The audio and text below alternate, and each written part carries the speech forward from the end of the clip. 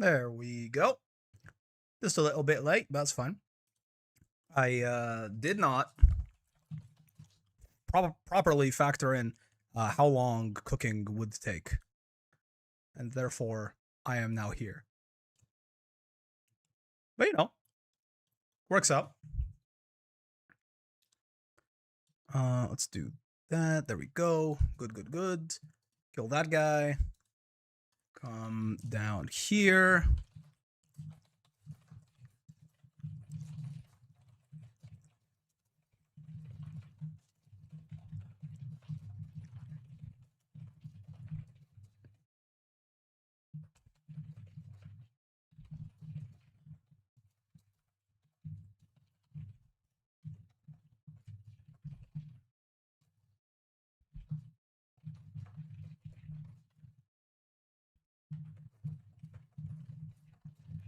And there we go. Grab this, put his ass right around here, and then we should be good to go. Actually, right after, I lied. Right after I do that. Nice. Hello, hello, hello. What a title! It's true. I mean, because so someone put this in the Discord. Which, by the way, actually I don't know who, because the names get cut off. I am always here. Hello there, Kelly. Someone put this in the Discord. Which, you know, if you have any recommendations on books or YouTube videos or anything that you think could be interesting, whenever, then by all means, please put them in there and let me know. But well, at a glance, I thought this was going to be a video about, you know, like U.S. soft power, etc., etc. But it doesn't actually seem to be like. I mean, I didn't notice the part here where it's the illusion of soft power. I'm not sure. I gotta give you the classic then? Sure. I'll take whatever you got for me. Whether it's books or videos or any other sources that we could take a look at on stream that could be fun. And most importantly, informative and educational. Also, 125 stream streak. That is crazy, Kelly. Jesus. Much appreciated. Hydrate. It's a great idea. Let me do that right now. The water does taste very good. I was sweating real hard trying to remember how to use a can opener a second ago. Well, a second ago, like an hour ago, when I was cooking. I have not used a can opener in a while, so it did in fact give me quite some pause. And I was sitting there, and the fucking everything was, you know, water was boiling, and it was a small kitchen, and things were hot. It was rough. Say hi to Geef. We could say hi to Geef. Let's say hi to Geef. And the ogre's back there. So true. This is where I should have put on some pants. So let me do that real quick, just so I could stand up without flashing you, and then I'll be right back, and we'll say hi to Geef. No matter where the channel goes, we'll always have Zangief. That is true, except you spelled his name wrong, you absolute bastard. Check. Don't ever fucking misname my son. Check the redeem, and then check what you spelled, and then think about what you've done for very long and hard.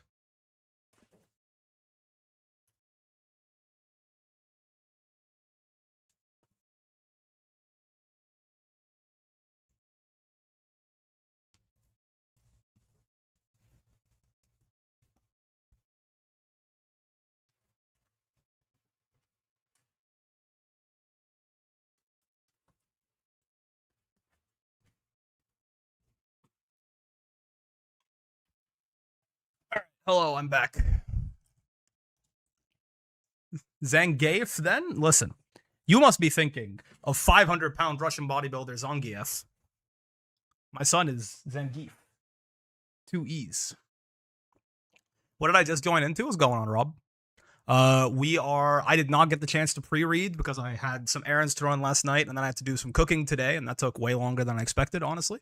So instead, we are going to do some ethical React slop. So I'm going to put this in my Discord, and I want to take a look at it. This Moon Channel fella apparently does a lot of interesting content like this, and this is one about the U.S., which is, you know, tangentially related, maybe, to what we're going to be talking about with Cuba and everything. By the way, there he is. There's Zangief. He says hi. He says hello. He says, why does Garfield have an ace of spades with a skull and crossbones on it? Hugo also says hi. Big fan of American soft power. And then we also, of course, have my actual human daughter up there. Ogre says hello as well. She is waiting on the food to cool down so that she can have some. Moon Channel, love his stuff. I'm interested. It is a 2 hour and 50-minute video. When we watched the hour and 20-minute long Boy video, it took us like 4 hours to do so because of the fact that I'm maybe too ethical of a reactor and I fucking pause the thing and then talk way too much. So in the interest of trying to get through this in an even remotely reasonable time frame, I think I'm going to try and keep the pausing to a somewhat minimum. I'll talk over it basically. I will only pause it if I really am like talking over something that seems quite important. Yeah, this video is real long, so I am curious. Both understanding and informative, he got me into enjoying history. True.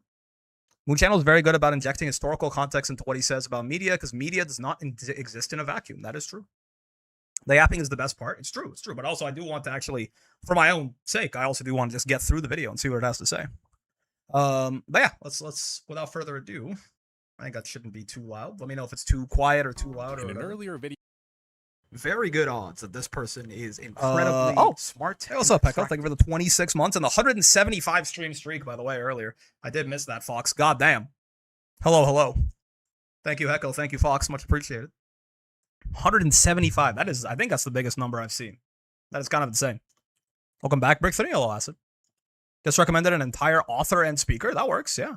Yeah, let's stick around for the full stream, but thanks nonetheless. It's all good, man. All right. Brickstopher, even? That is me. I don't think I've missed a stream since streaks have been a thing. Wow. In my opinion, there is no country, no culture. Is this too quiet? Can you not hear him properly? Intentional development of soft power in quite the way that Japan has. Specifically, I said that Japan there's this whole other video that he made about Japan. You're louder? Okay, that's kind of the intention. Disagreement in the comments. Mooney said, one commenter, you as an American, can you raise the volume a little? I can do that. Realize how ridiculous your statement is. Of course, everyone outside of America knows. Let me know if that's still too quiet. I raised it a little. Developing soft power. Our people are now buying your blue jeans and listening to your rock music. Civ 5 reference. Anyone who has opened a textbook on global Civ 5 reference. This is the Civ 5 opening cutscene. America won the Cold War through its soft power dominance, and that the US of A is the undisputed global soft power hegemon. Liberal democracy is the best system. Yes, of course. Everyone wants to be a part of that system. But it is the very fact that every political side... I'm just going to guess right now, because the fact I did not notice this video's title was The Illusion of Soft Power until I actually like started watching the video.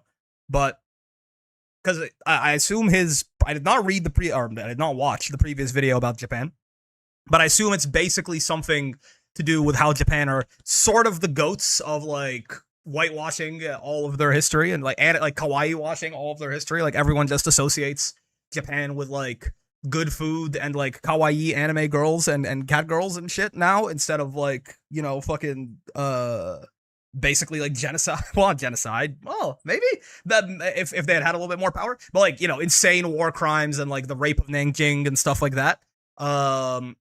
And then, so I assume that, you know, that was his point, that like, while Japan is like so good at that, a bunch of people get in his comments and say, well, no, the US is significantly better than Japan, because he apparently made the claim that Japan is the best.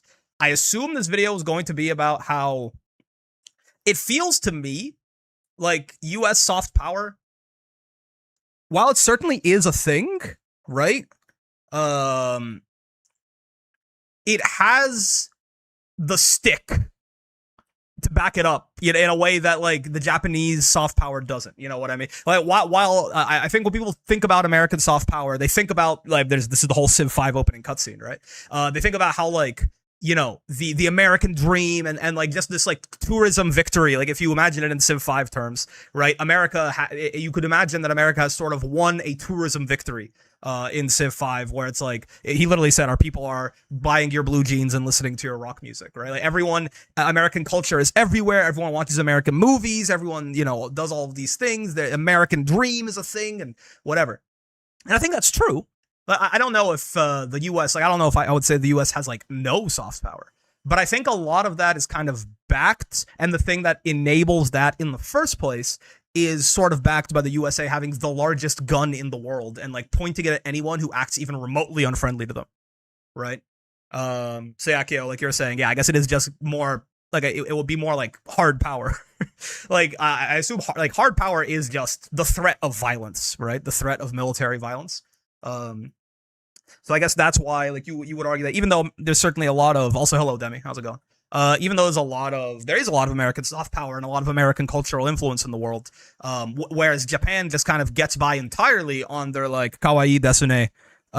America is supplementing a lot of their cultural influence with a little twist of an arm and a knee in the balls here and there, right? We'll see. Science 101. This is my guess. Student or player of Civilization 5 can rattle this Civ off 5. and betrays the truth of the still matter. completely unrelated. Civ 6 came out. I think it's a good game. Not my cup of tea though. I definitely have done the thing where like when Civ 5 came out, all the Civ 4 players were like, this one's just not for me. I'm just gonna stick with Civ 4. Civ 3, when Civ 4 came out, all the Civ 3 guys were like, I'm just playing Civ 3. When it was the new game was the one that I liked, I was like, oh, these boomers, like I can't believe that they won't try the new game. And then Civ 6 comes out, and as far as I can tell, it feels like a really good game. It just doesn't feel right. I just want to play Civ 5. And now it's like Civ 7 is out, and I'm like, I didn't even try it. Like I'm just like, yeah, no, I'm a Civ 5 guy for the rest of my life, I think. America's it's just the cycle that has to happen. Not as clear cut as it seems. This guy's just playing the Civ 5 opening cutscene. I love this. Above a certain age and say Brazil loves Japan and has fond memories Sure. of Seiya and Dragon Ball Z. Yes, Japan it's true. Is the innocent nation in the eyes of the average Brazilian, the cool nation. Heard Civ 6 kind of lacks support, cool maybe. Cars and anime waifus. And by proxy, Japanese people have gone from being undesirables in Brazil to both integrated and welcome. I see. Brazil, friend of the channel, so true. So like I suppose, yeah, like the power of Japanese soft power has completely shifted their perception in Brazil, as opposed to what I assume he's about to talk about and how America might be viewed in Brazil. But what about the United States? Right. Nobody in Latin America believes that the United States is innocent. Right. You would have to be a fool. And yet, virtually all Latin American governments align themselves politically with the United States, right? Is that because of soft power? Is that because of that uses all these McDonald's, Ace the Marvel Attorney Cinematic Universe, and Wiz Khalifa, or is it something else? Yeah. The answer is clear when you think about it. These governments largely align themselves with the U.S., even against the interests of their own people, because if they don't, the Americans target them. I'm very curious how this video is 3 hours long. I'm not going to lie to you. Well, I guess, because I was going to say, that's the point right there, right? But I suppose maybe the rest of this is, all right, well then how does America establish this system without people actually liking them or like having a positive view of them the way that Japan does? Probably, unlike how they have a positive view of Japan, probably with a bunch of examples, I suppose. But yeah, no, that's fair. That makes a lot of sense. And when these governments do cooperate, the Americans reward them. Or you see, Carrot American and soft stick. power doesn't... Or to mention, a lot of America's soft power is garnered from Black American culture. True. And aesthetics, from what I know, a lot of its music, fashion, dialect, etc. Yeah, I mean, it is like really hard to, like, even if, some things got like stolen from Black people and then like the white version of them grew so much that it eventually is like unrecognizable from its original, like, the Black art or whatever that originally copied. It is still like its origins are all in Black American culture, like even like rock and roll, basically. Which I feel like people think is a very like, almost like, it feels like a lot of people think that it's like a very white sort of music these days, but it is literally, it was invented by Black people in the States, right? And the States, I think it was in the States. And then, it's just, I think it was a Black woman actually. And then it was, whose name, unfortunately, I cannot remember. And I think like Chuck Berry popularized it among Black people perhaps. And then, it was, I guess probably Elvis, the first like really big, like white rock and roll artist. Yeah. It's an interesting relationship because Black Americans do not inherently benefit from any of that soft power. It's true. We talk about Gen Z speak. I know it's not soft power, but like it is one of the most annoying things to hear people call, people saying like gyat and whatever, like they call it Gen Z speak. And it's like, well, it's just AAVE, right? Like it is like it is just like young people copying like AAVE and then disseminating it out into the greater public. But apparently it's Gen Z speak now, right? As a black person, it certainly leaves a certain feeling. Appropriation is common. I'm sometimes numb to it. Yeah, I can't imagine, or at least I can't like relate, but I can imagine. America's eager to commodify culture and protest and sell back to the general populace. Pride Month advertisements, girl power slapped on a magazine. It works. Yeah, it'll subsume anything that it can. Really exist. What does exist is American hard power, of which the soft power is just a shadow, incapable of sustaining itself or surviving without said hard power. Yeah, I love that all this guy. I did not realize all this guy's little avatars down here would be Ace Attorney, by the way. He's got Maya, he's got Phoenix. It's great. Let's start by defining our terms. Soft power is defined as the ability to obtain preferred outcomes by attraction rather than coercion. Be okay sharing your commentary so this video doesn't come off as reacty. Yeah, I mean, my problem, I am never going to be the guy, I think, who just puts the video on and every now and then goes like, not even because I have like some, and then like keeps just basically never adds anything and is just watching someone else's content, right? Not only because I have like an ethical sort of objection to that, but also because I can't shut the fuck up. Like the reason that I like am pushing myself forward to play the video is because if I speak of everything that I want to speak while we're here, we are going to be here until 2 a.m. And I simply, I can't do that. I have work tomorrow, right? This video is 3 hours long. We have been live for about 18 minutes, and we are 2 minutes through it. So at this rate, we are roughly batting about a 9-1, yap to, or 8-1, right? It's 8 parts yapping, 1 part video. If I keep talking at this rate, we will be done this video in about 16 hours. So don't worry. You give different, like personally, at least me, I like to give different kinds of advice to different people. Rosetta Tharp, thank you very much, Demi. It is not lost on me that I could name the black man, but I could not name the black woman, right? That is certainly something that I gotta unpack type shit. Why not comment per chapter of the video? That's not a bad idea. But yeah, like you give different advice to different people. I think some people will be like, oh, I don't want to be pausing the video. People want to watch the video, whatever. And like they're too hesitant to share their advice. And therefore you would be like, oh, like, don't worry, it's okay, because otherwise it'll be react sloppy. For me, the advice is like, shut the fuck up and let the video play, dumbass, right? Like, well, I'll speak more than enough. Don't you worry. In other words, it's the power comes by attraction rather than coercion. Right. Soft power is like consensual. Right, it's almost well. In other words, it's maybe not, but what you want with soft influence as opposed to with hard force. And people like you, and therefore Joseph Nye in his 1990 book Bound to Lead, in which he argued against the prevailing rhetoric at the time, which was that the United States was in decline and that it would soon be overtaken militarily by the Soviet Union and economically by Japan. He predicted that the United States would prevail because it had the ability to achieve its goals without force, but through attraction instead. And lo, the Soviet Union collapsed and Japan economically stagnated as predicted.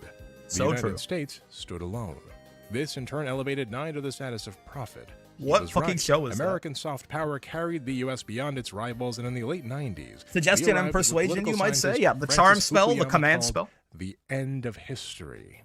The United States had prevailed over the world. History is officially canceled. This is such an interesting fucking concept to me, by the way. Francis Fukuyama called the end.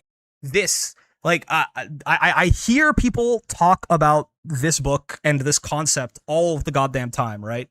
And it feels like it is so, in a way that I just don't understand enough, just off of vibes though, but in a way that I don't understand enough to like fully put into words yet, right? This idea that like it's done.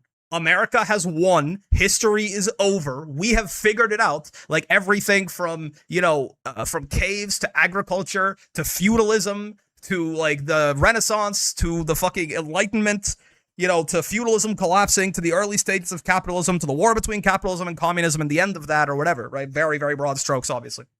That like all of this was the lead up to where we are now. We figured it out, and now we just have to make sure that it doesn't collapse, right? We have to, we got to the ideal, and we have to stop there. It feels so imprinted in,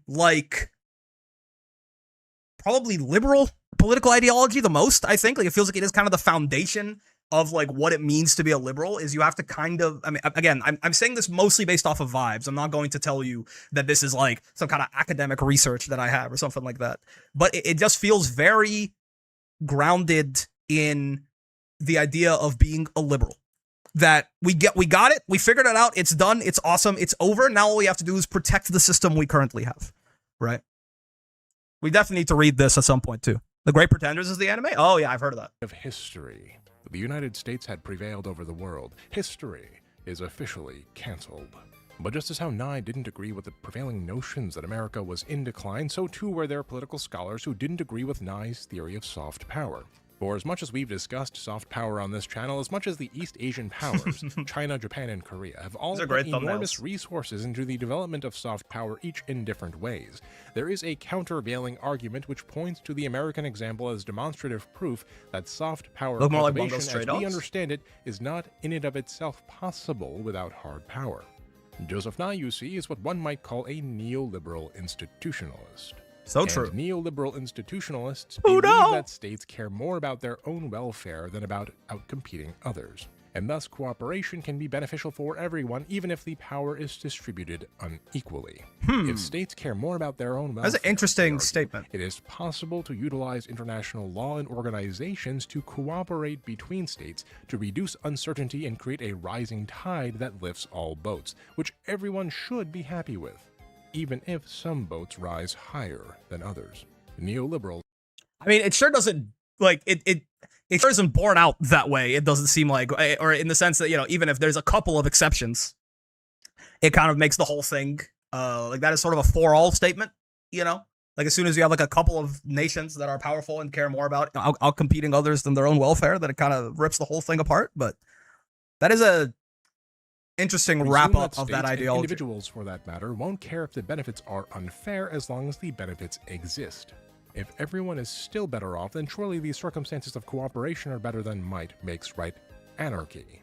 But what if the balance is very, very unfair? Right. What if the situation is less like a rising tide and more like an animal farm? All states, all countries are equal in cooperation together, but some states are more equal than others, right?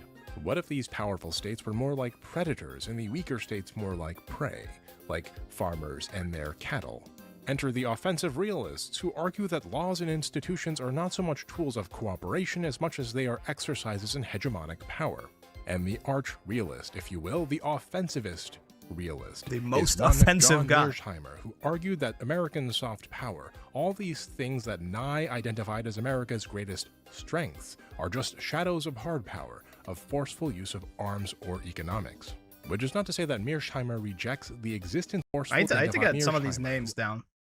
John Mearsheimer. This guy I assume this guy has like a bunch of sources in his description or something, right? Yes. Okay, perfect. I was gonna say I need to write all these down, but if he's just got them, we can take a look at them later. Argued that American soft power. Thank you very much, Mr. Moon Channel Man. That Nye identified as America's greatest strengths are just shadows of hard power, of forceful use of arms or economics. Which is not to say that Mearsheimer rejects the existence of soft power altogether. He merely posits that so-called attraction is really just military and economic coercion stacked up together in a trench coat. That soft power and hard power can exist at the same time, but that of the two, hard power leads and soft power follows. And Mearsheimer put all of his ideas on soft power vis-a-vis hard power into his own book, The Tragedy of Great Power Politics, where he predicted in part the decline of the American empire and the resuscitation of history in the most bitterly ironic year possible, the year of our Lord 2001. Whereupon history proved that it had a few tricks left up its sleeve. Which brings us back to Japan and the United States. Nye claims America won the Cold War through blue jeans, rock music, and fast food, through the superiority of liberal democracy and the free market. But Mearsheimer would say that it was more like aircraft carriers, the petrodollar, the CIA, and sanctions that carried the blue jeans and rock music.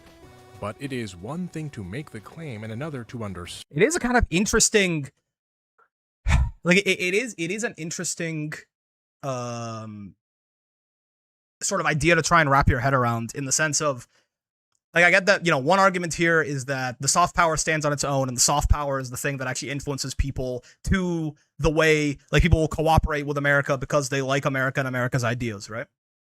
That part, I feel like for a lot of countries in the world, especially now, it's much easier to say this in the Trump era too, where America has sort of lit all of its alliances on fire, like willingly, right?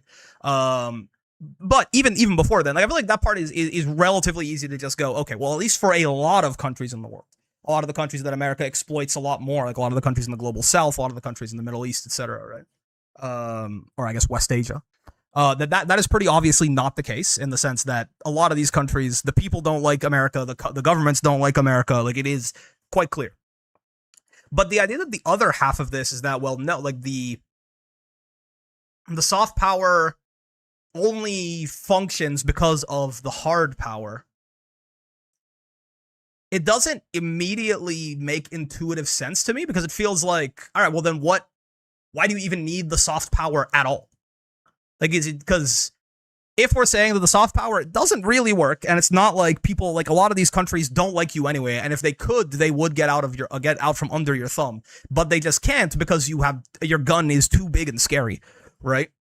Then why do you even need the soft power at all? What is it doing at all? Does it just exist for those handful of countries that are actually fans of you? Which I don't know. Like, pre-Trump, that might have been, like, it would have been like the US's like closest allies, maybe. Which I don't even know. Like Japan, I feel like Japan and the US are pretty close, right? Canada and the US were definitely on, pretty decent enough terms before Trump as well, right? Like maybe like the UK or something. Like, does the soft power exist purely for those guys? I'm not sure. Does the soft power exist for your own people? Maybe the point of but then it's like not really soft power, then it's just internal propaganda, right? Because like soft power to me feels like it's like external propaganda. Like, it's supposed to, it's supposed to do something to other people. But yeah, I guess if you have it anyway, if you're already feeding your own people the rock music and the blue jeans and everything, then I guess you might as well export it anyway. Like, it's not like it costs that much more to do that.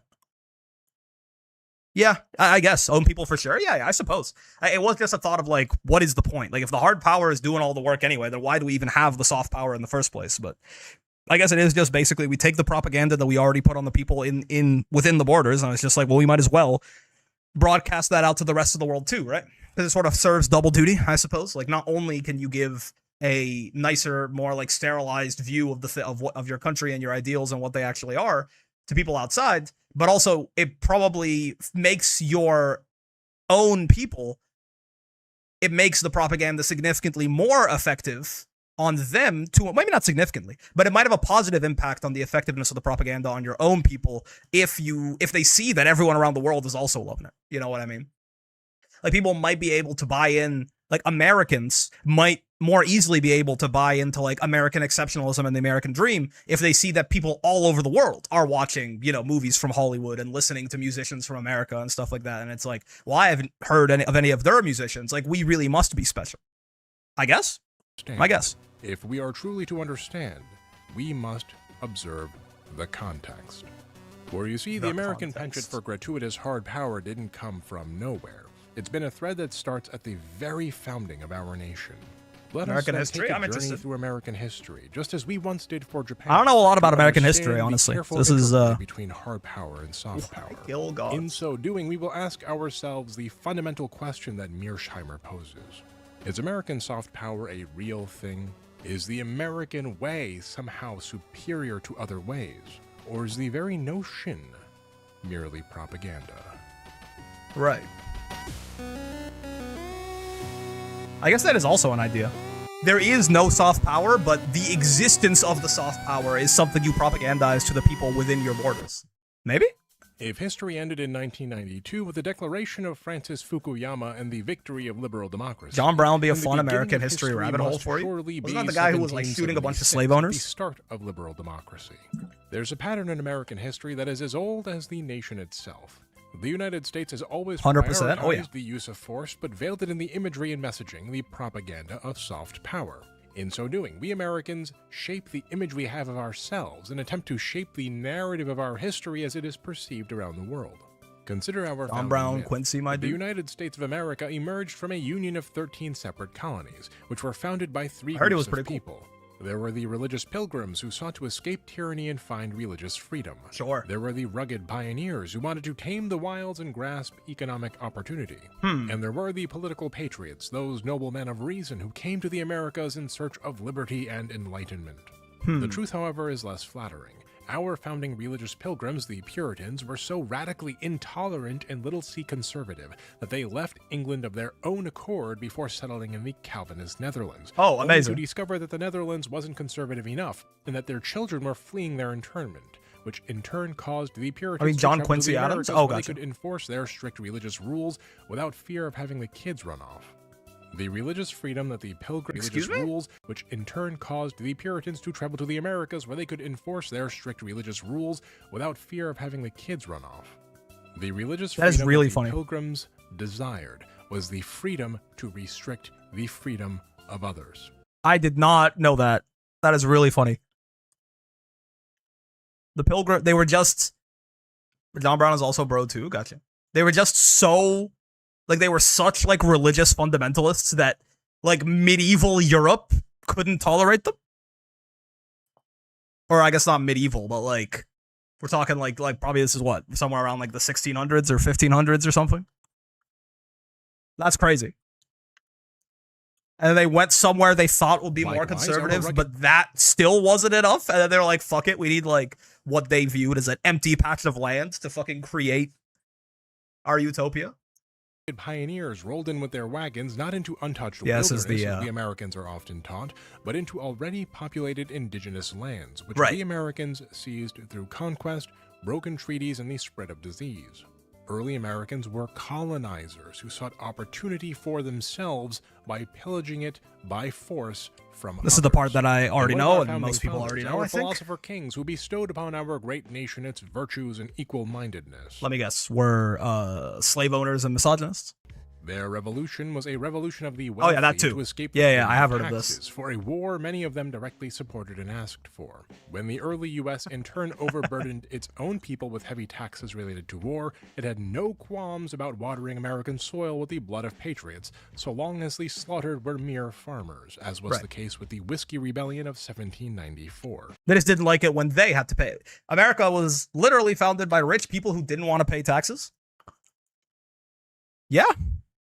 That tracks. The Founding Fathers' ideas on equality and equality before the law didn't seem to apply to their many slaves either. Yep. Or to women, for that matter. Yep. They sought liberty for themselves, but did so through enforcing serfdom and even enslavement upon others. Which is to say, from the very beginning, the story of America is one of violence and subjugation, wrapped in the veneer of virtue. This veneer of virtue, this whitewashing, if you will, is not incidental. It is sustained through propaganda, the selective presentation of history, values, and identity in ways that make the exercise of power understandable and acceptable. But Mooney, if soft power is often defined as the ability to... It is just wild, man. Like, it does just feel like such, like, a flimsy lie, I guess. Like, obviously it's not, right? Because for so long, these things are assumed to be such fact that why would you even ever look into them? Look into whether or not, like, you know, it was being whitewashed or lied about or whatever. But it is just crazy to see just how it's not like a little lie. It's like every single, like, romanticized view of, like, the historic like founding of America. Like, it's not just not quite accurate. It's like everything is almost the exact opposite. You know what I mean? Like, it seems to have been founded by some of the shittiest people in, like, who did the shittiest things. And none of the values that they said they had are actually the values they had. And it's like, it feels cartoonish. Like, outcomes through persuasion rather than force is not exactly what propaganda is.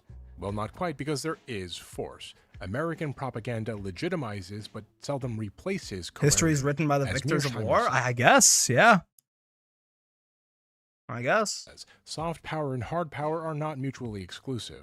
Instead, they function alongside each other, with soft power moving in after hard power to smooth its edges, moralize its objectives, and obscure its costs. Right. And this moralizing and normalizing of hard power can be seen even in early American history. with the best example perhaps being the interplay between the concepts of manifest destiny and American exceptionalism. Still just a crazy fucking You can define American word, exceptionalism in a lot of different ways. And the way most people, most Americans define it is that America is a noble country. It's the city on the hill, and so forth and so on. And for somebody who studies foreign policy and does realism, it's hard to see. For somebody who is grounded in the reality of the world. As I said to you before, I think that we are an incredibly ruthless country. Sure. The amount of murder and mayhem that we've created around the world is just unbelievable. Yeah.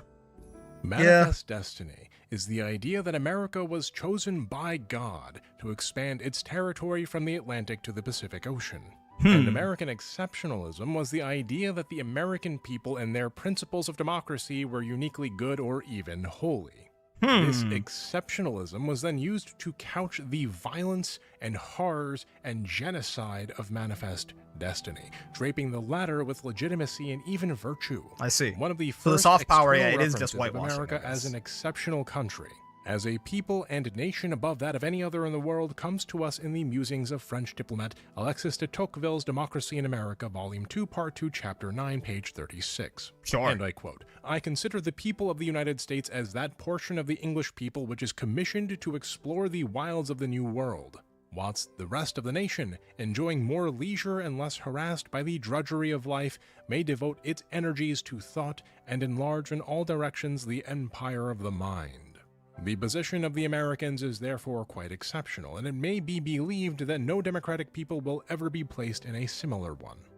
The idea is just that the American people are special because they're colonists? Like, am I misunderstanding that? People in the United States are the portion of the English people which is commissioned to explore the wilds of the New World. What about, like, the rest of the nation enjoying more leisure? Like, even if you're going to romanticize the idea of being a colonist, right? I might believe that no democratic people will ever be placed in a similar one. Like, maybe it's just taken out of context, but I'm like, weren't there like tons and tons of colonists like around this time, like French ones and British ones in other places, and or maybe it's just glazing.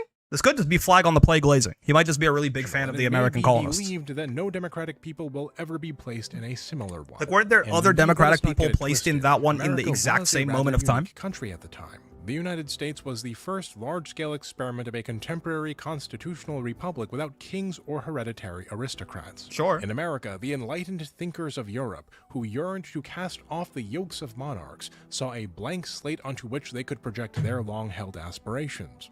The violence, dispossession, and exclusion that accompanied this experiment were thereby often treated as incidental.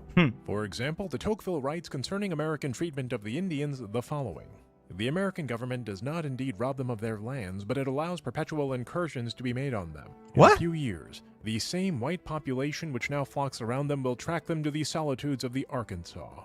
They will then be exposed to these same evils without these same remedies, and as the limits of the earth will at last fail them, their only refuge is..." It is really funny to put some Israel-Palestine shit on the bottom left here. That is great. But I was, what the fuck is this guy saying? I know it's like, what, like it was like 300 years ago or whatever, but like this is not, you could not write, like this is not like, oh, it was a different time. He's just talking about how they're all going to die. Like, this is not like, oh, like murder was not, we didn't only discover that murder was a bad thing fucking 100 years ago or whatever. They don't rob them of their land. They just keep pushing them into, this is literally just pushing them into the sea, right? Yeah. Their only refuge is the grave. Okay, cool. Is the grave. I hope this motherfucker died in an uncomfortable way. Union treats the Indians with less cupidity and rigor than the policy of the several states, but the two governments are alike destitute of good faith. It appears a scathing rebuke of how the American government has treated its natives, and yet just a few pages later de Tocqueville writes, "The Spaniards were unable to exterminate the Indian race by those unparalleled atrocities which brand them with indelible shame." But also, I kind of disagree. It does not appear, he like says they do not indeed rob them of their lands. I mean, it says either they're not acting in good faith, but it's like, this seems like a weird, like, maybe I'm just not understanding the fucking old English translation here or whatever. Well, or, I mean, old French to modern English, right? But like he said, no, they don't rob them of their lands. They just keep pushing them until there'll be nothing left, and then they're probably all gonna die. And that's like not really acting in good faith.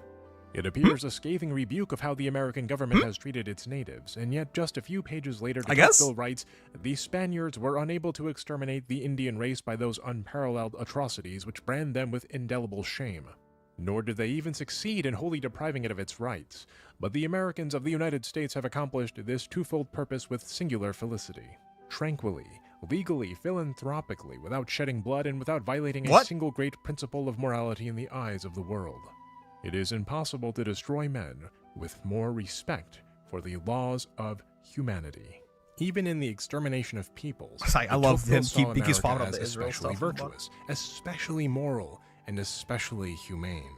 Destroying people is just what civilization does. It's natural. I know people who still think this way today. Like, this is not even a fucking product of your time. Philanthropically exterminating people than the United States, says de Tocqueville, in what is meant to be a compliment. Right. Yet the American push westward was anything but humane. Consider, for example, the Indian Removal Act of 1830. What an insane fucking Andrew name Jackson. for, oh my. The act purported to be a humane solution, a voluntary exchange of tribal lands in the east for territory further west.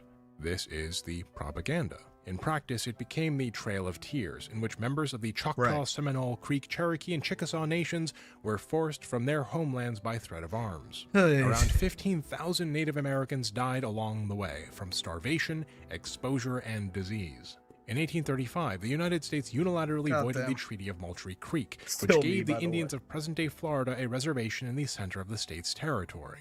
Upon voiding this treaty, the U.S. demanded that all Seminole Indians in Florida relocate to the newly assigned Indian territories in the state of present-day Oklahoma, as per the Indian Removal Act. That's a long way away. Oklahoma and Central Florida are very far away from each other, and at least back then were very different places. At least for back my then. European viewers, this is like if the government forced you to move from Paris to Bulgaria. Whew. You'd probably be a little upset too.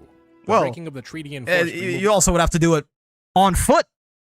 Right, which I would say is quite the issue. Second Seminole War, in which the United States waged a brutal campaign against the Seminole Nation, eventually culminating in General Thomas Sidney Jessup utilizing a scorched earth strategy, wherein the U.S. systematically captured and destroyed civilian Seminole homes, farms, livestock, and supplies, thus starving them out. A strategy that General Sherman would eventually emulate in his own march to the sea during the American Civil War. My God. Jessup at one point even abducted Seminole leaders under the false flag of a ceasefire. This was the conquest of so-called barbarity by so-called civilization. It is impossible to destroy men with more respect for the laws of humanity. De Tocqueville was able to see the brutality of Indian removal and yet still admired it as humane, as virtuous. This is the power of propaganda. Yeah, you can see the violence and still believe the story. The Sure. contradiction is not incidental. Violence is narrated as a moral necessity, thereby legitimizing the use of power. And once that logic has taken hold domestically, it becomes available as well to export, Right. provided you have the strength to enforce your narrative. If anyone disagrees, you just shoot them in the head. There is no country in the Western Hemisphere that would violate the Monroe Doctrine. And that's a way of saying they understand full well that there are limits on what their foreign policy can be. And if they violate those limits, we will crush them. As you all know, the United States is an incredibly ruthless, great power. We don't teach that in school, but that's the way the world works. We gussy it up with all this liberal ideology about how noble. I gotta read this dude's book for sure. You know better than to believe that, right? I gotta watch that lecture. That sounds very interesting. Let me ask you, dear viewers, a question. If you are an American or study American history, can you name one war fought by the United States in the 1800s? This is actually a question that can be asked on the citizenship test, by the way, and the acceptable answers on that test are the War of 1812, Okay. the Mexican-American War, the Civil War, and the Spanish-American War. So don't be glib and say, like, the Second Barbary War, because that apparently doesn't count for citizenship. That's relevant, though, because America doesn't really declare war. We just send our troops wherever we want to do whatever we want, regardless of whether we are welcome or not. Sure. Between the years of 1800 and 1900, for example. When did this video come out? This video is from... Oh, this video is from 2 months ago. Or a month ago.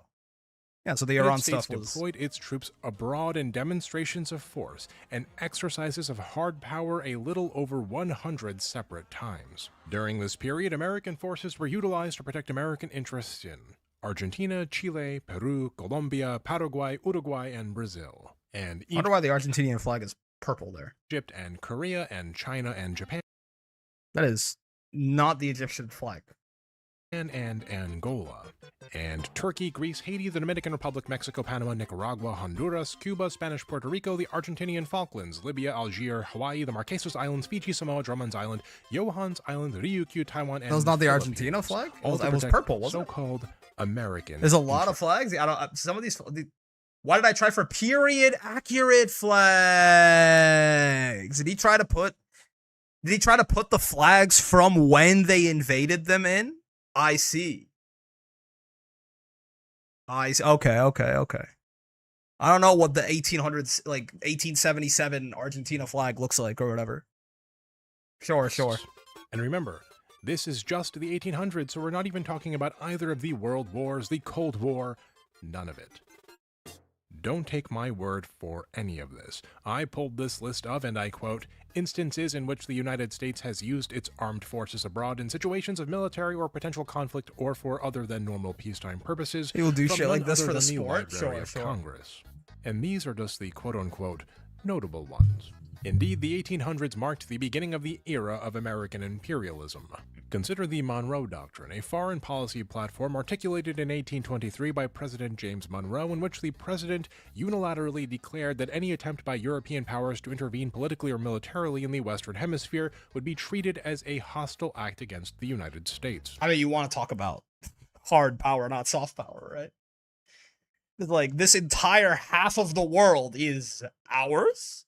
Ignore the fact that the actual countries in the Western Hemisphere are supposed to, like they are supposed to have like their own sort of self-determination and all of this, but it's not even that. It's like, no. Like, even if anybody else wants to like come in here and exploit this shit and like, engage in imperialism and colonialism here, right? You got to at least ask us first, and like definitely don't just do that shit. The U.S. promised not to interfere in the internal affairs of Europe. The deep blue Argentina flag was present in the 1800s. Yeah.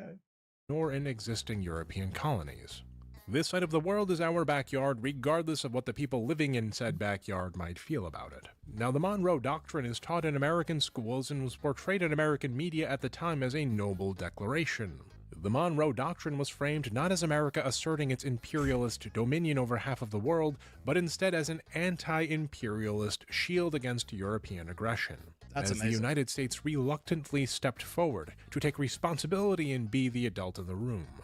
In the 2 decades that followed the doctrine's Monroe and his giant-ass the United fucking States stick, took numerous so-called enforcement actions to protect American trade. It was in 1846, however, during the presidency of one James K. Polk, Napoleon of the Stump, that any facade of the United States as a guardian of Latin American interests fell away. They really With the automodded U.S. that. invasion of Mexico. Giant-ass fucking is apparently automoddable. Reason? Bullying. You understand that you're a bully, Demi? Are you aware of this? Mexican-American War. Mexico lost around 50% of its total territory during the war, which included the present-day states of California, Say what? Texas, I missed something. Stump, that any facade of the United States as a guardian of Latin American interests fell away. With the U.S. invasion of Mexico and the Mexican-American War. Mexico lost around 50% of its total territory during the war, which included the present-day states of California, From Brazil, and I was Texas, so mad when I learned about this in school. Yep, that's fair. I'm such a US hater. This video reminds me why I despise it. This video makes it really hard to be anything but, doesn't it? And I also mean, not just the video, just,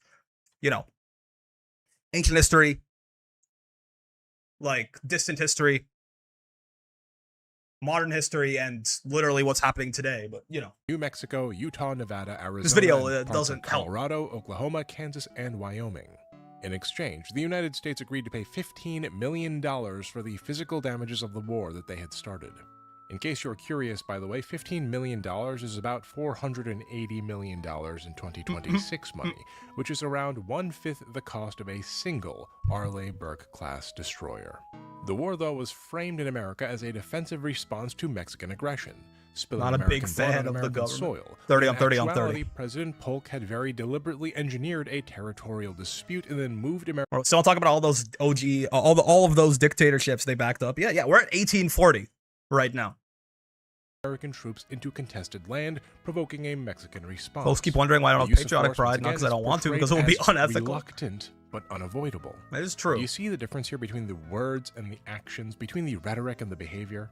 They made us do it, and we're annexing land for our safety is a classic imperialist strategy. It's really funny what it's like. This defensive war is going to take half of this country's land. It's very defensive, you see. Question here, though, that gets to the heart of soft power and hard power. That is not about rhetoric, but is about the sequence. Which of these postures came first? Was this anti-imperialist imagery autonomous and self-generated, or was it derivative? Was this narrative merely a framing for the use of force? In the Monroe Doctrine, the answer is self-evident. There is consistent use of military force structured under conditions that make it appear reluctant, defensive, and unavoidable. This defensive move involves bombing civilians and taking foreign land. Yeah, we're just defending ourselves. It is another thing to observe the behaviors that followed those intentions and the incentives and structures that produced those outcomes. Crazy art. As we enter the 20th century, the relationship between force and framing becomes more explicit. For it is in the early 1900s, under none other than President Theodore Roosevelt, that American hard power stops disguising itself as reluctance and emerges instead as outright policy. The mask comes off, but the facade Speak softly and carry a big continues. Stick. Excuse me. When someone makes a move of which we don't approve, who is it that always intervenes? Oh, I see. UN and OAS, they have their place, I guess. But first, send the Marines. Please tell me this is a satire from back then. In the year 1883, Joseph Pulitzer purchased that was the like, New York World, no? A newspaper based Pulitzer. here in my home city of New York. In the early 1880s, the World was losing roughly 40. I haven't listened to much of Tom Lair's songs. The ones I have heard are brilliant. It sounds like satire. Okay. It is. Gotcha. $1,000 a year. That's about $1.3 million in today's money. By 1887, just 4 years after Pulitzer's acquisition, the paper was profitable enough for Pulitzer to purchase land in New York City for $140,000 and construct the New York World building at a cost of around $2 million, which is the total equivalent of around $68 million today. How did he do it? How did Pulitzer turn a failing newspaper into such a profitable juggernaut in so short a time? I only know him from the Pulitzer Prize. Known today, of course, for the Pulitzer Prize in Journalism, which was established. Tell me, oh God, of course this guy is also, how did he do it? He did it by killing a bunch of people and stealing all of their money, right? Like, it's gonna, every fucking person that I just know of is fucking evil and horrible. In 1917 through an endowment in his will to Columbia University. But Pulitzer was not a journalist by profession. He was a businessman. And the legacy he pioneered in American journalism was not detached, fact-driven reporting in pursuit of the truth of a matter, but the complete opposite. Pulitzer is credited with institutionalizing and arguably inventing yellow journalism. And yellow journalism has proven to be the gold standard for profitability in the field. As journalism historian Frank Luther Mott describes it, yellow journalism. Why is it called yellow journalism anyway? Like yellow in the way that people used to mean like, oh, are you yellow to say that you're a coward? Like it's like journalism that like plays on people's fears, I suppose. In huge print, often sensationalizing minor news. Number 2, lavishly uses pictures or imaginary drawings. Number 3, uses faked interviews, misleading headlines, pseudo-signs, and a parade of false learning. Cheap yellowish paper. Number 4, emphasizes full-color Sunday supplements, usually with superficial articles and comics. And number 5, creates dramatic sympathy with the underdog against the system. In other words, yellow journalism relies on sensationalist titles, emotionally charged imagery, unqualified opinion masquerading as expertise, and a performative sympathy for the underdog, all engineered to maximize engagement. Which is to say, it's all of the fucking journalism that exists today or something? It's YouTube. Yeah. And more broadly, it's the global standard for modern news. This is clickbait. dangerous to our democracy. Pulitzer's yellow journalism was a massive success. Out of economic necessity, it was copied and adopted by all of his rivals and institutionalized through philanthropy, such as rage-based journalism. It was the original clickbait he founded. Now, the significance of yellow journalism is not that it made Americans more imperialistic or bloodthirsty. In fact, it was even utilized at times to criticize American power. What yellow journalism did do, however, was it trained its audience to interpret news emotionally rather than analytically. Sure. It supplied I believe that. victims moral urgency and narrative in advance of the facts. And by the late 1890s, this media ecosystem was already in place, just waiting for its moment to truly shine. Or you see, by this time, Manifest Destiny had already achieved its continental task. The US stretched from sea to shining sea, and the frontier was declared closed.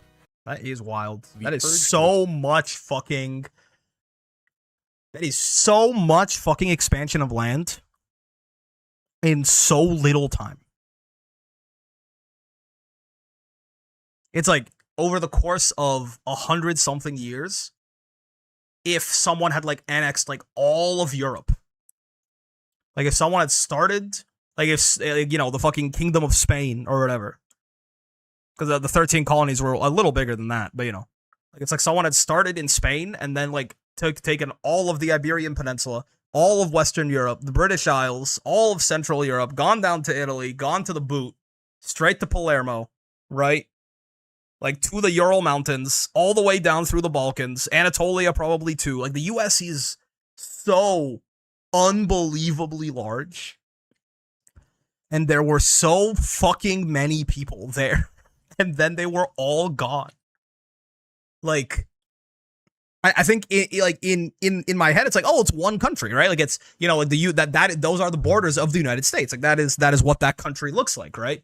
But to think about like what it started and how big it became and just how much land and like war and like murder that is to get the country that big, considering that almost all of that shit was like inhabited with people that were already there. WUSA, yeah, I mean, it's got to be one of the most efficient, like just mass genocides in human. I mean, probably the most, right? Like what could possibly even compete with it? It's probably like the most efficient mass genocide in history, right? Like maybe the shit that happened in Canada, I guess, but I feel like Canada like it's probably less populated up in near the Arctic Circle and shit. That is, wow. That's a lot of death and destruction, man. 100 years to go from the size of Spain to the size of the US. It's not even like a cool way, like Alexander. I'm not sure if Alexander necessarily was a cool way, but Alexander also just gets like, he gets seismogged so hard, right? Like it's not even... Span. Like but for an obvious direction. The question on the mind of the American public was not whether the U.S. should expand, but rather how and where. And the answer to that question was another question. Well, what's closest? So true. Just 90 miles off the coast of Florida, Cuba sat right at the edge of American economic and strategic interests. Remember that for decades, since the Monroe Doctrine back in 1823, the United States had treated the Western Hemisphere as its natural sphere of influence. Cuba, however, was still a Spanish colony and thus stood out as a conspicuous exception. By the 1890s, Cuba had become a fixture of American... Alexander's 0.1 above average? Sure. Were portrayed in American newspapers as cruel and decadent. Cuban civilians were depicted as helpless victims, and to some extent both claims rested on real conditions.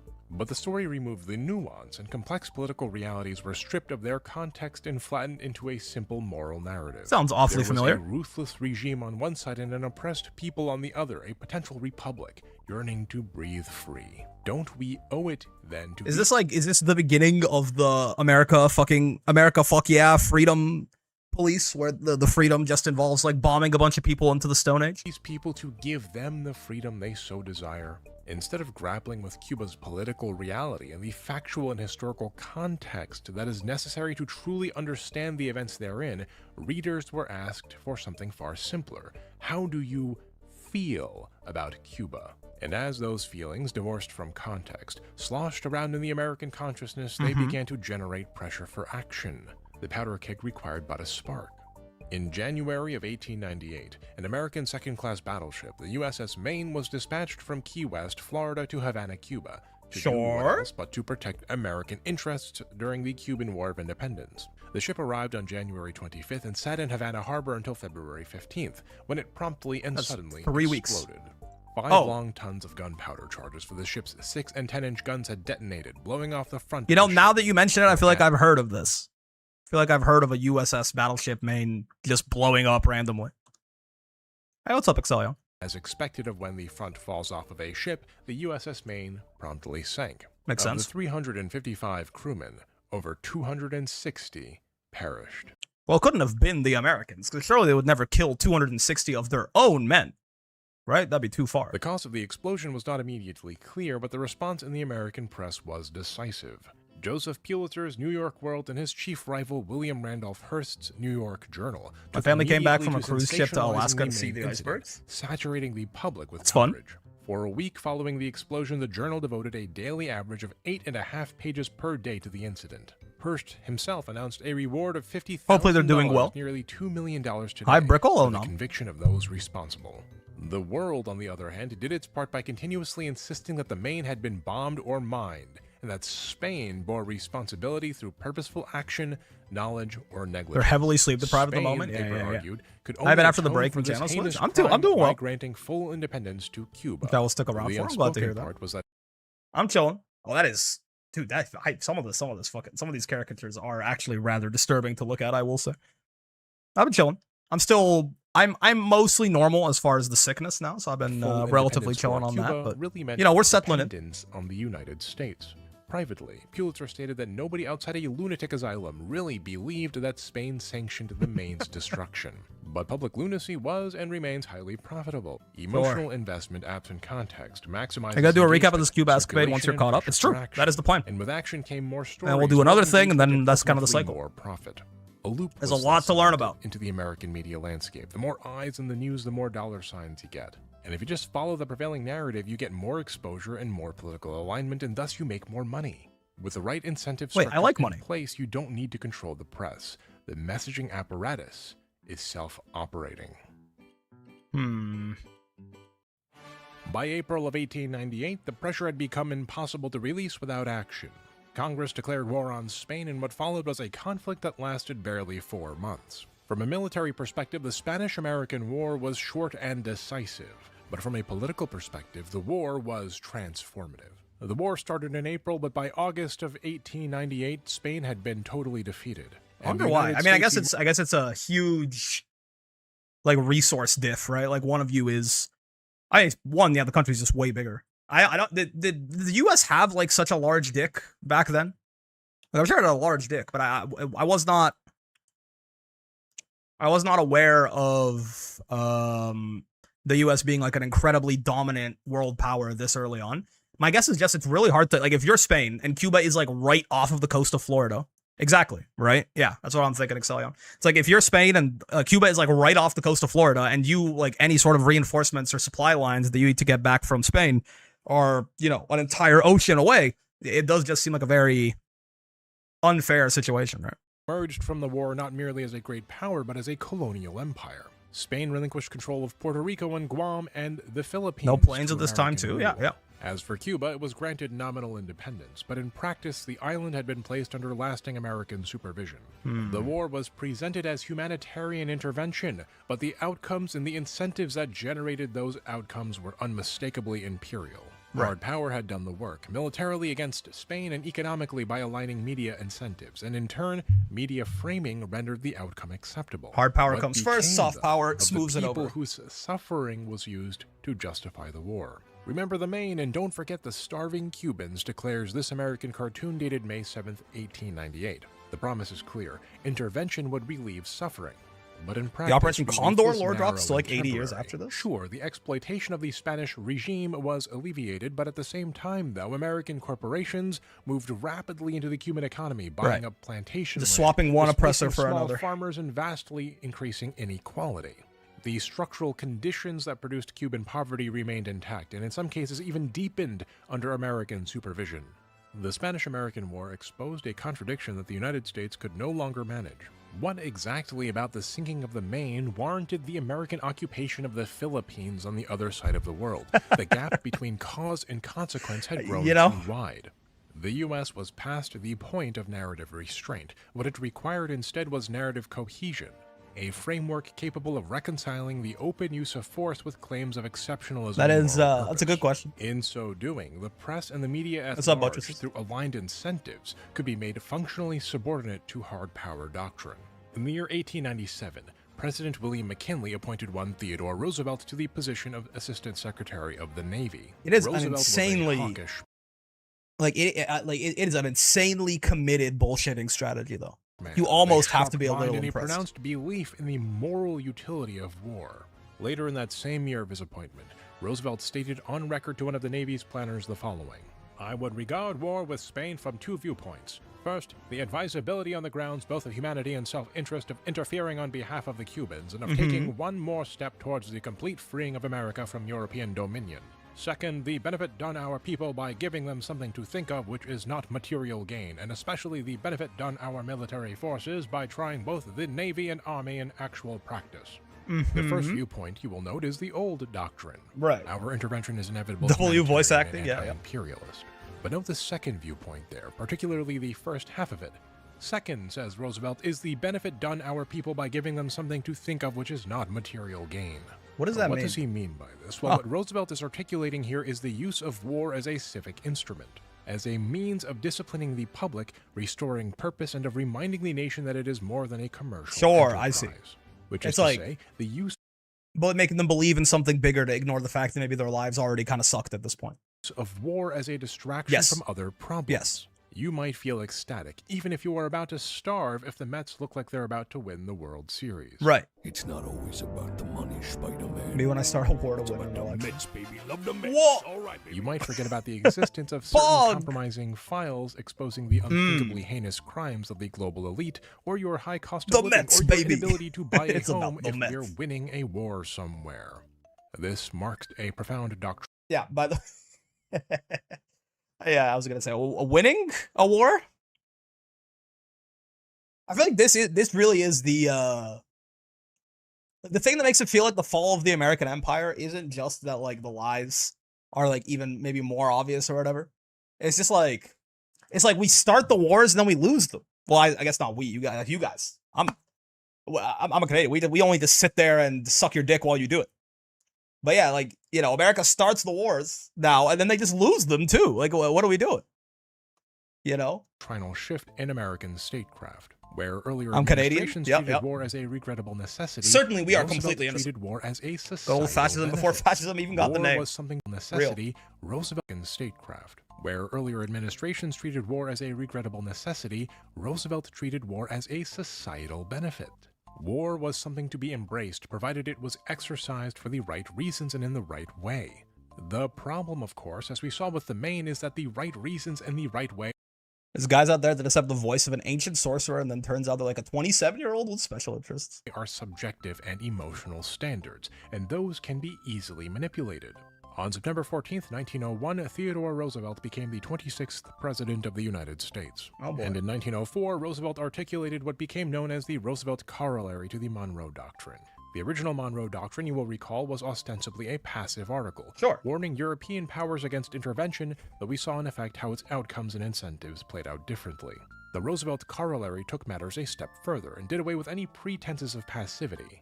The corollary was an addition to the Monroe Doctrine that, in practice, stated that the United States had the right and responsibility to intervene itself in Latin American nations experiencing what Roosevelt called, and I quote, chronic wrongdoing or impotence. Excuse me? This simple chronic wrongdoing. The fuck does that mean? Orientation allowed for three things to occur. Number one, it gave the American military legal justification for intervention. We don't need an exploding ship anymore. Instability, by itself, a very loose and subjective term, is now sufficient justification for invasion. Number two, it positioned the United States as the policeman of the Western Hemisphere. Sounds familiar? Cementing American claims as a regional hegemonic power. And number three, it redefined Latin American independence and sovereignty as no longer absolute. Also sounds familiar. Would only be respected Proto, we're bringing them freedom, order compatible with American interests. In a manner of speaking, then, this was an expansion of American power, wealth, and influence, and even territory, not primarily through annexation, but through administration. Administrative expansion, however, is only credible when it is backed by force, by the persistent threat of hard power. You need to have the ability Roosevelt to actually understood intervene. This intuitively. He described this strategy as speaking softly but carrying a big stick. Sure. Doctrine could authorize very intervention famous on quote, paper, of course. but authority still had to be demonstrated in practice. You have to see the stick in order to fear its wallop. In 1906, except your stick is like President 18-year-olds that die in war American type shit. battleships to circumnavigate the globe in a demonstration of American power. The ships were freshly painted white, their movements were carefully choreographed, and their logistics capacity put to the test. This so-called Great White Fleet served as a demonstration to rivals, allies, and the American public alike that the United States had a modern, disciplined navy with a global reach. By this point, the fever pitch of the Spanish-American War Well, sorry, I meant to send to war, but the young and the impressionable. That's true. Anyone else might say no. Journalism as we knew it. Sensationalist media was not quite as appealing to the American public without a sensation to report on. And media coverage of the Great White Fleet reflected this shift. The press was not required to manufacture urgency or justify intervention, and thus it merely circulated images of American power as orderly, uncontested, and routine. In the absence of conflict, journalism and media had moved from mobilizing legitimacy of force to reflecting the normalization of it. Right. Our power became a point of pride, and the use of our power legitimized alongside that pride. This same pattern, by the way, can be observed in the interventions that followed the Roosevelt corollary, in the construction, say, of the Panama Canal, and in the broader management of American power in the early 20th century. But this foundation of hard power, still exercised primarily through military means, would soon be supplemented by another instrument. For you see, hard power is not merely expressed through armies and navies alone. As we enter the administration of William Howard Taft, we begin to see the second problem. This is America's, well, I was gonna say it's America's favorite thing now, like sanctions and shit like that, and that's probably true, but they also do just still totally like bomb and invade people. I guess it's not really like it's supplanted any of the actual and financial leverage, military which action. emerge as a parallel mechanism thereafter of American leverage. Hard power. You said. I wanted to ask you about Venezuela. When will you put fresh dollars into the country? What does that mean? Yeah, we're currently operating under a fresh system dollar? that's been approved by the U.S. Treasury and the Venezuelan government to recover debt that we're owed. We made some loans to their state-owned company many years ago, and they weren't repaid, and so we set up a mechanism to ensure repayment. Oil flows to the U.S., which is important for U.S. refiners. Extraction. We're working our way through that, and we'll recover the debt over the next year or so, the final portion of it. I was gonna say they saved the bombs for the Middle East, and then I forgot they do regularly bomb all those fishing boats. Oh yeah, and I mean they also literally like went into Venezuela, took Maduro like in the middle of the night, right? Like there was boots on the ground. You know, that's like more invasive than most of the shit they've done in the Middle East recently. Well, yeah, I'm saying invasive, in the sense that, like, literally they just walked into the fucking house he lived in and took him out. As opposed to a processed dollar? Yeah. And then we need a new set of fiscal terms under which we would invest in the country. Right? This is the fucking CEO of Chevron? In 1904, shortly after winning his second term in office, Teddy Roosevelt announced that he wouldn't seek a third term in 1908, stepping down to honor the two-term tradition. Roosevelt took Maduro, but also killed 40 civilians civilians for no reason. Oh, yeah. That sounds about right. Won again, but instead, he settled on supporting his hand-chosen successor, one William Howard Taft. For you see, Roosevelt was great at using military force, but clear hegemony required economic force as well. To that end, Taft, with his legal background, was a logical choice to continue Roosevelt's vision of American What are these power. fucking comments? By 1908, the Roosevelt administration had asserted U.S. hemispheric dominance, modernized the Navy, and normalized intervention. These demonstrations of power, however, did not automatically translate into long-term durability. The next phase, then, involved embedding American influence into legal, financial, and institutional structures that could operate quietly, continuously, and internationally. Interesting. With the right structures in This place, is shit like the reserve United currency? States could maintain its vision of order by intervening with only its economics. This new doctrinal direction became known as dollar diplomacy. Yeah. Rather than occupying territory outright, the U.S. could control the levers of power by extending credit, restructuring debt, and placing American banks at the center of foreign economies. In so doing, this approach also expands the definition of stability. Remember that the Roosevelt corollary allows for American intervention in Latin America if a state becomes quote-unquote unstable. Sure. Through dollar chronic diplomacy, wrongdoing or the or goalpost impotence of stability can now be extended beyond political disorder or violence and into fiscal unreliability. A government that paid its debts, that protected American investments, that aligned its economic policy with American priorities could remain in power no matter how bad said regime otherwise was to its people, thanks to the backing of the United States, its financial institutions, and its military. The legitimacy and survival of a Latin American government then became primarily tied not to how well it could provide for the welfare of its people, but to how much they could please American financial interests, thus ironically widening inequality and creating greater instability. Where you see, loans under dollar diplomacy were never neutral, and they still aren't. Debt was used to ensure the cooperation of foreign governments to American capital markets and financial institutions. And when compliance failed, military intervention followed soon after.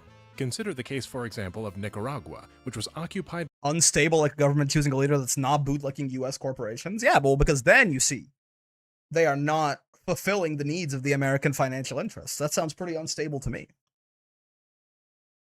If those financial interests or needs aren't met, who knows what could happen? They might even... something could explode. Someone could get hurt. This is just like a really big mob, right? Is this not just forcing a company to pay you protection money because otherwise that's a really nice car they have there? It'd be a shame if anything happened to it. By American forces from 1912 to 1933 as part of what are now called the Banana Wars. Whereas American interventions at the time in Honduras and Guatemala were primarily driven by the interests of United Fruit Company and the monopolization of banana exports, the American occupation of Nicaragua was a just organized crime-centered intervention. In the early 1900s, Nicaragua was heavily indebted to European creditors. This European financial control of a country in America's sphere of influence, though, was considered untenable. Did they just buy the debt? They just bought the debt, didn't they? Thus, during the Taft administration, American banks were encouraged to refinance Nicaragua's debt, and they were supported by the U.S. government in the process, thus placing Nicaragua's finances under U.S. supervision instead.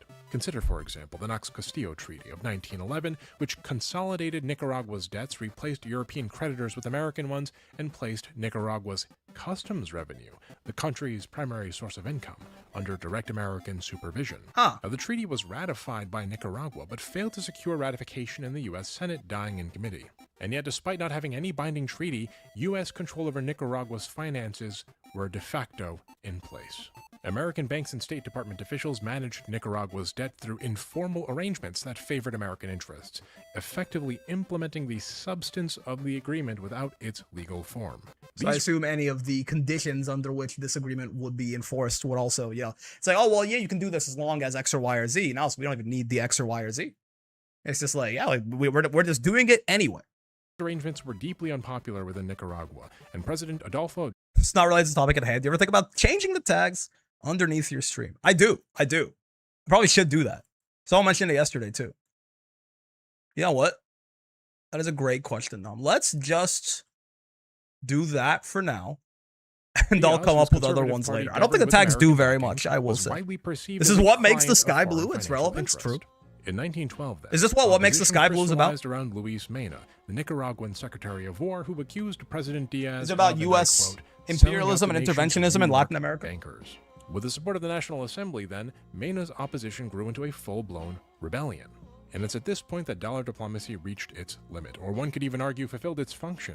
When the Diaz government appeared on the verge of collapse, and with it the informal financial regime underpinning American influence, the U.S. deployed the Marines to Nicaragua with the stated objective of restoring order. What the Marines did in practice was secure customs houses, protect a friendly government that prioritized American interests over its own people, and ensured that debt repayments continued to flow.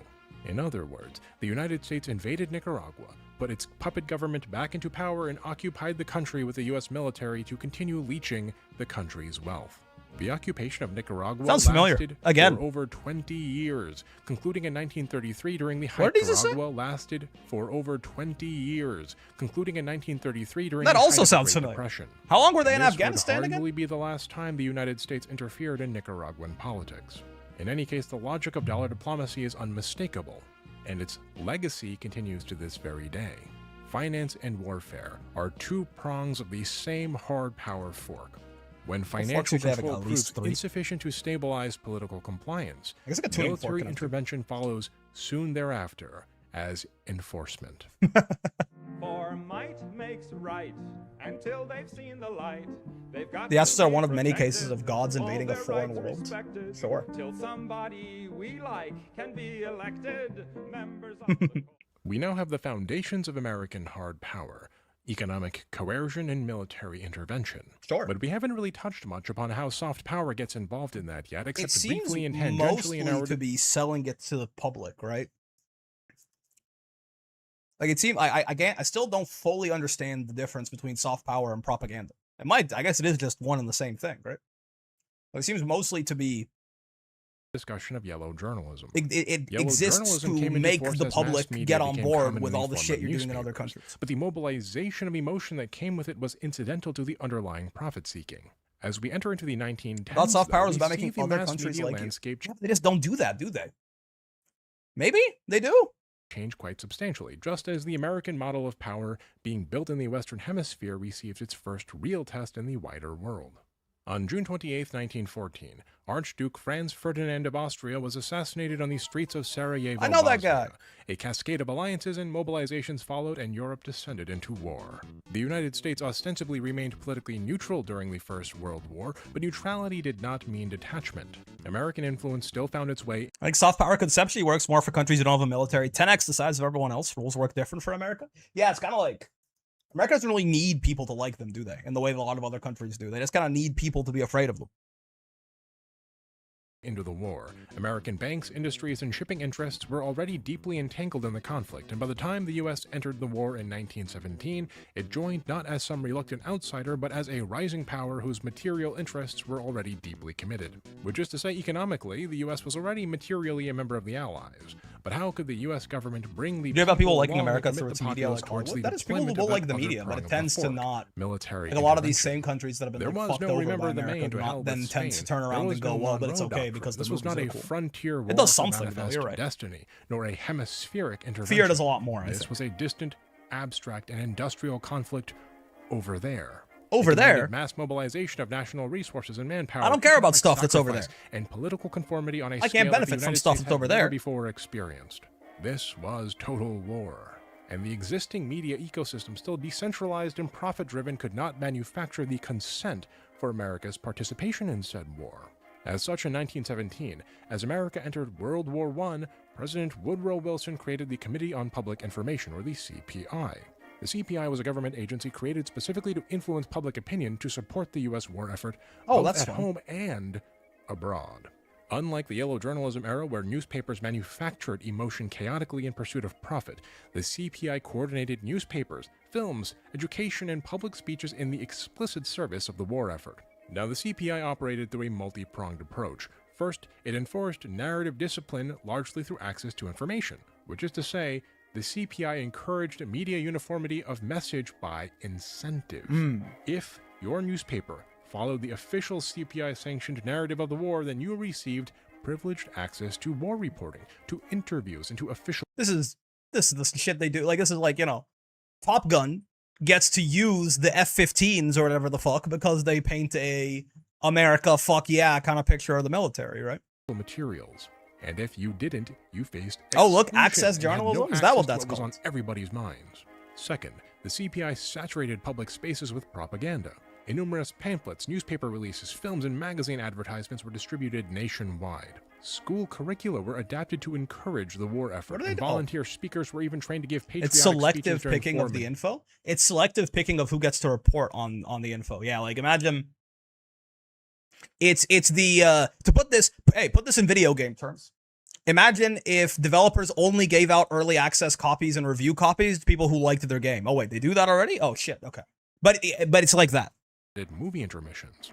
George Creel, the head of the CPI, once boasted that in 18 months, his 75,000 volunteer speakers had delivered over 7.5 million 4-minute orations to over 300 million listeners, and a nation it's like that's the whole country. People. Yeah, I was gonna say, what? At least, of course, the CPI framed dissent as dangerous and seditious. You can review my bakery if you like my cakes. Exactly. And pacifists. You gotta talk like IGN to get to be first to market. That's right. And war hawks were cast as patriots. This narrative environment helped to normalize the enforcement of the Espionage Act of 1917 and the Sedition Act of 1918, which criminalized opposition to the war, criticism of the government, and even disloyal or abusive language about the Constitution or military. Freedom of These speech! two acts, by the way, even during the time, were widely viewed as very... Imagine if devs buffed and never nerfed their mains. Yeah, exactly. Severe. It's like how Belial never gets nerfed in Granblue because Fukuhara plays him. Violations of free speech by the general public, and yet the CPI made them amenable, somehow, to that same public. Consider the case of Eugene Debs, a prominent socialist and one of the founders of the Industrial Workers of the World. Oh boy. Debs was sentenced to 10 years in prison in 1918 after delivering a speech in Canton, Ohio, in which he strongly criticized the Espionage Act. Debs appealed his case all the way up to the Supreme Court, which ruled against him, and his conviction was upheld based on the precedent set by another case, Schenck v. United States, which concluded that speech with the potential to undermine society or the government was not protected under the First Amendment. Wait, but I thought we were the free people. And it was only like the dictators and the autocrats and like the bad people over there who did this kind of stuff where you could be jailed for speaking your mind. All the liberals told me they don't agree with what I'm saying, but they'll fight to the death for my right to say it. Were they lying? Fun fact. I took them at their word, man. Espionage What the Act fuck? is still in effect today. A law so broad and unfairly drafted that mounting a defense against the Espionage Act has been described as, quote-unquote, almost impossible, if not impossible, by fairness and accuracy and reporting journalists. Insert, it was a long time ago. I do love that he immediately goes, this act is still in force today. Let me review the next Mortal Kombat game. I swear I'll speak very nicely about it. And described as, okay, quote, so broadly written that a defendant would be convicted no matter what by Trevor Timm, the executive director of the Freedom of the Press Foundation. And the American public fell for the propaganda hook, line, and sinker. The Germans were engaging in unrestricted submarine warfare, sinking our merchant ships for no good reason, despite the fact that we were selling the Allies supplies, which directly threatened their war effort. There was the Zimmerman telegram, which purported to be a secret message from Germany to Mexico, which proposed that if Mexico invaded the United States, the Germans might help the Mexicans retake Texas, Arizona, and New Mexico. Even though the Germans hadn't attacked us yet, why, they could attack us at any moment, and with Mexico's help, no less. This is not meant to be a defense of Germany in World War I, mind you. What we're looking at here is strictly at how propaganda functions. For you see, the propaganda utilized here is coercive in nature. Now, to be clear, not all propaganda is necessarily coercive, but this form is. The consent for war is manufactured, the media is aligned through the correct incentives, and the opposition is brutally silenced. In turn, this manufactured consent, which we'll broadly continue to call propaganda for convenience, is not soft power.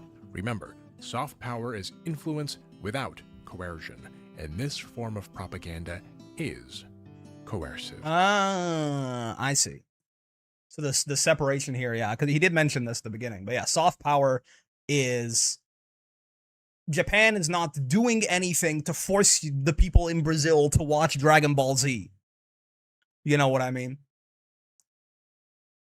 That shit is just peak, and therefore, I don't think so anyway. That shit is just peak, and therefore they watch it and they like it, and it improves their opinion of Japan, because they're like, this Japanese cartoon is really cool. Maybe it started that way? I mean, at this point, I think Brazil will take military action against Japan if they ever stopped letting them watch Dragon Ball Z.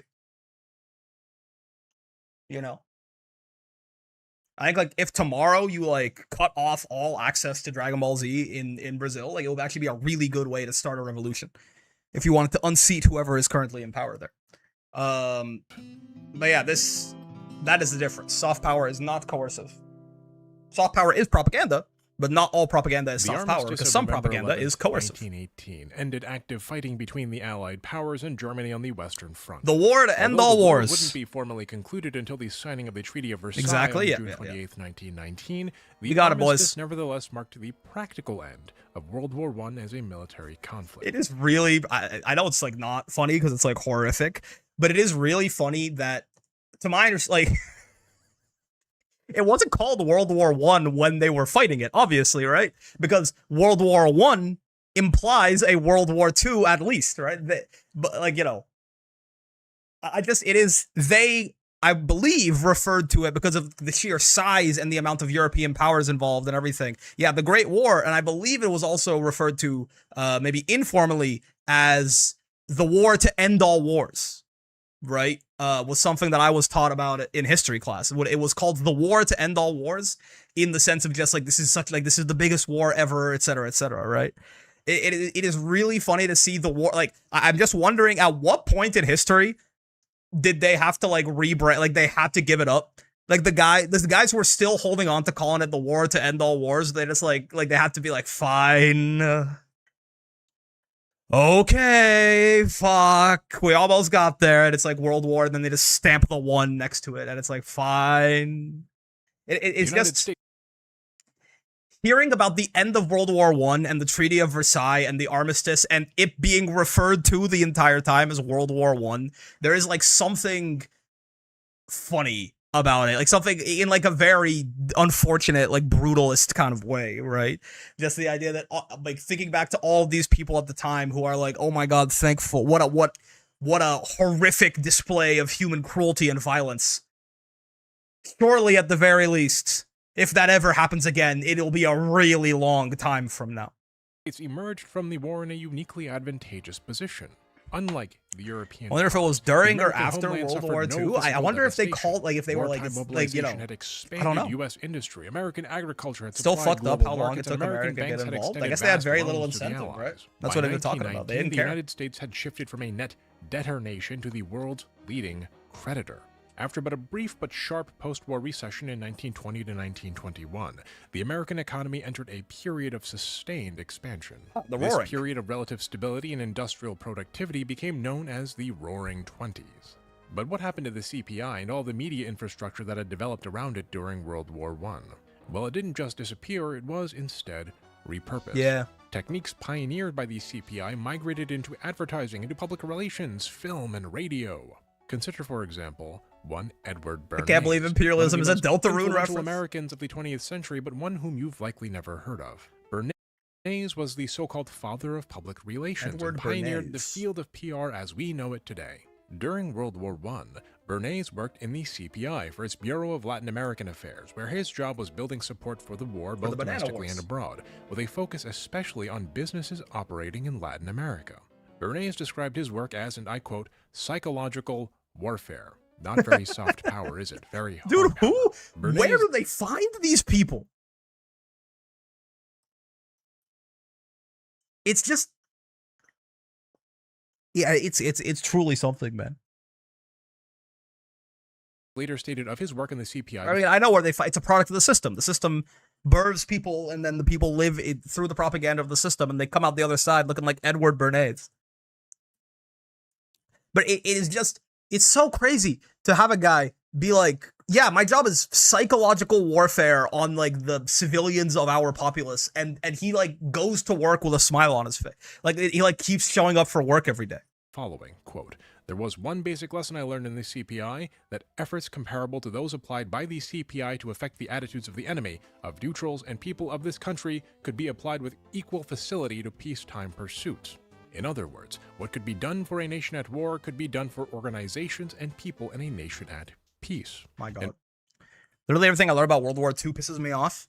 It should have been such a slam dunk to win over fascism, but they really made sure there were no heroes. After the war in 1923, Bernays wrote his first book. It's almost like most of them only disagreed with the idea of someone else doing the fascism. Bernays organized a successful advertising campaign encouraging women to smoke more cigarettes. Oh. Fun fact about that campaign, by the way, Bernays' cigarette ad campaign actually co-opted first-wave feminism. Oh! He paid women walking in the Easter Sunday parade to smoke so-called torches of freedom, including women's rights activist Ruth Hale, who was infamously filmed during the parade stating, "Women, light another torch of freedom, fight another sex taboo."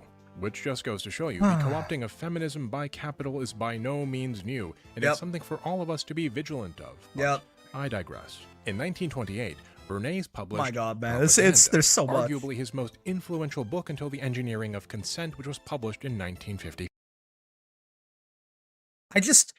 How do you name your books this with a straight face?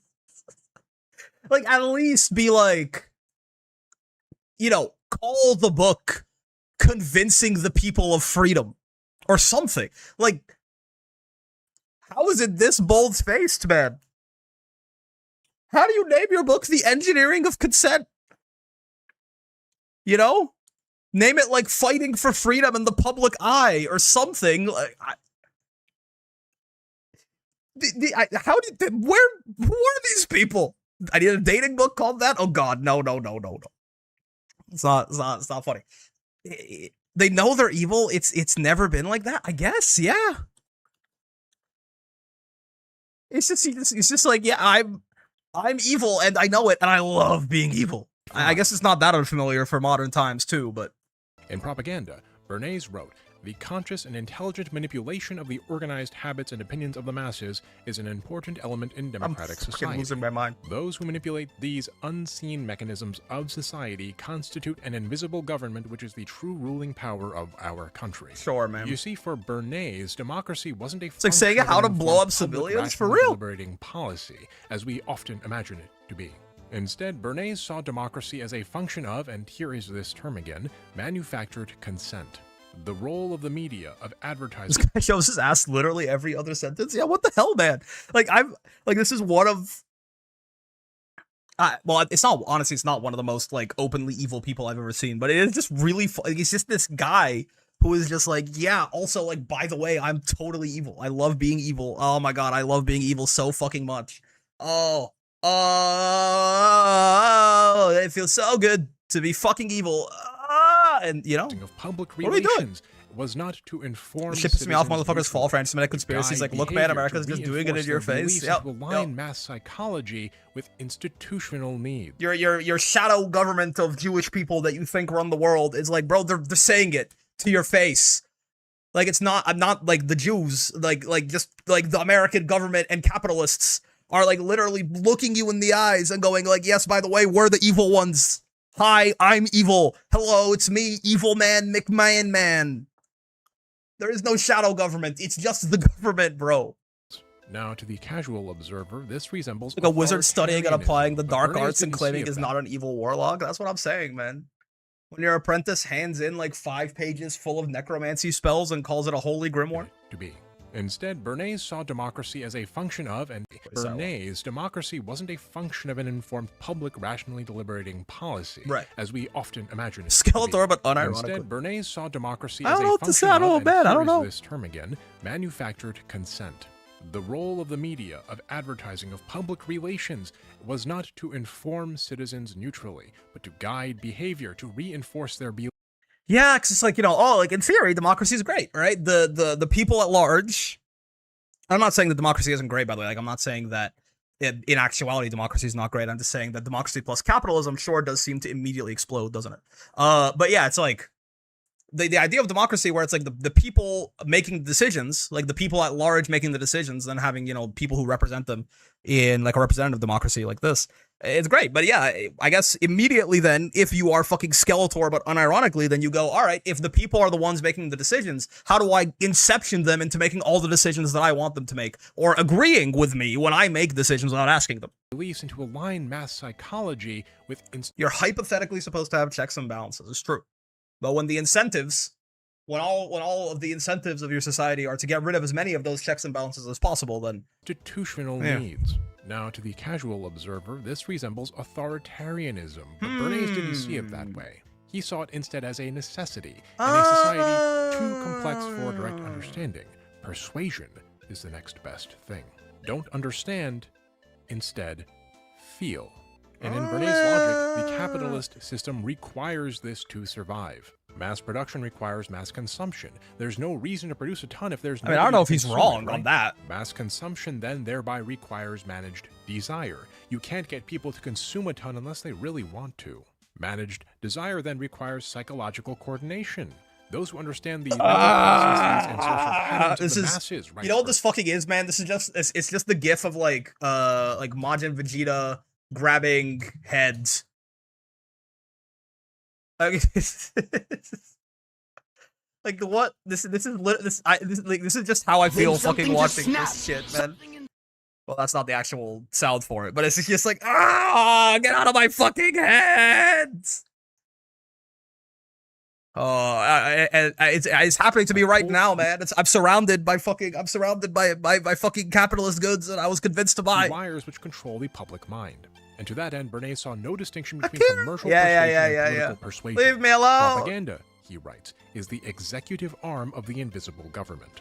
This is why the American government has never... Brain surgery stream to remove the microchip the government installed in your brain when? That's the fucking worst part, man. It's because Edward Bernays is evil, but he's an evil genius. There's no physical fucking chip in there. It's just my brain. It's just the actual thoughts I have. Outright subordinate the press in the matter of authoritarian regimes. The forces of capital already discipline the media. As we've shown, doctrine subordinates journalism not through coercion, but through aligned incentives.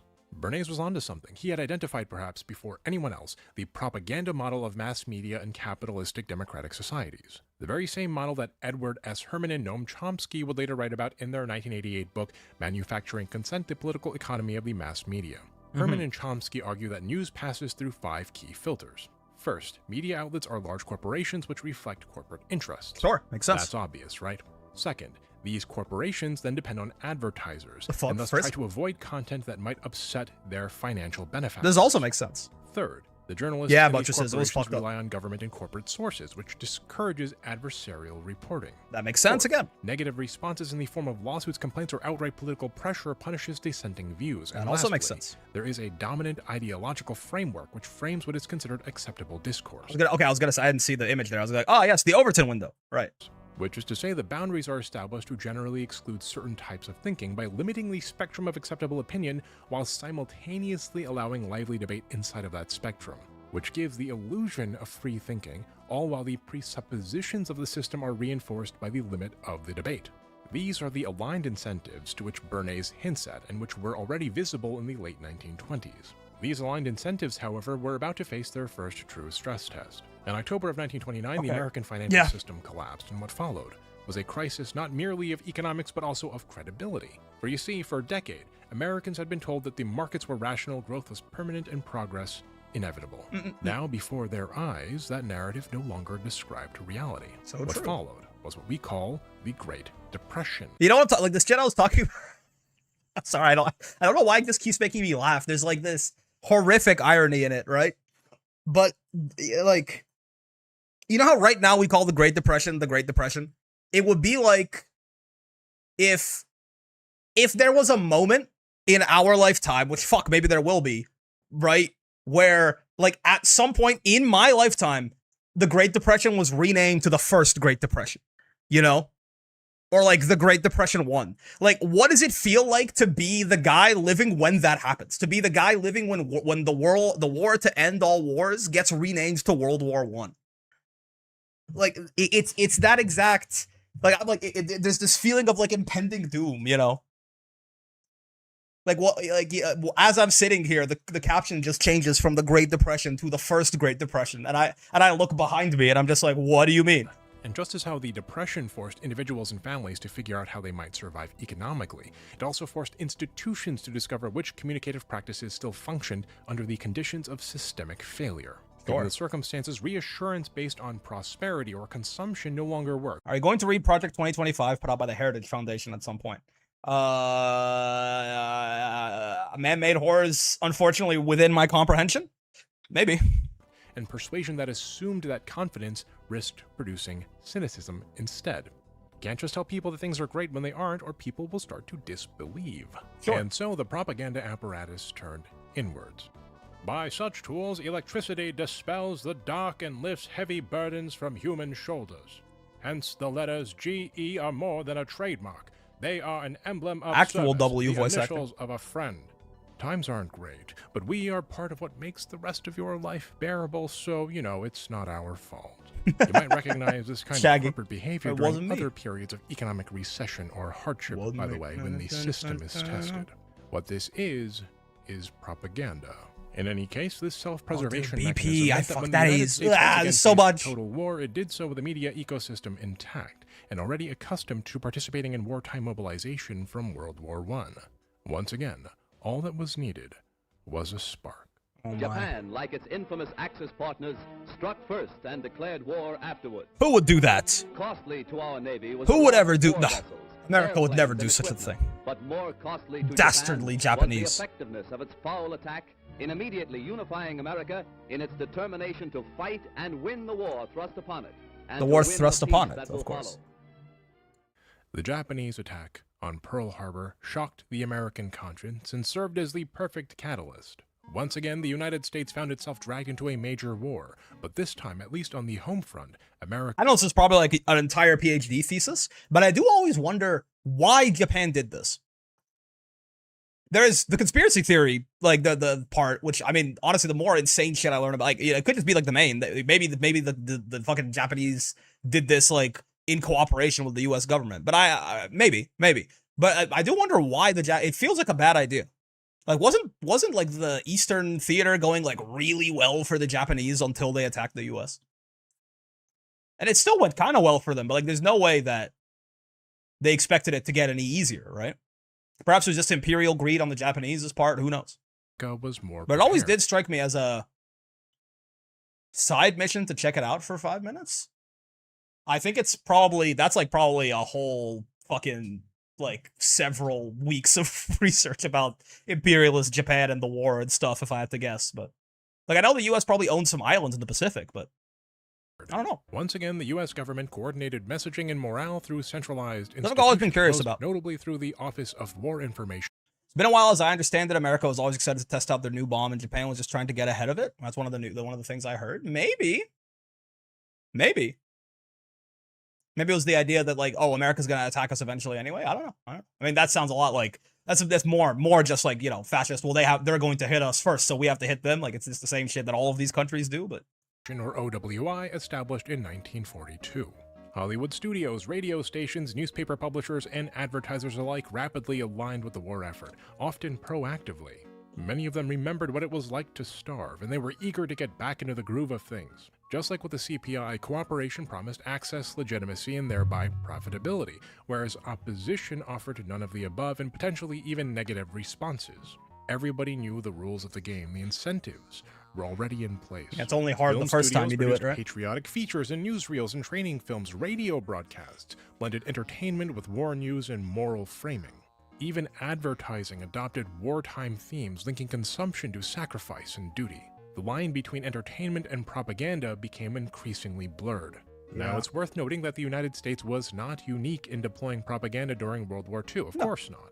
What distinguishes American deployment of media in World War II is not merely the existence of propaganda, but how thoroughly said propaganda integrated into the commercial entertainment and everyday culture, specifically through aligned incentives. That one Bugs Bunny episode where he, like, goes to this, like, cartoon island and he is just killing these incredibly racist caricatures of Japanese people and, like, literally marking notches on, like, a palm tree. Rather than I remember through that shit. centralized coercion. There was the overt federal government-produced stuff, such as Frank Capra's Why We Fight, a genuinely fascinating series of films that I've referenced multiple times in past videos.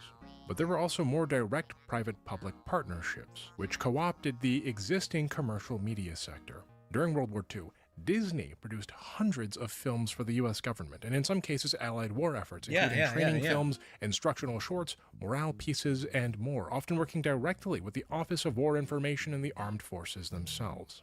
Consider, though, Disney's wartime output was not primarily designed to persuade Americans or allies that the war was just. By 1942, that question had already been rather decisively settled. Sure. Instead, Disney's films taught audiences how to live in a wartime society, which is to say, Disney's animations were not needed to legitimize war, they were instead used to normalize. That is the second step. Consider, for example, the Disney cartoon The Spirit of 43, a cartoon starring Donald Duck produced for the US Treasury. The cartoon does not show Pearl Harbor or give justification for the war. What the cartoon does is it teaches viewers to pay their income taxes, and it frames taxation as this cheerful civic duty with compliance linked to national unity. In other words, Spirit of 43... I mean, on the bright side, at least everyone was probably paying their taxes equally, and nobody was, like, getting around that in any sort of way, probably, right? Because, like, I mean, if the general public is paying all their taxes to support the war effort... 3 instructs citizens how to function inside of and make sense of wartime bureaucracy. Consider also the rather infamous Der Führer's Face, a satirical short in which Donald Duck has a nightmare in which he is a Nazi instead of a God-fearing American. Again, the enemy is not up for debate. Instead, fascism is rendered absurd through caricature and ridicule. But you will note that there is no understanding here to be gleaned about what anyone actually found appealing about fascism to begin with. This is a pattern in American media. Once again, complex ideological conflict is flattened into something emotionally legible. The viewer is not asked to reason through the nature of fascism. They are instead invited to feel alignment instinctively. But Mooney, I can hear you say, are you really suggesting that we should have to think about why Nazis, fascists, or imperial militarists are wrong? Shouldn't that be obvious? Look, the problem isn't about having a sense of right or wrong. You should have that. The problem is developing a sense of right or wrong without any foundational understanding. Yeah. When alignment is learned through feelings rather than analysis, the alignment becomes detachable. You can be taught that just about anything is right or wrong if you don't have any foundation. Only learns that Nazis were the enemy and that they wore skulls on their hats, but not why they were the enemy, then when the same logic returns in a different uniform without skulls on their hats, will it be recognized? So if there is no foundational understanding, if you do not understand the context, then your moral orientation becomes portable.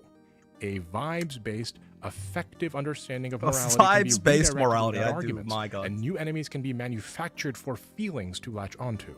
Which is to say, morality built on feelings but without underlying logic or reasoning can be redirected also without logic towards new heroes or villains. And this is very much the, I often, one of the sayings that I really enjoy about people who are very entrenched in certain kinds of beliefs are they did not reason their way into these beliefs, so you cannot reason them out of them, right?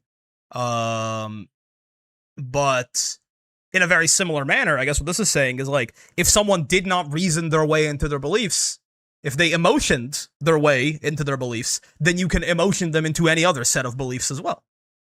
Villains don't if you have to be real, they lather on the right kind of emotion. Real. And by proxy, once media succeeds in normalizing power in this way, legitimacy no longer depends on persuasion at all. It depends only on the continuity of narrative and control over framing. Consider how isn't that what fascism is currently? It's purely emotion-based, it seems? Yeah, pretty much. Gremlins to our beloved and culturally sophisticated friends. The Chinese went from the undesirable yellow peril to the people of peace and culture to the communist menace to our open market good commie neighbors to the nefarious enemy of the free world in the span of a single century. And as for the Russians, well, that finally brings us into the Cold War. Oh my God, an hour in and an hour and a half to go. You might strap in. College town, communist style, as part of a long-range plan to destroy our free way of life. I'm just in the interests of time, I'm going to, I'm gonna put it on 1.15x. It will slightly speed it up. You won't even notice it, but it will make a difference time-wise. That are the very heartbeat of America. The courses here in this strangest of all schools: espionage as a science, propaganda as an art, espionage as a science, sabotage as a business. We're ruining this radio man's delivery. The end of World War II saw the United States and the Soviet Union emerge as the world's two dominant powers, each representing a fundamentally different political, economic, and ideological system. Sure. Though they'd been wartime allies against the Axis powers, this partnership quickly gave way to conflict. In February of 1946, an American diplomat stationed in Moscow, one George F. Kennan, sent an unusually lengthy correspondence back to Washington which would later become known as the Long Telegram. The Long Telegram. Kennan argued that Soviet behavior could not be understood through the lens of short-term interests or diplomatic misunderstandings. Instead, he described the Soviet system as fundamentally and ideologically committed to conflict with capitalism, because the legitimacy of the Soviet regime depended on the existence of this conflict. At the same time, Kennan also observed that Soviet leaders were not irrational. They were risk-averse and primarily concerned with internal stability. As such, Kennan believed that while the Soviet Union would seek to expand its influence wherever resistance appeared weak, it would avoid direct military confrontation with a stronger opponent. From this analysis emerged the strategy of containment, not the destruction of the Soviet Union, but the long-term prevention of its expansion. Now, Kennan's diagnosis carried a profound strategic implication.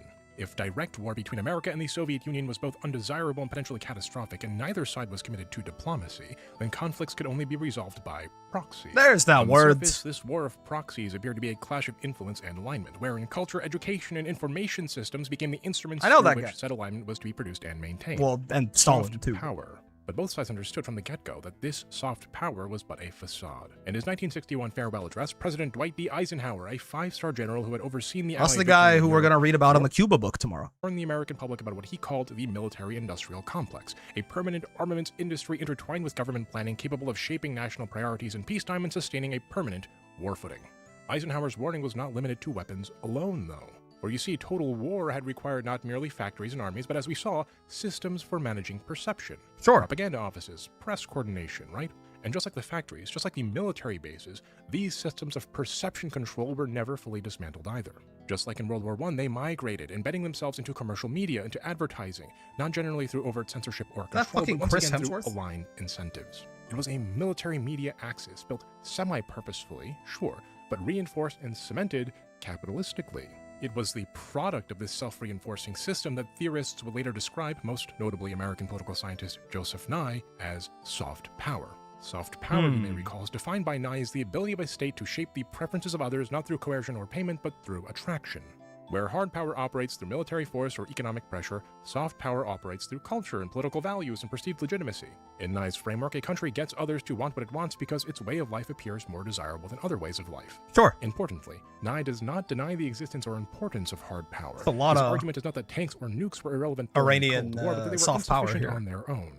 Nuclear weapons constrained direct confrontation, and as we will see, economic coercion had its limits. What ultimately mattered, according to Nye, was which system people believed in. And from this perspective, the Cold War was not won primarily on the battlefield, but in the realm of perception. Now, at first glance, Nye's theory maps remarkably well onto Cold War outcomes. Here's the typical Nye argument. The United States did not conquer most of Western Europe through force. Most of those states aligned themselves willingly with the Americans and allowed American military bases to be placed in their territory. Sure. American political institutions remained stable. Consumption expanded and cultural products from Hollywood to fashion to popular music circulated globally and were widely consumed even in societies that formally opposed American foreign policy. Also true. By contrast, the Soviet Union struggled to generate comparable cultural attraction.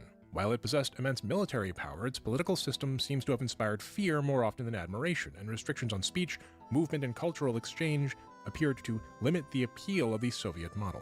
If seen as a competition between these two visions of modernity then, the American model, Nye argues, proved more attractive not just to foreign governments or elites, but to the populations themselves. I mean, with that framing, that all certainly sounds like a logical, like 1, 2, 3, 4. Right? This attraction then shaped patterns of alliances by influencing newly decolonized states deciding which bloc to join or emulate. Soft power, according to Nye, is not merely about winning friends and influencing people, it's about creating durable systems of cooperation. I just saw the red, white, and red, and I was like, yeah, like the Dale Carnegie book, How to Win Friends and Influence People on the left there, and I was like, yeah, this is like, I was actually about to say this is a book for sociopaths. And then I read what he had put as the title, and it's How to Be a Disingenuous Sociopath and Make Money. You are only as valuable as your success. God, yeah, this shit is evil, man. This is one of the most this is one of the most like secretly evil books ever. I read this whole thing when I was a kid, and it, like, in hindsight, like, a lot of this shit is crazy. This is just manipulation 101. And also, every capitalist country in the world propagandizing against communism, sure. Absolutely. But just to say, you don't need to threaten or coerce as often because others already share your base assumptions about order and progress. You need to think about winning friends and influencing people. It's about creating durable systems of cooperation. Sorry, just to say, you don't need to threaten or coerce as often because others already share your base assumptions about order and progress and are thereby keen to follow along. Which brings us back to the beginning of the video, right? Nye's point of view is that American cultural influence during the Cold War was the defining asset of American victory. Our system generated more genuine attraction than the Soviet system. It's a very comforting narrative, isn't it? That is true. If power can be exercised through attraction rather than force, then leadership can be benevolent instead of domineering. Greed, for lack of a better word, is good. But as I feel growing up black in America, that was a big thing. You were as good as how hard you worked. Yeah. It was the meritocracy, right?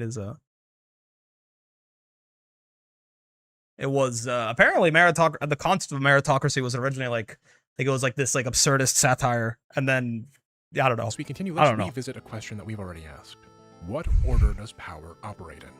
Does American culture persuade the world on its own, or does it circulate because military, economic, and institutional power have already it wasn't easy to work well in society? Gotcha. Becomes possible at all. In other words, is Nye describing an independent form of power, or is this soft power simply what American hard power looks like once victory has already been secured?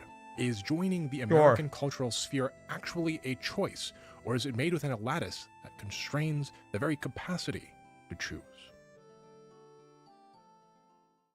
Pulling the ghost mask off to fight Reagan again. International system it's already about El Diablo at some point. States are not condemned to perpetual conflict. International institutions such as alliances, trade regimes, norms, and organizations can reduce uncertainty, facilitate cooperation, and shape state behavior over time.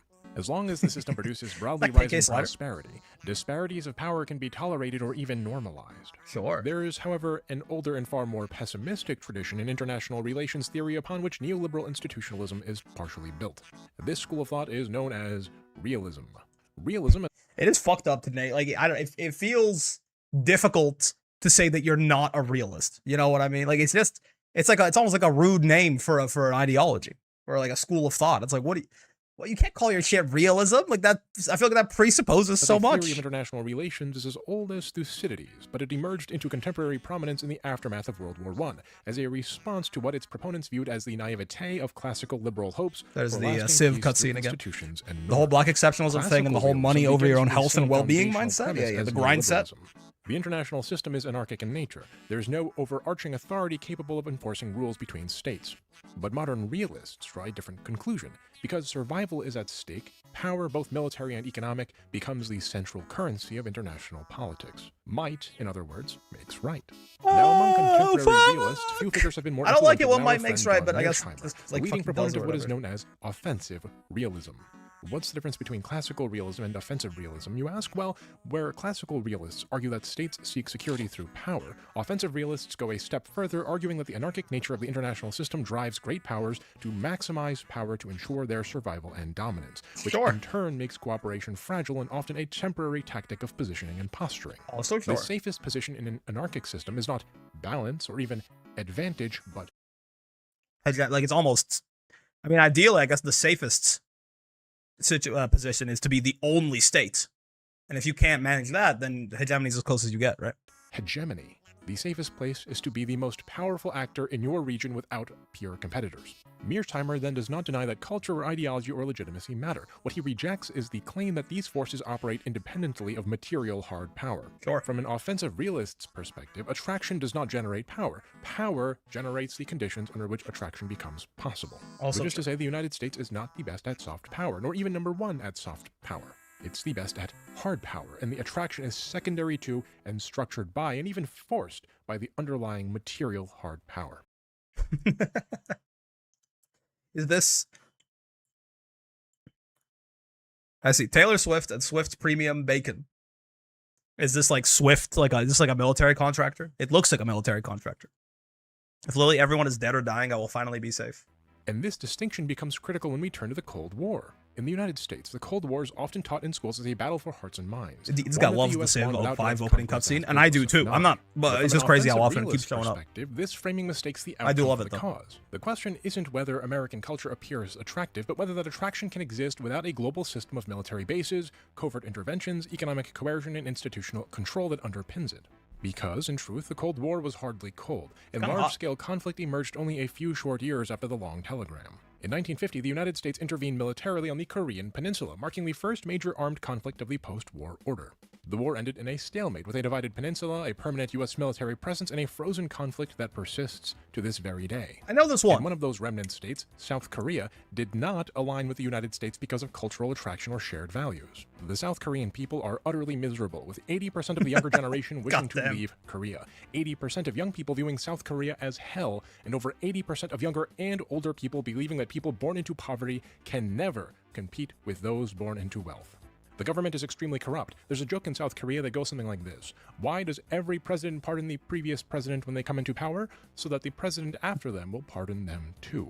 I made a whole video on this topic, so I won't go back over every little detail, but South Korea and its government and its oligarchic chaebols persist because American power guarantees their survival. Sounds the familiar? Attraction, or perhaps more accurately, the keep saying that, but it does. Follows the force. South Korea could not choose differently, and Korea established a pattern that would repeat throughout the Cold War. Military force was used not to conquer but to stabilize environments favorable to American dominance, which was then subsequently normalized and reinforced by American soft power initiatives post-hoc. America would vassalize instead of annex. Now in the equal and opposite direction, North Korea was utterly destroyed by the United States and then sanctioned thereafter in a campaign that was nothing short of genocidal. Have you ever seen those memes that show North Korea at night compared to South Korea? Oh, North Korea under the tyrannical Kim regime is so backwards and economically incompetent, why they can't even get electricity to their people. You want to know why North Korea has such poor power infrastructure and development? It's because we, the Americans, destroyed all of it. 18 out of 22 of North Korea's major cities were at least 50% destroyed as per Bruce Cummings' The Korean War, A History. Of those major cities, 4 were destroyed by the U.S. Air Force's own estimates over. Dude, it's like fucking it's like fucking every fucking bad thing that has ever happened and every bad situation that like every fucking country is in. It feels like you can trace it back almost directly to like the Spanish, the British, or the Americans or some shit. Like I don't know, man. Maybe the French and like the Chinese sometimes for sure, right? For 90%. The city of help Genjutsu me, was man. completely razed to the ground with an assessment of 100% destruction. The American bombing campaign destroyed almost every single building in all of North Korea, and this included with an assessment over 90 history. Of those major cities, 4 were destroyed by the U.S. Air Force's own estimates over 90%. The city of Genjutsu was completely razed to the ground with an assessment of 100% destruction. The American bombing campaign destroyed almost every single building in all of North Korea, and this included factories, power plants, schools, hospitals, government buildings, and civilian infrastructure. I did not know about this. Like I assumed that America had fucked with like North, but has anyone ever fucking done this before? Like the nuke they dropped on Hiroshima did not wipe out 100% of Hiroshima.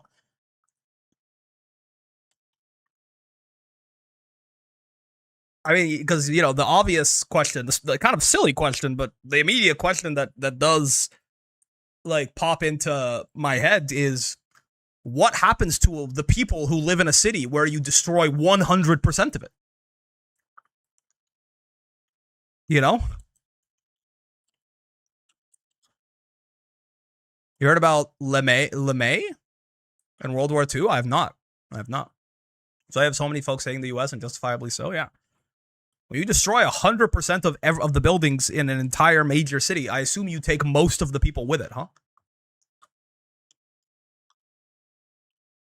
Infrastructure. On May 13th, 1953, the 58th Fighter Bomber Wing destroyed Toksan Dam, drowning Pyongyang. That same month, we continued by bombing Chasan Dam, and then Kuanga Dam, Namsi Dam, and Taechung Dam, which caused unbelievable damage, drowned many thousands of people, and swept away enormous swaths of valuable farmland. Around 15% of the entire North Korean population was killed during the war. Oh my god! I just didn't know it was this bad. Is it free close planes and bombings? Is a good Behind the Bastards podcast episode about how I thought and how it led to the firebombing of like most of Japan? Yeah.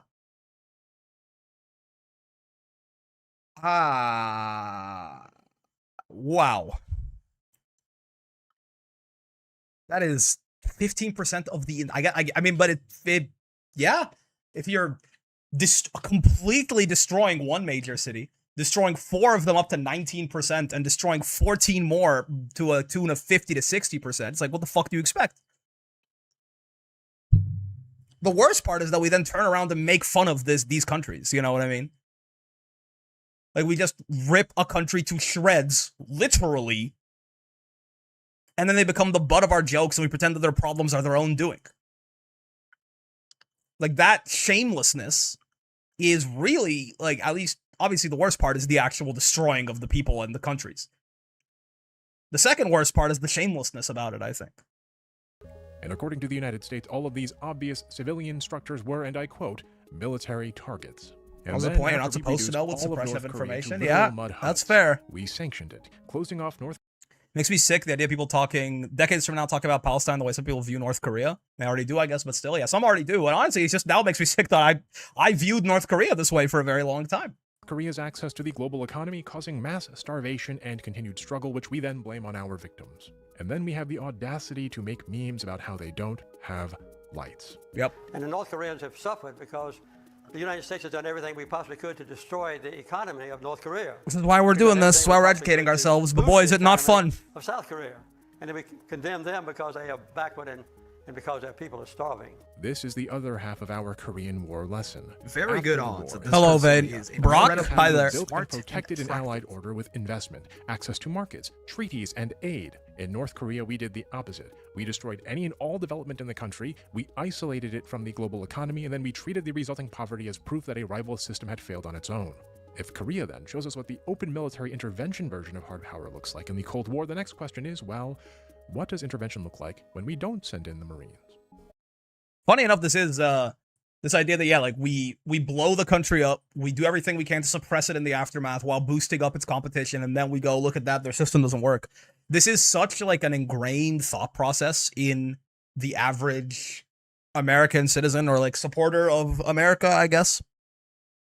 There's a guy in my chat talking about this with Cuba yesterday. There's literally someone, we were talking about the blockade of Cuba that made it so that they had no fucking food, water, or medicine, and they were cut off from the entire world, and therefore the country is slowly starving to death. And the person was like, guess communism doesn't work. Look at them, they have to trade with capitalists to survive. And it's like, my brother in Christ, we blew up the nation, basically, like economically. We starved the nation, and now you're like, isn't it funny that they can't survive on their own? Like, it's just such a normalized viewpoint that these countries that America is actively fucking over must have failed by themselves due to their own flaws. I don't know, man. It's connecting the dots from like what I've realized that obviously I have been propagandized very heavily by it being explicitly laid out here, and then thinking back to that one person. Hey, oof. And for that, most normal just chatting viewer. And the CIA. Oh no. Caught an American CIA agent trying. Yo, we cut this dude's head off. Look how he can't breathe anymore. No, but literally though, like it is that foolish, right? It is that foolish. It is as foolish as cutting a guy's head off and making fun of him because he died. Our intelligence special branch officer. Bribe him so that the special branch officer will feed the CIA, because the CIA wants to know what's happening. And I told the American government, all right, we keep quiet, you take this man away. $100 million to the Singapore government for economic development. Is this what he means by having that iron in him? You know? No, listen to me. I didn't tell, you know, I never spoke to the Americans direct because, you know, they lack the finesse, and, you know, they may say, yes, they give it to you. Why not? This is Lee Kuan Yew, I assume? Give to you, to me, which would have ruined me. But through an intermediary, they offered me and my party $10 million. I mean, the insult, you know. I told them, keep it.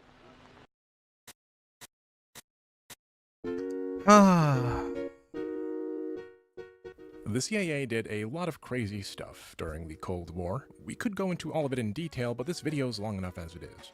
Like, just the big interventions. Just what is on this fucking screen, detail, man? What? This video is long enough as 1950s in Guatemala, 1960s in Cuba. We're gonna read about that one. 60s and 70s on Bolivia, 60s in Brazil, 60s in Ecuador, 70s in Chile, Operation Condor. I've heard of that one before. 80s in Grenada. 80s in Panama, 80s in El Salvador. Like just the big interventions are enough on their own. There's rolling the cover up of Unit 731. It's every bad thing. It's every bad thing ever. It's every bad thing ever. It's every bad thing ever.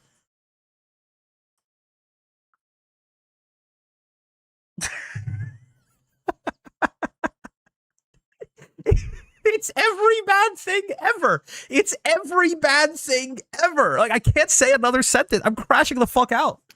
Every bad thing that has ever happened to fucking anybody, anywhere. Okay. It's fine. It's fine. We gotta keep moving. Britain 2 doing the work of his father. Oh yeah. He's an overachiever. President of Guatemala. There was the Bay of Pigs invasion in 1961, wherein the CIA attempted to invade Cuba. Yep. There was Project Camelot, wherein the CIA spent tons of effort and money from the 50s to the 70s. I'd put my hand on your shoulder if I could, Brick. It's like I know it's bad, Demi, and it's still so much worse. It's so much worse than I could even imagine, and even now, it's still so much worse than I could ever imagine. My mind does not contain the capacity. One person cannot contain this much. Like, this is a concerted effort by tens of hundreds of thousands of evil people over the courses of however many decades. One person's mind does not have the capacity to understand all of this evil. If you wrote a story with a government agency that turns out it was involved in all the major incidents in the world, people will call it unrealistic. My brother in Christ, that is fucking Naruto. Do you know the fucking unsatisfying ending at the end of Naruto where Black Zetsu is like, JK, motherfucker, I wrote the entire goddamn story? And everyone is like, this is just so fucking, there's like, oh, it's dumb and it's an ass pull and it doesn't make any goddamn sense. And I don't like that ending either. But the American government is just fucking Black Zetsu. The CIA is Black Zetsu. Every fucking thing that has ever happened that is bad that happened to fucking anybody that led us to where we are now was orchestrated. Kishimoto was just way woker than I would ever fucking imagine, man. Kishimoto was just so much woker than I will ever be. Maybe not, but you know, but you get the... He was just, it was all a metaphor for the CIA. Oh my god. The CIA is fucking not Black Zetsu, man. W. Kishimoto, I guess. W. Kishimoto, man. Ronald Reagan is Monero. Oh, man. That's why folks say we can't fix a system when the system core is rotten, hence why we need it to be uprooted. Yep. Not when it comes to women, for sure, but Naruto been anti-war since day one. Yeah, since arc 1. And the US people never know this until they seek it. I mean, how are you supposed to find out the Black Zetsu fucking wrote the entire story, man? The average Konoha villager does not know this. CIA would destabilize every single country in the world, proudly say so, and then wonder why everyone hates the US, yeah. W. Kishimoto and your mass murder pardoning Sakura crash out chasing ass. To silence leftist Democratic candidates. W. Kishimoto on the CIA eventual call military coup which put the brutal dictator Direct or not. Pinochet in power. Pinochet, I heard of that guy. From the 1950s to the 70s trying to silence leftist Democratic candidates in Chile, contributing to the eventual military coup which put the brutal dictator Augusto Pinochet in power. My god, These man, somebody help me. Against the rhetoric that all nations who joined with the United States did so due to attraction or soft power, doesn't it? The choice wasn't join with the United States or with the Soviet Union, it was join with the United States or face the constant, never-ending bombardment of CIA destabilization, military pressure or outright invasion, and economic sanction, which we'll get to. Though there are many examples of CIA Why is Party in the USA playing, man? I'm having a fucking breakdown.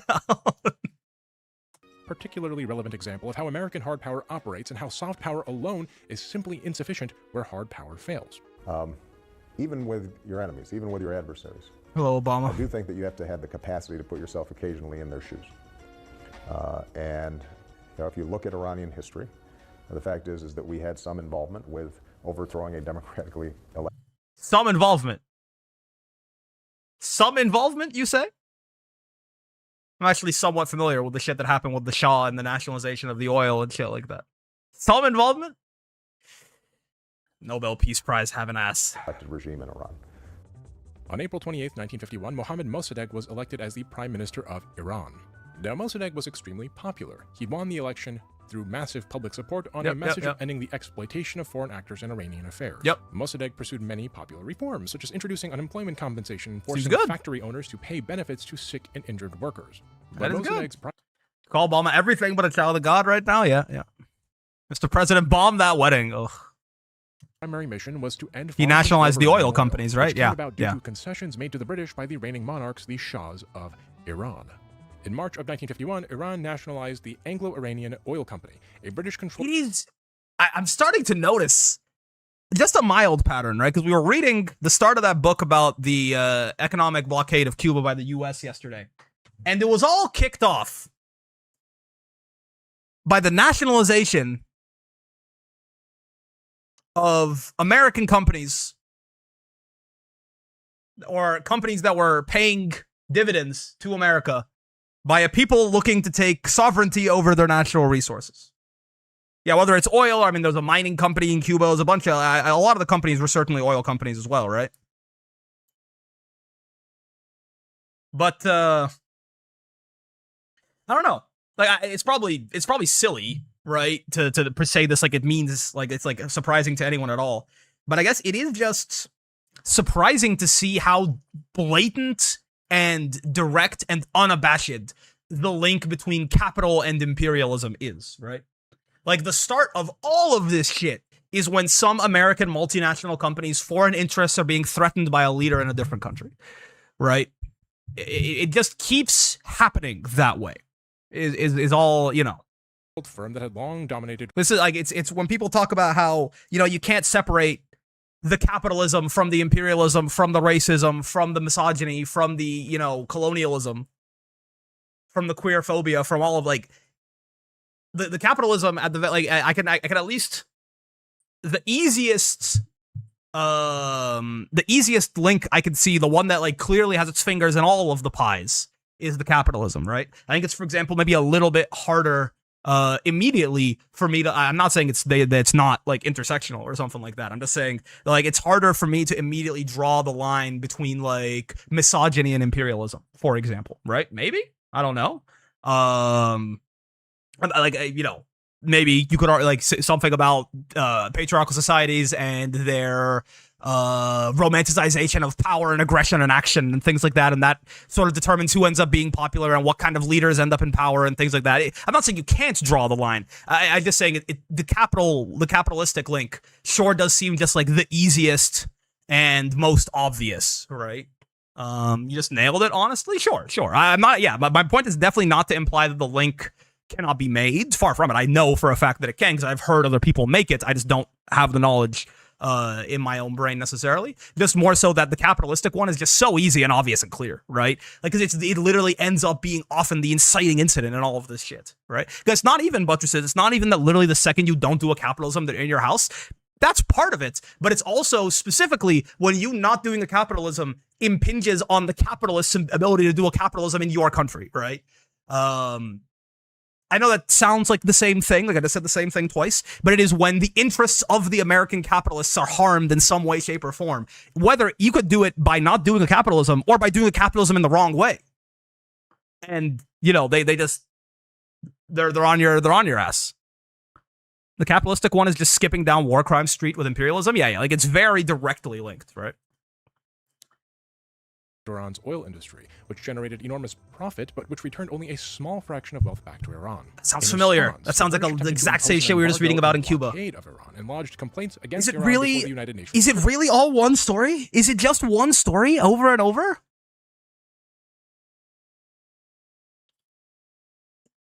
I promise I'm not like playing. It's just you feel like such. I have been played. I have been played for such such a fool, you know, for so much of my life, and I really have just fallen for it so willingly. They don't even bother to change the script. It's just the same story in every fucking country forever. Security Council. The British government threatened legal action against purchasers of oil produced by Iranian refineries. Like the shit that's going on in Iran right now is literally the same thing, isn't it? Is it not just worries about the Strait of Hormuz being controlled by someone who wasn't an ally of the United States? Like, is this not once again just immediately American capital being threatened and deciding to do something about it? You think they give a fuck whether or not the Iranians have nukes? It's the WMD's argument. It's the same fucking WMD's argument again. Like, is this not the exact same justification, except America's just way worse at war now than it used to be or something? In secret, MI6, or like, I don't know, finally has like an incompetent leader or something instead of just an evil leader. It's an evil, like, incompetent leader. But the British lacked hard power. They simply couldn't muster the economic or military or covert force necessary to directly hurt Iran. Make me want to watch Spice's video on revolution again. You can put that in the required reading in the Discord if you'd like. By 1952, the situation in Iran had deteriorated severely. The myth of consensual government. I consent. I don't. Mossadegh and the Iranian people. Isn't there someone you forgot to ask? As a black man, I have very ill feelings in my community uplifting Obama when he was a puppet like every other puppet. I can't speak on it, obviously, but I understand like the urge to celebrate that, right? But I think a lot of people have come to see him for more of what he was these days, black or not. Relative weakness, the British and their American allies saw an opportunity. The very next year, in March of 1953, the CIA formally began its plot to overthrow Mossadegh. By early June of that year, the plan was ready. It was called Operation Its Plot to Overthrow Mossadegh. These are really good memes, I will say. These, like, yeah. I fucking hate you and I will destroy you. Iran's oil should be controlled by the British. Early June of that year, the plan was ready. It was called Operation Ajax. Operation Ajax had three core objectives. Save me, man. The first was to remove Mossadegh. The internet is also making it harder to effectively propagandize. That is true. And the third was to prevent any... Obama was unfortunately an agent of whiteness and was playing in our faces the entire time, so I've heard. Block out enemy soft power. To that end, the CIA encouraged and outright bribed the Shah, one Mohammad Reza Pahlavi, to issue a decree dismissing Mossadegh, which ultimately failed, forcing the Shah to flee to Italy. Despite that initial failure, the CIA tried again, this time by literally bribing protesters, creating fake mobs which were used to manufacture violence, forcing a violent response from the government which left hundreds dead. That sounds kind of familiar, right? Yeah. This violent smokescreen was then utilized by CIA-backed pro-monarchy loyalists, led by retired Army General Fazlollah Zahedi, who stormed the capital, overwhelmed Mossadegh's troops, and eventually arrested him. The Shah was thereafter returned to power, and Zahedi was appointed prime minister. And the Shah and Zahedi did what any good Western puppet leaders should. They agreed to restore the flow of Iranian oil to world markets in substantial quantities. And in so doing, they gave control of Iranian oil to the Americans, changing the name of the old Anglo-Iranian oil company to none other than British Petroleum. That's right, BP, everyone's favorite. I didn't know this either. I didn't know this either. I did not know this either, man. Fucking save me. I don't want to be here anymore. I knew BP stood for British Petroleum. I didn't realize that it was the fucking result of the cup. Oh my god. I didn't realize it directly came out of the fucking overthrowing of the democratically elected Iranian leader, man. I hate them now. I mean, I hated them before too, but it's just... It's like, man, it's at the fucking... It's Heihachi won't fucking die, man. And maybe it's the wrong example, because maybe Heihachi's like a good guy secretly, and it was the Mishimas that were evil all along or something. I don't know. But it's like every fucking, like, fucking Saw comes back every fucking movie, man. It's the same guys. It's all the same guys.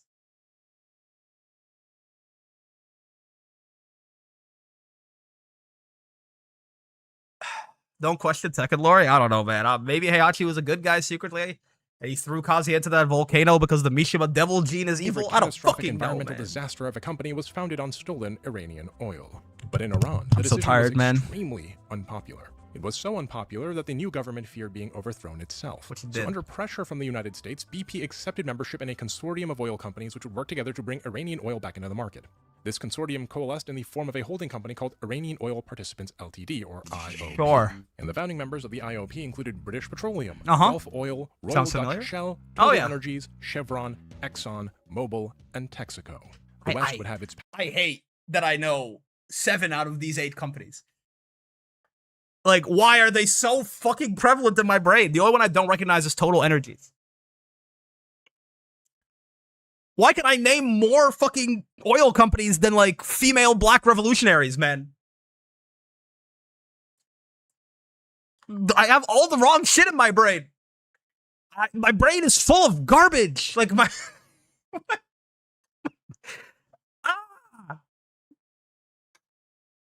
pound of flesh and extract Iran's wealth for itself while obfuscating the exploitation. Capitalism nightmare? Why is it all in my fucking... I want to get out of my head. Like soft power, doesn't it? Consider the narrative a Western media consumer might encounter. A popular demigod seizes power from our noble ally, the Shah of Iran.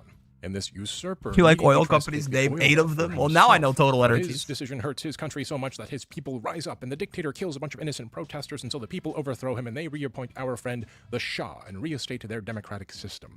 Now, finally, the women are free and the children can breathe easy. You know them because of exposure to them. Don't feel bad for remembering them. That was the point. No, I know. But it's just like, I need to put other useful shit in my brain. Well, I mean, I guess it's good to know the companies so that we know, you know, it's good to know. It's good to know because you need someone to point things at that are sharp.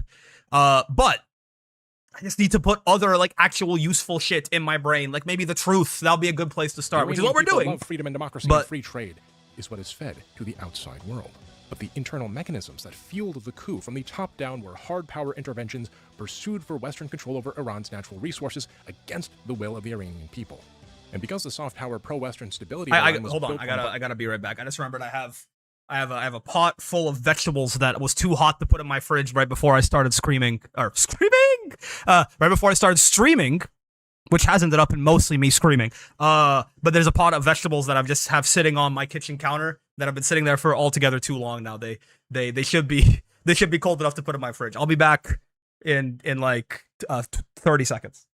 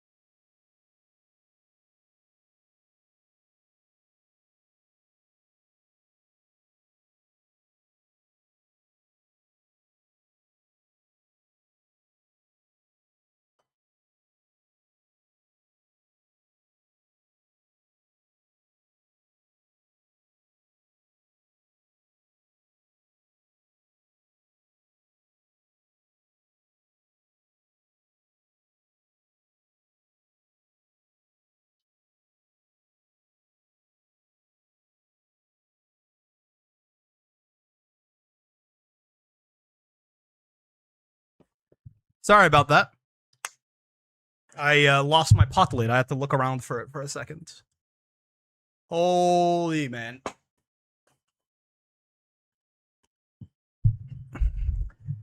Brick's chair, what do you think about the socioeconomic disparity between the working class and upper class capitalists? I don't know what he said, but I trust him to have a good opinion. I actually did What Makes the Sky Blue and understand why people like Sandalphon now. Oh, what's new with chat? Yeah, Napalm, yeah, real. Tokon seems fun. I've not played much Tokon in my free time. I've been playing a lot of. Oh, I've been getting. Yeah, okay, real. I think it is every now and then. I think it is important to just take a quick breath, everyone. Let's get this off for just like a couple minutes. Let's just. I think it's important to come up for air every now and then. Okay. Just because it really is, your chair is very pro-capitalism. Please have Geef and Hugo beat it up. A brief break from the endless screaming. Yeah. I think it's important to come up for air every now and then. Like as much as we try to make jokes about it, to like be entertaining on stream, but also like to cope. Like this has been like a really truly a very unpleasant hour and a half of this video of just learning man-made horrors that are unfortunately entirely within my comprehension. If they were beyond my comprehension, I wouldn't be able to. They wouldn't break my brain in such a way. I'm a coper, yeah. So just take a quick breath. I video games that I have been playing recently. When I was in Vancouver, my roommate brought his Switch, and him and my other friend are, well, she's a huge, not my roommate, the other friend we went with is a huge Fire Emblem fan, right? And my other friend is just he's a guy who just knows every video game and plays every video game, and he always, he keeps up with everything, right? So they watched the Nintendo Direct for the new Fire Emblem game, Fortune's Weave, and they both seemed pretty interested in it. I did not see it, because I was doing other things at the time. But as a result, he was like, well, it's a month away, better start playing Three Houses. So he had Three Houses on his Switch, he booted it up, and he started playing on maddening difficulty. And it was very maddening. Maddening difficulty in Three Houses, as it turns out, is rather tedious, right? But I like it. He played it for a bit, and then he was like, I don't know if I want to keep playing on this. I might drop it down to hard. Watching him play that, I was like, I think you have inspired me to play maddening on his Switch, which he is currently taking with him because he's in Montreal. I am home alone right now. But yeah, so that has been really fun. I've been playing Maddening Three Houses, Golden Deer, of course. And that's been really enjoyable. And also I've been prepping for my my upcoming Pathfinder campaign. I had GM'd the Pathfinder campaign for a group of close friends before, and it ended at them all dying at level 9 right before they fought the BBEG, which was really funny, but also kind of hype, and it was a good moment in the end of the day, which I think I talked about on stream before. And now I am preparing for a Strength of Thousands campaign. If you are familiar with Pathfinder 2nd Edition and you are familiar with that particular adventure path from Paizo, it is basically, if you can think about it, it is Hogwarts if it wasn't written by like a turf bastard, right? Like it is magic school, and it's a great time, and I'm having my first session of it a week and a half from now. So I've been preparing all of that, like coming up with all these extra mechanics, and I've come up with like a school system and a persona game, like fucking support type system. And I've expanded on the existing adventure path in a lot of the different ways, and I've been setting up shit on Foundry because it doesn't have a Foundry module with it, so I have to like get the character sheets up and the art in there and the maps in there and things like that. Luckily, there are very good community resources for Foundry for guys who've already done this before. It's been very nice. I've been enjoying it a lot. I love Pathfinder a whole lot, and there's a lot of work to do on the GM side and on the player side before a new campaign starts, but all of it has been incredibly fun for me. That's probably what I'm going to do after this stream, is I'm probably just going to hop into Foundry and do some campaign prep until my roommate gets back, and then I might play some Three Houses. So yeah, hope you guys, it's always, even as all everything is like, you gotta, the art and the fun and the entertainment and the relaxation and the love, you gotta keep all that shit there, because you gotta remind yourself what the fuck you're fighting for, right? You gotta remind yourself what the fuck you're fighting for. Yes, new Fire Emblem, aka black people exist in Fire Emblem. Yeah, so I've heard. I heard that there are a lot, at least dark-skinned protagonists. I don't know if they actually have like African features or anything, or if they just like color shifted some like white looking or Asian looking folks, but we'll see. I'm not accusing them of anything. I'm just saying I haven't seen the characters really. I'm playing PF2E, but I'm really not a huge fan of the module I'm currently in. What module are you currently playing? I like Pathfinder. I'm currently in a really cool Ashes Without Number campaign based off Stars Without Number. Interesting. The Stars Without Number is Starfinder, isn't it? They do have African features? Oh, that's good. Kingmaker? Okay. Yeah, are you... Kingmaker, the 2E conversion of Kingmaker, I have only ever heard bad things about, I will say. Brick, do you remember when you tried the Grand Blue Gacha? I can't find the VOD. It was a long time ago, Fox. I think... So the Twitch VOD is long gone. But the YouTube VOD should be up somewhere, but it would have been last year, I think. It was before Uma Musume Pretty Derby came out. For sure. Right? But yeah, unfortunately, the Kingmaker Stars Without Numbers, a sci-fi spacefaring TTRPG by Kevin Crawford. Oh, gotcha. But yeah, the Kingmaker conversion, because Kingmaker was a 1E adventure path that got converted, and I have never heard anything good about it, I will say. I'm sorry that was your first Pathfinder 2nd Edition experience. I hope that it does not turn you off the system entirely. There are lots of very good adventure paths there. Were you even streaming on YouTube then? I mean, you can go back to my first ever YouTube live stream and see when it was, but I think so. I think I've been streaming on YouTube for quite a long time. Like, I think I've been doing it for like a good chunk of the portion I've been streaming entirely, but hard to say. Unfortunately, I don't have an exact, I don't have any information that would help you narrow it down, Fox. Except that I know for a fact it was before the release date of Uma Musume Pretty Derby. Long enough there was like a year to get you to put YouTube chat on there. That's true. They're here now, though. All right, break's over, folks. They do have African features. Nice. I think I saw that, but I want to, in case I didn't, I do want to acknowledge it because it's important. Break's over. Back to mines. Back to the hell of fucking expanding your brain. Try to find some enjoyment with the system. Also finding having to play the healer is not my vibe. Yeah. I could see that for sure. You can actually get away with a Pathfinder party that doesn't have a healer in it. But it like, because you gain a lot of like a dedicated like cleric casting heal or druid casting heal or something type healer. But people have to be synergized. Like a lot of people have to be like a partial, some might have to have like some medicine, someone maybe have to like the blessed one archetype, something like that. It's a shame though. I'm sorry to hear that Kingmaker is your first experience. Just been getting into the gacha. Again, like before Uma Musume release date. That's the best I could tell you. Like at least like a month before. An illusion produced by hard power. When the United States blinked and turned its hard power head away for but a moment, the system it had carefully constructed began to unravel. None of them do want us to heal bot of a cleric. One quick thing. I think a lot of people, Pathfinder expects a balanced party, not a balanced character. So even if someone's character has none of the utility or anything they need, and they just build a bunch of damage, they will feel like it's working if someone else has completely indexed into carrying their dumbass on all the utility, right? It is one of the flaws. I don't think it's actually a flaw of the system, but it can be confusing for people sometimes where they go, why don't my character just does damage and it's going great? And it's like, yeah, because someone else is carrying you, right? Someone else is carrying you on all the utility that you need. It is unfortunate. That, I think, is a very common thing for first Pathfinder parties, but it is not, it's not how it's supposed to be for sure, right? Like a balanced party can involve, 4 people who are all damage dealers but have some utility, for example, right? Pavlovi, whose dynasty remains an asset of U.S. intelligence, by the way, consolidated his power with the backing of the U.S. and the U.K. Political opposition was suppressed, and the regime turned to its own intelligence apparatus, the infamous secret police organization SAVAK, to monitor and silence dissenters. Yeah, I believe that, Cass. CIA psychological profile about you, sir. Monks are fast and 30-foot range is not that. No, I must admit that it's the first time I hear that. Truly? Yes. What is it? Would you be interested in hearing what the CIA had to say? Transformative. Yes, this is critical and insightful Yes, commentary. Thank you, Vaporia. Yeah, sure. You won't send me to the SAVAK if I ask?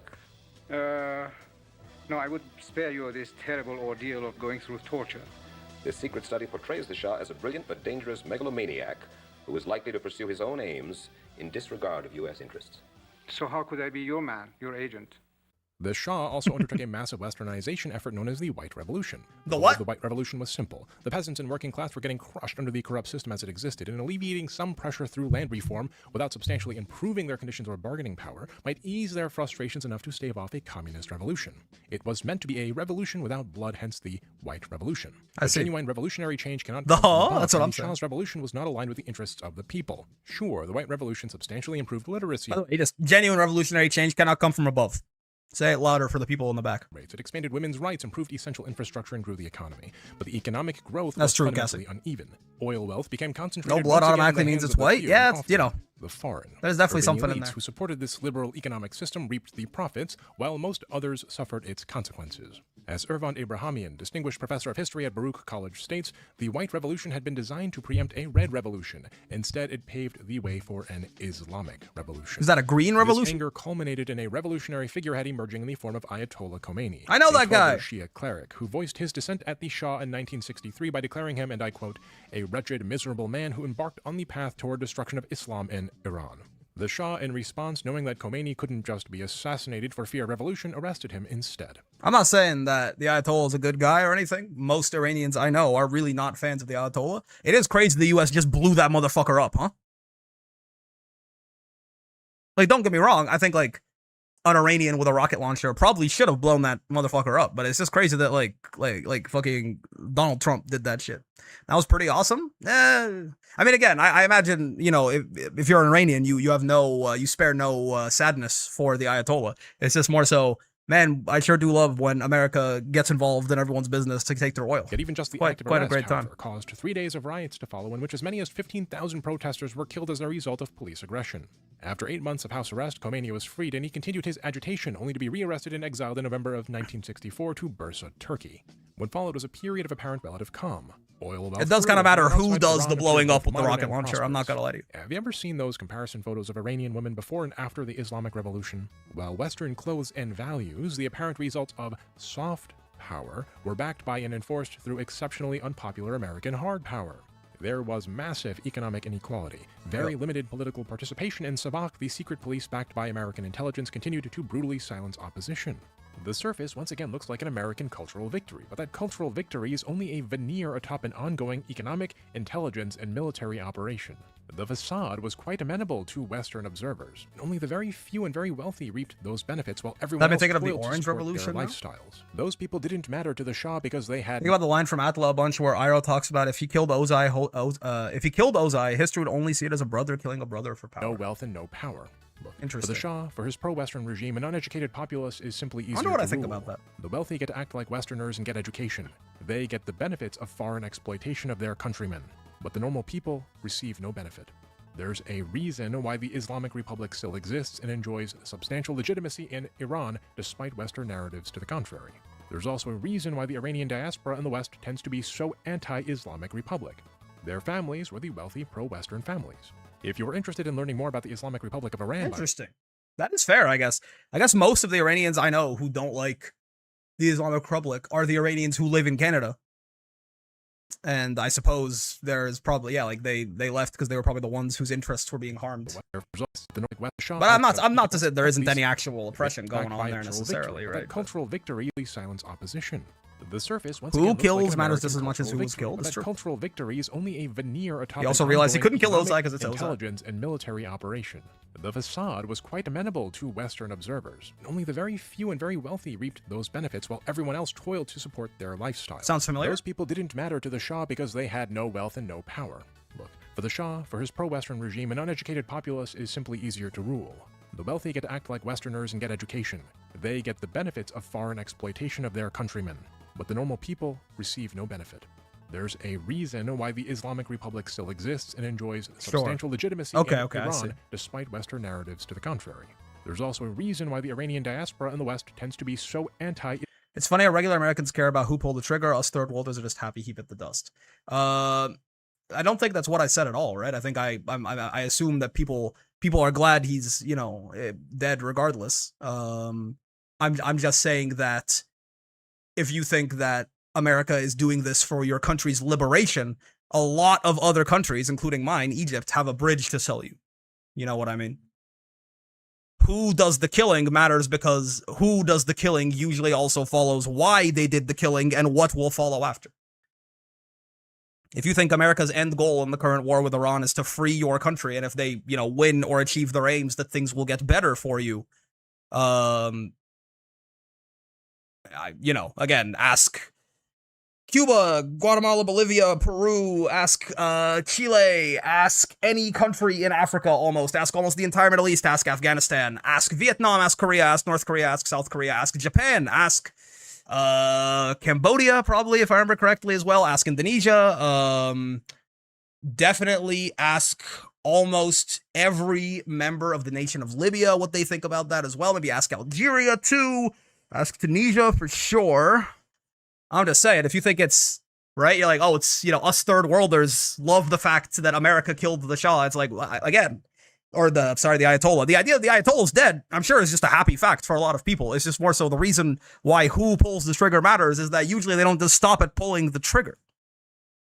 I'm not here to pretend I know more about your own country than you do. I'm here to tell you that American foreign policy is the same script over and over and over and over and over and over and over again, and it's just repeating right now in Iran. And I mean, it already happened previously in Iran in the 50s, right? Islamic Republic. Their families were the wealthy pro-Western families. If you're interested in learning more about the Islamic Republic of Iran, by the way, I highly recommend former British diplomat Alistair Crook's book, Resistance: The Essence of Islamic Revolution. In any case, the oppression and inequality reached a breaking point in the late 70s when a series of mysterious deaths amongst leading outspoken Islamist figures in Iran led to protests. Sure. As the protests then grew out of control, the Shah attempted to negotiate with the protesters, promising full democratic elections, relaxed censorship, and reduced corruption. But the Iranian people had already experienced the White Revolution. They understood that meaningful change cannot come from the top down, because the powerful will always be primarily self-interested, and not be willing to concede as much as the people require to survive. Thus, protests continued and were violently quashed until the population could take no more. In 1987, nationwide strikes shut down the production of the Iranian oil industry, and by late October of that year, a general strike was declared. Was that 1987 from quality reached a the breaking late point 70s? Always nationwide strikes damn. shut down the production of the Iranian oil industry, and by late October of that year, a general strike was declared. The Shah was paralyzed. If he shut down the protests, they would emerge in greater force. If he left them alone, they would continue to grow as well. The military leadership followed along with the Shah's indecision, and so when Khomeini called for the military to defect, deserters abandoned the military in droves. By December of 1978, the situation in Iran had become so untenable that the Carter administration considered pulling its support of the Shah, developing a plan instead to create a sort of pro-Western military junta, with Khomeini installed as a puppeted spiritual leader. But officials in the Carter administration also disagreed with each other, and thus no decision was finally reached. On January 16, 1979, the Shah and his family fled to Egypt, even as American General Robert Heusser, the deputy commander of U.S. European Command, entered Iran to discuss the possibility of a pro-Shah coup with Iran's military leaders. But that never came to fruition. With the Shah officially out, two rival governments established themselves. The first was the government a strike and deserters abandoning the military in droves.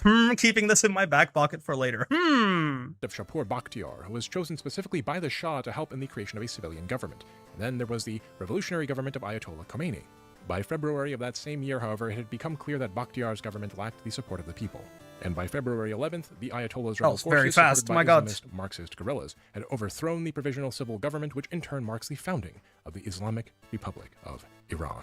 If soft power had been enough on its own to secure the loyalty of Iran, if short dresses and blue jeans, if rock music and fast food, if the trappings of consumerism had been sufficient by their own merits, then there wouldn't have been a revolution the second the Americans dropped their guard. In truth, the trappings of American soft power, as we have seen, as we will continue to see, and as we are observing in the present, were and are held together by extraordinary repression and gratuitous use of hard power. But there is one more weapon in the American hard power arsenal that we must discuss, and it is arguably the most sinister of all for both its ease of use and its deadliness. I am referring to the single American weapon which has killed more people than any other, the economic I was going to say, I don't think it's the nuke. As I said to you before, I think that we are an incredibly ruthless country. The amount of murder and mayhem that we've created around the world is just unbelievable. You know, I was looking at a study the other day put out by Lancet, which is a scientific journal. And they did a study. This was put out, you can see it on the internet. It was put out in November of 2025. And I have this video bookmarked. The article. Which video? This one? Or like the one within this video, this lecture here by this Mearsheimer guy? Did was it looked at sanctions, American sanctions from 1971 to 2021. 1971 to 2021. You get super depressed if I keep watching. I have a good stream break. Understandable, Cassie. Sanctions, and we murdered 38 million people. Oh.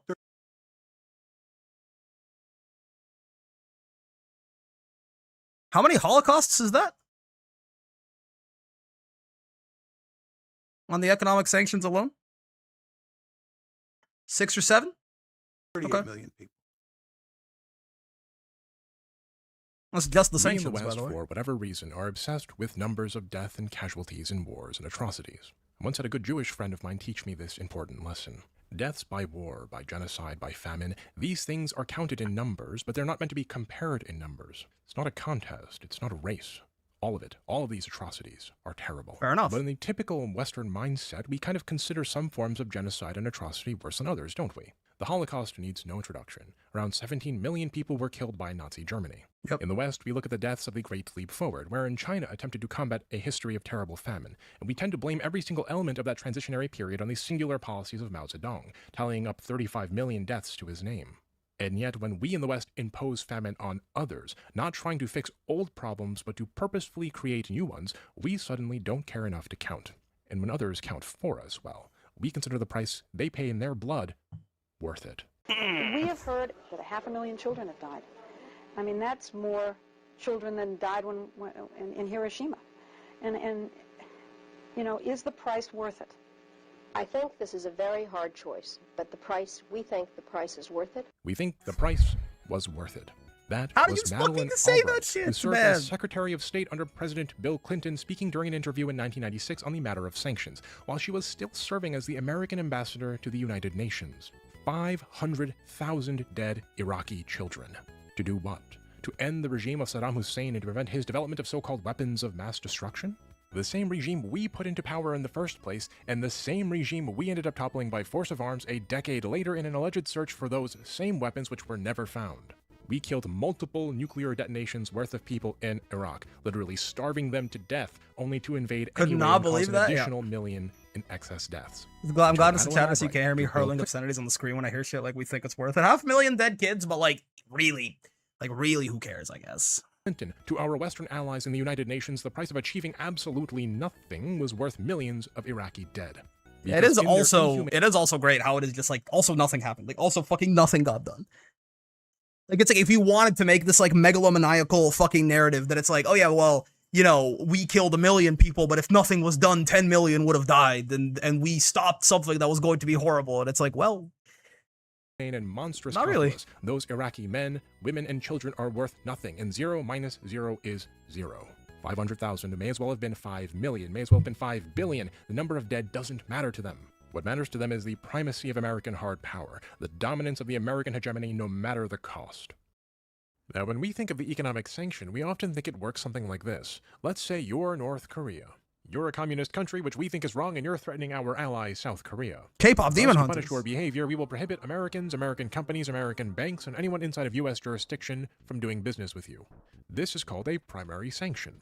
But sanctions often go much further. You can also say anyone who trades with you will also not be able to trade with us. That's what they did to Cuba, wants right? To trade with us, nobody trades with you, and thus you are economically squeezed to death. Primary and This is secondary called a sanctions. secondary sanction, and it's possible because of just how integral the United States is to the global economy by design. Right. On July 1st, 1944, a gathering of 730 delegates from all 44 nations of the Allies met at Mount Washington Hotel in Bretton Woods, New Hampshire, to discuss the post-war international monetary and financial order. The global economy was thought to be partially responsible for both world wars, and thus an organized international economic order could hopefully lead to a rising tide that lifts all boats. And on July 22nd, the Allies walked away with a few major agreements in place. The first agreement was the creation of the International Monetary Fund, or the IMF, which was meant to monitor exchange rates and lend money to nations with economic problems. The second agreement then after the IMF was the creation of the International Bank for Reconstruction and Development, or IBRD, which later became the foundation for what we call the World Bank. With most of Europe and Asia having been ravaged by war, the IBRD was supposed to help finance the rebuilding effort and eventually also assist in the development of poorer countries. The U.S. doesn't take too kindly in other countries refuse to play their little game of Monopoly. Yep. So we're learning. What economic model gets put in place and what kind of society gets encouraged? Well, the Americans do. And to top it all off, if you want to join the IBRD, you are also required to join the IMF. And this gets tied together by the third major agreement of Bretton Woods, the Final Act, which built the entire global economy around the US dollar. Yeah. Remember, countries had to peg their currencies to the dollar, and the dollar was pegged to the price of gold at $35. Gold chip! So let's say that your currency is the Hylian rupee, and you have 4 Hylian rupees that equals $1. If your currency rises too much in value, the Central Bank of Hyrule can sell its own currency to buy dollars to push the value of the rupee back down. You will note then that while the rules as written allowed America vast amounts of control over the global economy, there was still a check in place. As long as the dollar was tied to gold, the United States couldn't just create infinite dollars without consequences. I've heard about what happens next. I do remember. I have heard about this part that happens next. If the United States prints too many dollars and foreign governments come a-knocking to swap their dollars out for gold, you have to have enough gold to swap, or the faith in the dollar collapses and with it, the global economy. I wonder where this is going. Imagine what happened next then. When the checks became inconvenient, the United States simply ignored them. The Vietnam War had become prohibitively expensive, and with so many dollars circulating, the world began to wonder if the U.S. really had enough gold to cover its currency. In response to those concerns, then, on August 15, 1971, President Richard Nixon announced that the U.S. would suspend the dollar's convertibility into gold, and then issued a 10% surcharge on imports, in other words, a tariff, an event known as the Nixon shock. The U.S. economy boomed in response and the global economy shrank. Now, the U.S. dollar was at the center of global finance without any checks and apparently without any substantial blowback or consequences. The U.S. was simply too powerful militarily and economically. And we all live in the reality of that decision in the post-Bretton Woods. No, you don't say.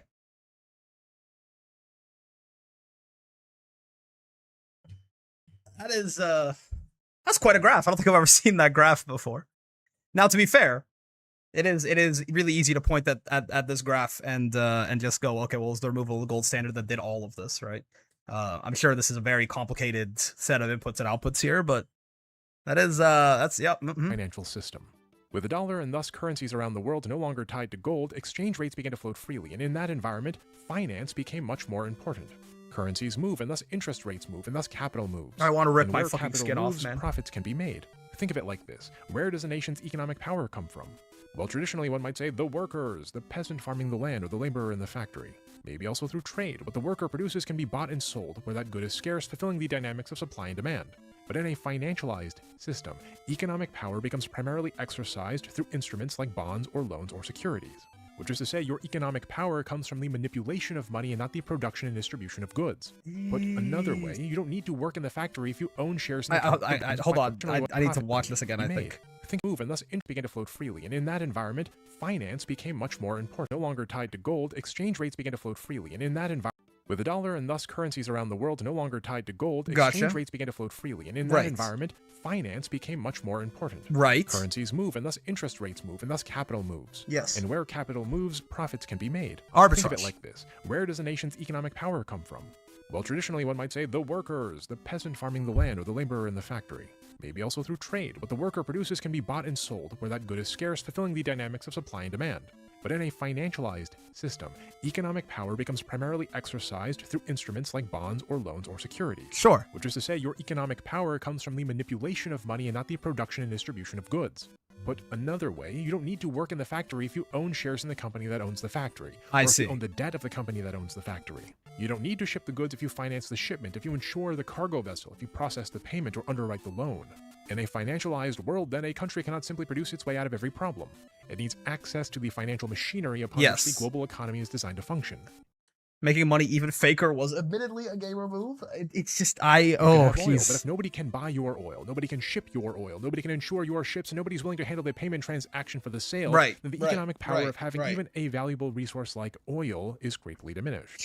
You might see where this is going then. Let's say you're in, I don't know, Brazil, and you want to buy a rare book from Malaysia. The book never crosses into American territory, but it's very likely that the payment is denominated in US dollars as opposed to reais or ringgit. You trigger your bank then to send $100 to the Malaysian seller, but your Brazilian bank cannot just create USD out of thin air. Instead, it holds a dollar account with a larger bank that has access to the US banking system, and the Malaysian bank likewise does something similar. To complete the payment, then, the banks exchange instructions and adjust balances between their dollar accounts in a process known as dollar clearing. And once your transaction touches upon the American financial system, the US has leverage over you and your transaction. This is the SMB water level theme song with some classical piece I can't remember the name of. Consider the previous one, the one that was like Assets Control, which administers and enforces many of America's sanctions. If OFAC places a person or a company or a bank on its sanctions list, broadly speaking, Americans can't do business with them and their property in the U.S. can be frozen. But what can also happen is other institutions like banks who don't want to lose access to dollar clearing or pay massive fines for violating sanctions rules will also decide that compliance risk isn't worth it, and thus refuse to process transactions related to the sanctioned entity. This is why in that one video, the Boy video where they went to Cuba, the Australian People's Banks turned off. You know? They're like Australian App Store, and their Australian banks would not let them access their funds when they were in Cuba. Because Yeah. Yeah, that one. I don't think it's the water. Is it the water? I'm actually not sure. So imagine the same scenario, but one party is sanctioned.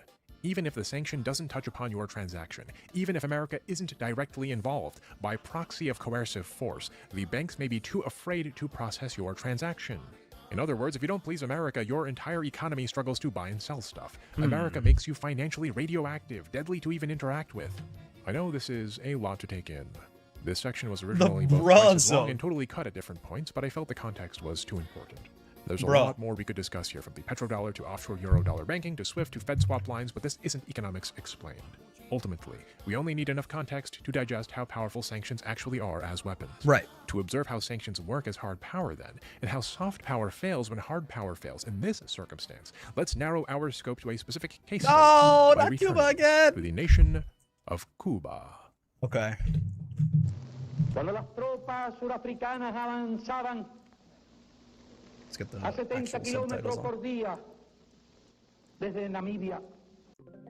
On December 10, 1898, the United States and Spain signed the Treaty of Paris, wherein, amongst other concessions, Spain renounced all rights to Cuba, thus ending the Spanish-American War. Sure. The United States, however, was not about to let Cuba just walk free, despite ostensibly fighting the war in part for Cuban independence. Cuba was placed under American military rule, which would only be lifted in 1902, after Cuba agreed to the 8 provisions of the Platt Amendment. Cuba surrendered its military, diplomatic, territorial, and financial sovereignty and agreed that the U.S. had the right to intervene in Cuban politics at any time for the quote-unquote maintenance of a government adequate for the protection of life, property, and individual liberty. By 1926, just 25 years after the Platt Amendment, U.S. companies owned 60% of the Cuban sugar Property's just industry. right in US there, imported too. 95% of that Cuban crop. The arrangement had predictable consequences. Cuba's economy was heavily dependent on a single export, which is to say sugar, and that export was controlled in large part by exclusively American interests. Right. And this economic Sounds imbalance familiar. was maintained by a corrupt American-backed government, which in turn was deeply unpopular amongst its people. Sounds familiar. This in turn led to the government of Gerardo Machado being overthrown by a genuine popular revolt. A U.S.-backed provisional government was hastily put in place, but that quickly fell apart, and Machado's first legitimate replacement, Ramon Grau, immediately nullified the Platt Amendment upon assuming the presidency. In a panicked response, U.S. Ambassador to Cuba Sumner Welles requested U.S. military intervention, and President Franklin Delano Good Neighbor Policy Roosevelt himself ordered 29 warships to Cuba, alerted the Marines, and prepared bombers. The intervention, however, proved unnecessary. The message had been sent, and Grau's government, starved of recognition, was vulnerable. The United States tapped the head of the military, one Fulgencio Batista, and together they forced Grau to resign. I recognize that guy. Replacing Grau with a puppet president, Carlos Mendieta, with Batista in the shadows as the true ruler of Cuba, and the United States standing behind him. Batista ruled Cuba from the 30s until the early 50s. The Batista era saw Cuba's economy come under nearly complete American control, with corruption rife in government and with Havana becoming notorious as a den for American organized crime. As U.S. Ambassador to Cuba Arthur Gardner puts it, and I quote, "Batista had always leaned towards the United States. I don't think we ever had a better friend. It was regrettable, like all South Americans, that he was known to be getting a cut, I think is the word for it, in almost all the things that were done. But, on the other hand, he was doing an amazing job. This so-called amazing job came to an end when the Cuban people could finally take no more of Batista's corruption. This is the and Castro America's Revolution, right? extraction. Yeah. In July of 1953, a young lawyer named Fidel Castro led a group of revolutionaries on a failed attack against the Batista government. Castro was taken prisoner and the revolution appeared to fail. But the anger of the Cuban people was only building pressure. In hopes of alleviating some of that pressure, in 1955, Batista released many of his captured political prisoners in an act of amnesty, backed by the United States and major corporations.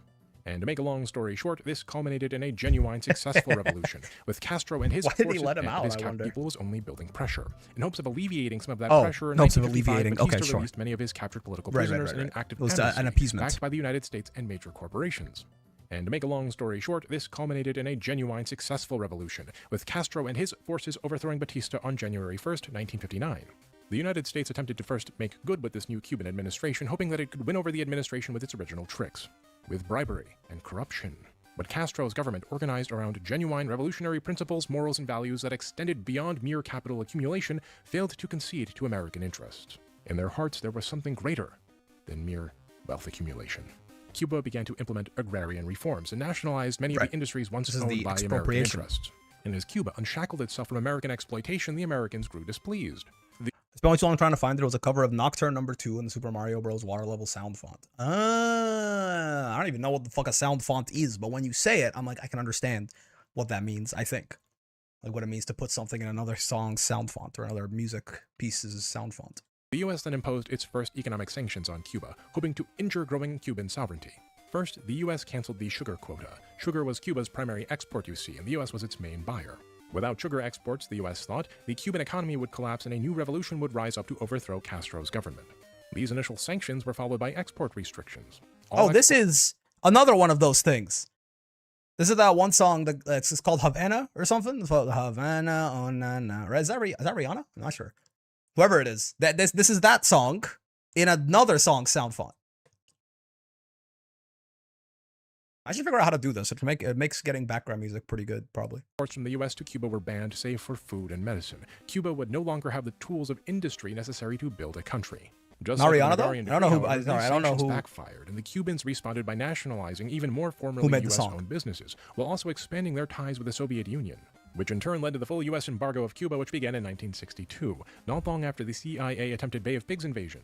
All trade with Cuba was banned, with imports and exports completely cut off. Cuba was also cut off from the global financial system. The US then mobilized its hard power squeeze to push its allies to follow its sanctions, turning Cuba into a regional trade pariah as well. And long after the Cold War ended, these guys using some rips from Cuba someone continues like to be under withering sanctions, which deprive the island nation of fuel, natural resources, and access to global markets. In 2023, the United Nations estimated that the total economic damage to the Cuban economy was in the trillions of dollars since the inception of the embargo. Despite these long decades of sustained economic pressure, despite the American-imposed economic dysfunction, however, Cuba has been able to persevere. Cuba has, for example, with its limited resources, been able to invest heavily into biotechnology and pharmaceutical research, developing pioneering vaccines and cancer treatments domestically. I can't believe Brick doesn't recognize Siva Gunner. We run in different brain rot circles. We do. It's true. Long story short, this means a digital format of a synthetic song. An electronic keyboard has several sound fonts that will play different sounds on your keys. Oh, I see. That makes sense. I can add. Yeah. Consider this. In 2015, Cuba became the first country in the world to eliminate mother-to-child transmission of HIV and syphilis, as validated by the World Health Organization. Cuba demonstrates how are we the so reach long? Of soft power is limited by the reach of hard power, where hard power could not produce compliance, not through intervention, nor military invasion, nor economic coercion. Soft power also failed to gain a foothold. Soft power does exist, as we stated, but in this case, it exists largely within hard power boundaries and geopolitical realities. What about, however, situations in which economic coercion does succeed because the hard power fundamentals are in place?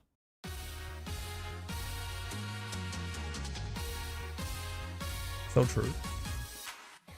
Consider Japan in the 1980s. In 1985, the US pressured Japan, West Germany, France, and the UK into agreeing to push the value of the dollar down against their currencies, including the yen, thereby making American exports more competitive. Sure. For Japan in particular, this was a terrible deal, but the Japanese could not refuse, as failing to agree would result in trade war with the United States.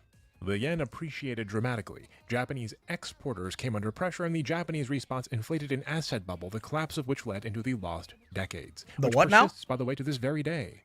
The dollar giveth, and the dollar taketh away. The lost decade. Okay. Shows us what happens when economic coercion fails against an enemy outside of the American order. Japan shows us what happens when economic coercion succeeds against an ally inside of it. But both examples point us back to the same place. American economic power is strongest where American military and political power have already structured the field, and American soft power arrives downstream of them all. But we're getting ahead of ourselves. For now, let's return to the most visible form of hard power, in military intervention. Yes. What are the consequences? What happens? There's a sound font for synthetic metal, which doesn't sound like real guitar. The synthetic version of what that sound finally yeah. fails. You know, there's lots of things you expect in war. Carnage, the sleepless nights. But what they don't prepare you for is the incessant use of Fortunate Son.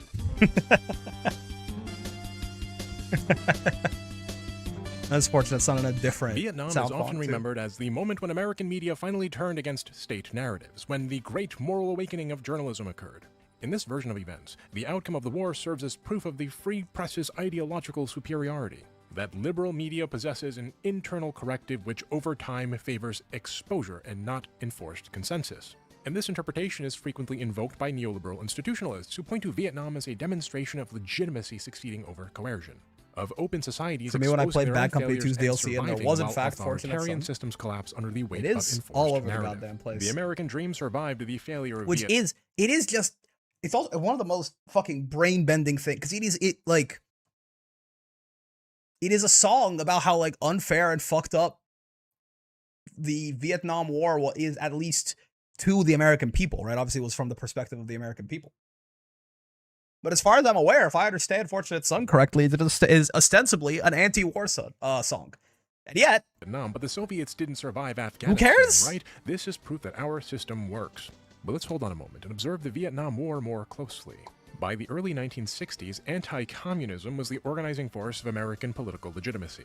There was McCarthyism, the Can't Red wait to read about Scare, that. which treated communist thought as a virus that could infect your coworkers, friends, and loved ones with anti-Americanism.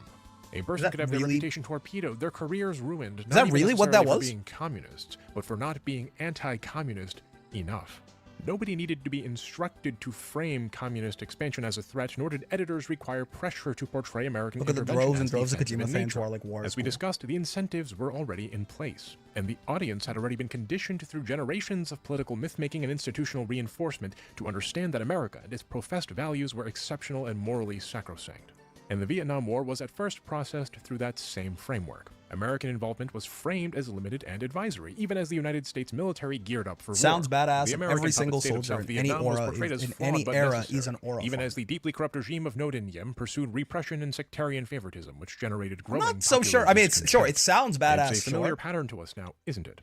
Escalation and American intervention. I think seemed I gotta say, I think you're maybe Let's getting go the back in wrong time, right? When the Japanese impression invaded of the colony American French military, Indochina especially if during you are a World War third II, worlder, as you exposed to claim. the Vietnamese people that the French were not invincible. As a result, Vietnamese anti-colonial movements arose, ready to unshackle the nation itself once and for all from the imperial ambitions of Is it foreign aura power. farming to shoot little girls dead, little boys?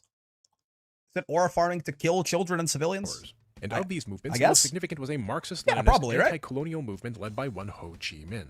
In 1945, That sounds pretty cool Ho to me. declared That sounds like Vietnam aura farming. independent of French rule. In my point of view. But France was not ready to give up her colonial possession. What followed was the first Indochina I think one of the War, coolest which things ended that in any a person can decisive do is French murder defeat in innocent civilians 1954 who have and the nothing to subsequent do with Geneva anything Conference, that is which happening. partitioned Vietnam into two separate entities at the 17th parallel: the independent communist North Vietnam and the pro-Western South Vietnam.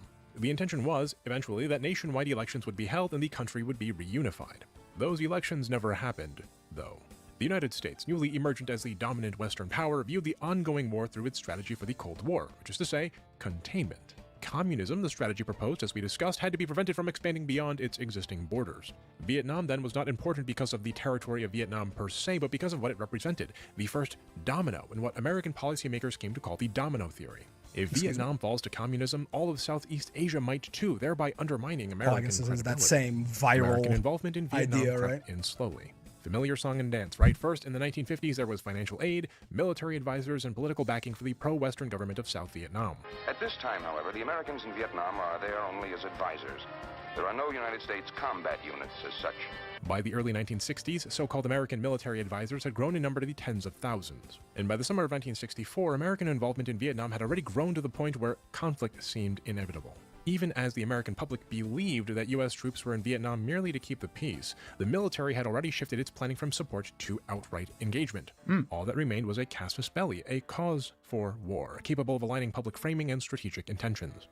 Thus, on August 2, 1964, the U.S. Navy destroyer USS Maddox reported an engagement with North Vietnamese patrol boats in the Gulf of Tonkin. This 2 keeps days later, happening, on August 4th, the Johnson administration announced that a second attack had occurred, this time both unprovoked and in international waters.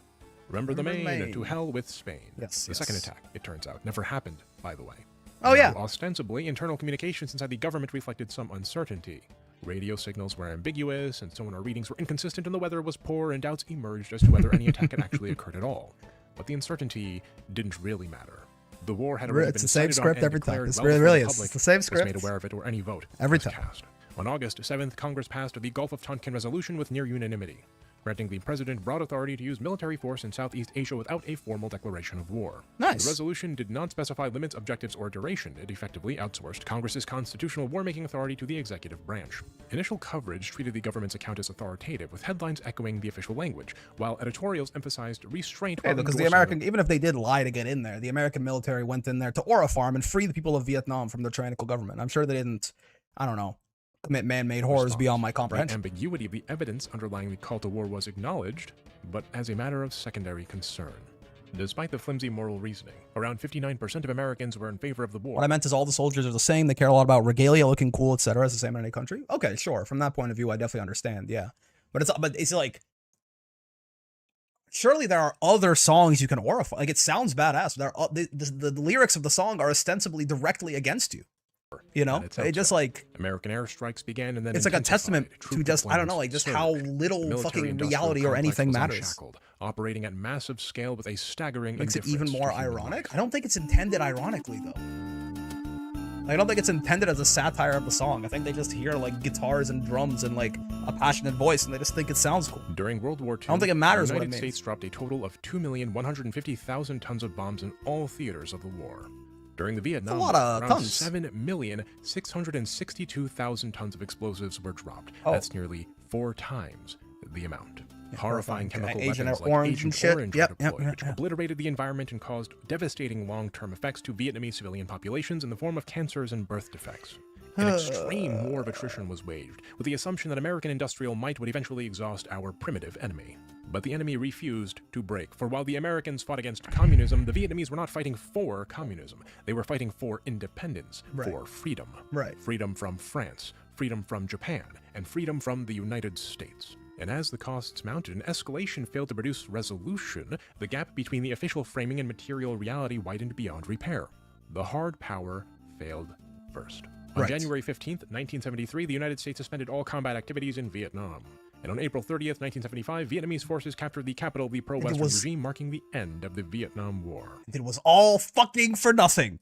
The United States had waged one of the most barbarous campaigns of war imaginable, committing innumerable war crimes against a people it had no business fighting, but for strategic goals of ideological containment that proved disconnected from local political realities. And it had achieved nothing. The war was immensely unpopular, with U.S. polling in 1978 revealing that 72% of Americans believed that the war was fundamentally immoral and wrong. The total cost of the war was nearly $2 billion. The joke of man-made horrors beyond our comprehension. I really do hate that each major war America gets into, they unveil some new fresh hell. Here in the United States. Back at home, there were protests, and media coverage reflected the eroding of public trust. Faith in the government was fractured. The moral authority of the American state was openly questioned. As Secretary of Defense McNamara once wrote to President Even Japan uses Johnson, anti-war mediums for the war efforts. Oh, my brother, you must not die, poem by seriously injuring 1,000 non-combatants a week, while trying to pound a tiny backward nation into submission on an issue whose merits are hotly disputed is not a pretty one. Now, there's this prevailing narrative in the United States. I shouldn't be surprised that the reality of the whole situation doesn't matter. That's been the that's the prevailing theory of the entire fucking military operation, right? So, like, who cares if the song is anti-war? I mean, none of the shit is real. Like, it's all just one big lie. I guess it's just one of the most, I don't know, blatant examples of it, I suppose. Image, it is the home front that sank the war front. If the public hadn't been such pansies, we'd have eventually bowled over the North Vietnamese and won the war. But in Vietnam, like in Iran, like in Cuba, we see how soft power does not operate independently of hard power, but emerges instead downstream of it, contingent on the successful establishment of political order through hard power. The home front was lost because the war front was lost. The public opinion shifted because we failed in our hard power deployment. The failure of our hard power produced failure in our influence at home and weakening of it abroad. Consider, though, at the same time how our hard power was affecting other places around the world.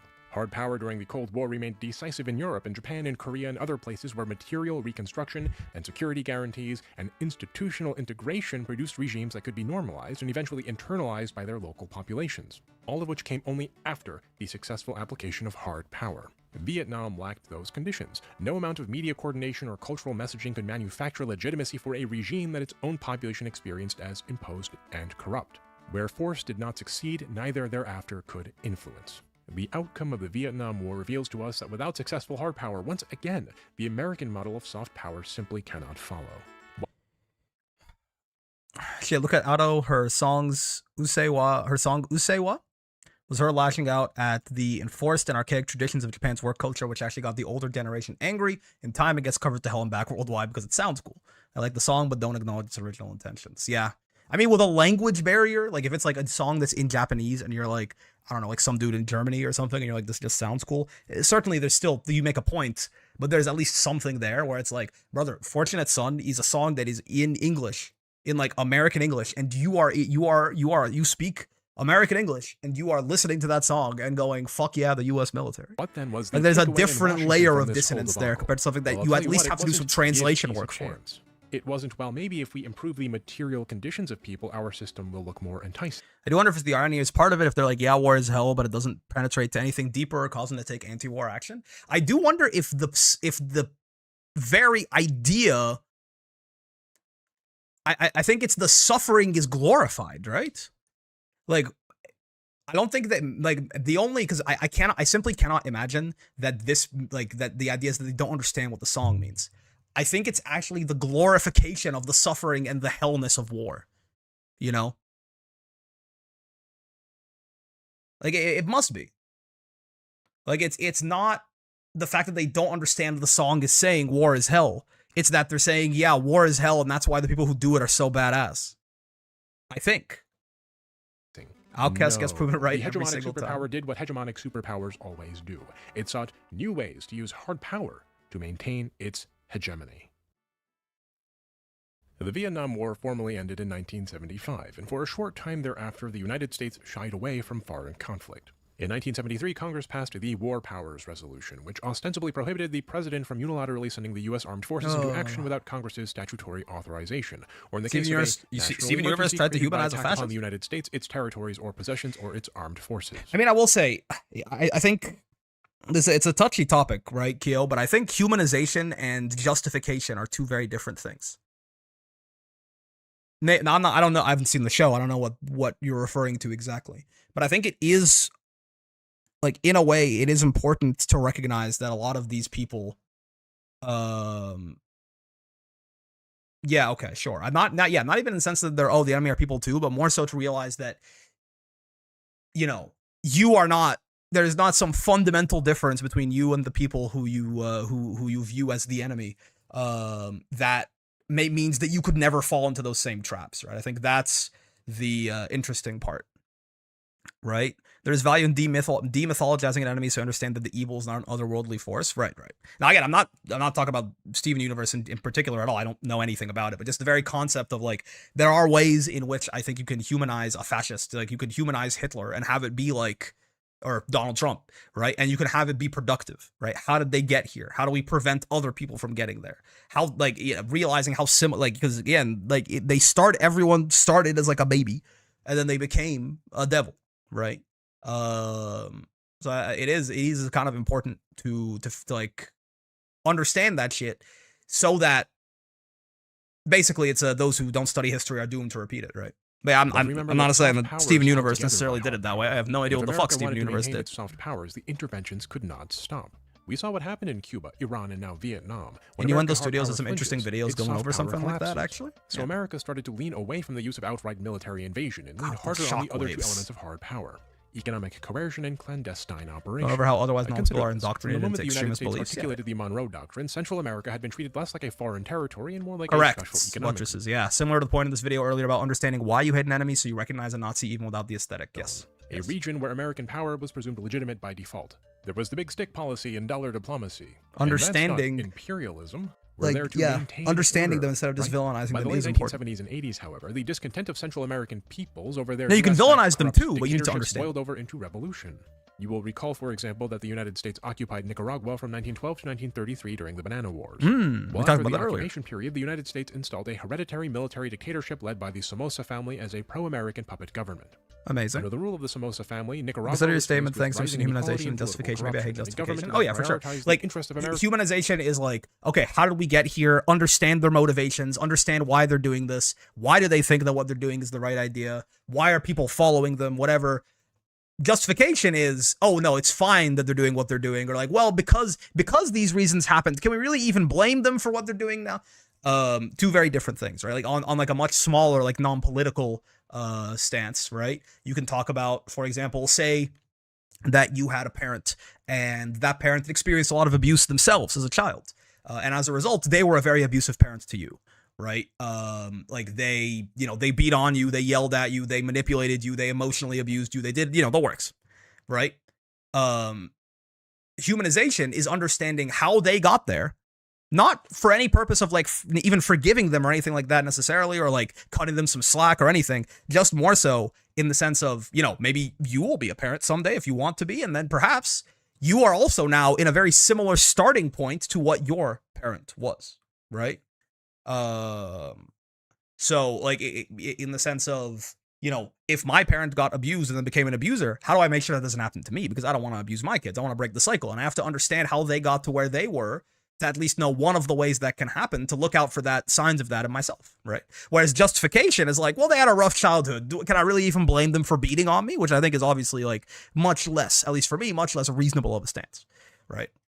Like, it's still wrong what they did, but it's important to understand how they got there for a lot of separate reasons, right?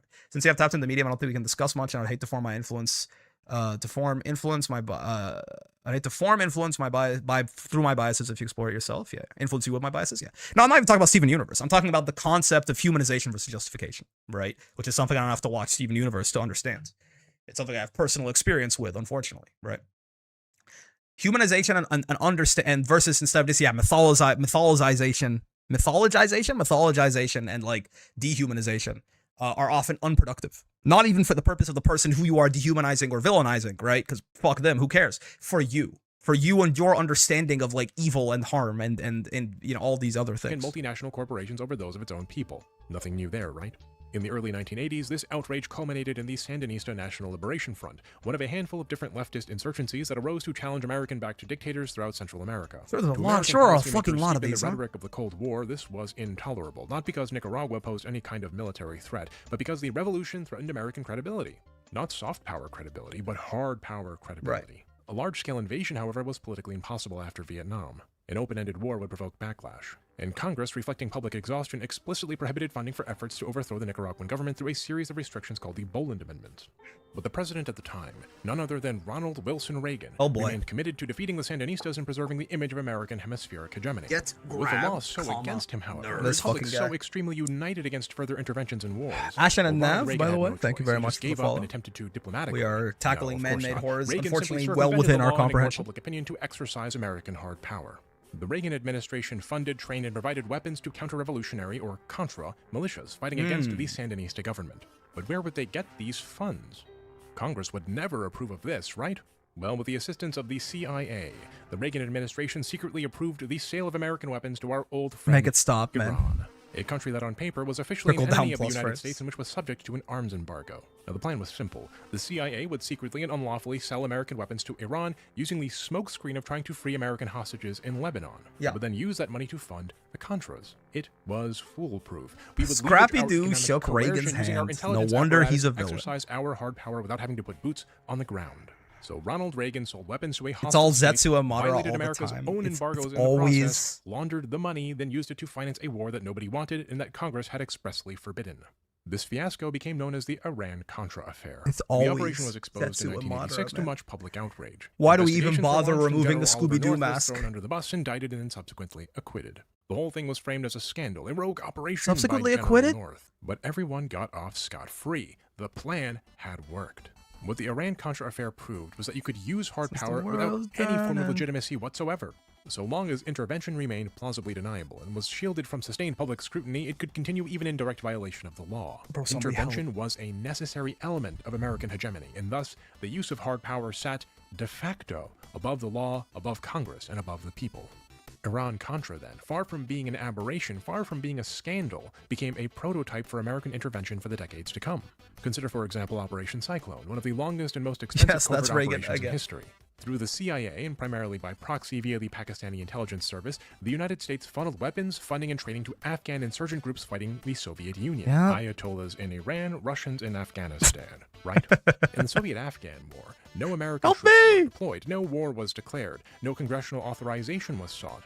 The war was fought by proxies and largely invisible to the American public. Instead, the public was fed a narrative of brave Mujahideen fighters standing up against Soviet aggression. The very same brave Mujahideen fighters, it turns out, didn't exactly appreciate America either. Right. But that comes Is this fucking later. Dog Song or something? This is the Curb Your Enthusiasm. Okay, so now I know about sound fonts. Is this is the Curb Your Enthusiasm theme in the sound font of Dog Song or something? No, not Dog Song. Temmie Shop. Yeah. Over the course of the 80s, the Soviet Union was drawn into a grinding asymmetric conflict that drained its resources and eroded its national morale. In 1989, Soviet forces withdrew in an embarrassing defeat, and just 2 years later, the Soviet Union itself collapsed. Oh, man. This outcome is often narrated as a failure of Soviet legitimacy, of the USSR losing the confidence of its people and crumbling under its own contradictions. But note the order of operations, right? The Soviet Union didn't lose legitimacy first and then suffer defeat. It suffered sustained material pressure, military exhaustion, economic collapse. Best thing that happened to me, the collapse of the Soviet Union, came afterwards. The soft power here could not survive without the hard power backing it up. And that hard power includes military and economy. Yeah, fair. Operation Cyclone then seemed to represent a successful I have resolution heard a lot of Vietnam unfortunate problem. things about the the United Soviet States Union. had learned how to bleed an enemy while keeping political costs at length, or so it thought. But as the 1980s ended, the world changed yet again. The Soviet bloc was collapsing and the Cold War order was coming apart. The United States was already the leader of the free world, and with no other world but the free world, I've also heard a lot of US people was who de are like facto strangely king of the world. people who lived And under those like conditions, older hard people power no usually longer needed who to be lived. so subtle. Well, Which obviously begs older the people because they question, have to have how at will least the been United like States 40 behave or in a something now world to have without been rivals, conscious when the where Soviet its Union was dollar around. is God and its word But is law. I've heard a lot of people who are like It was in Panama nostalgic that for the United time. States Maybe it saw an depends on what opportunity part of the Union you and an lived in. answer. Maybe if you were like see, in since the Russia, it was a lot construction of the better than if Panama you lived in Canal one in of the like early the sort of 1900s, the country, like much of Central external America, but colonies. even more so, functioned less like a sovereign state and more like a logistical artery of U.S. global dominance.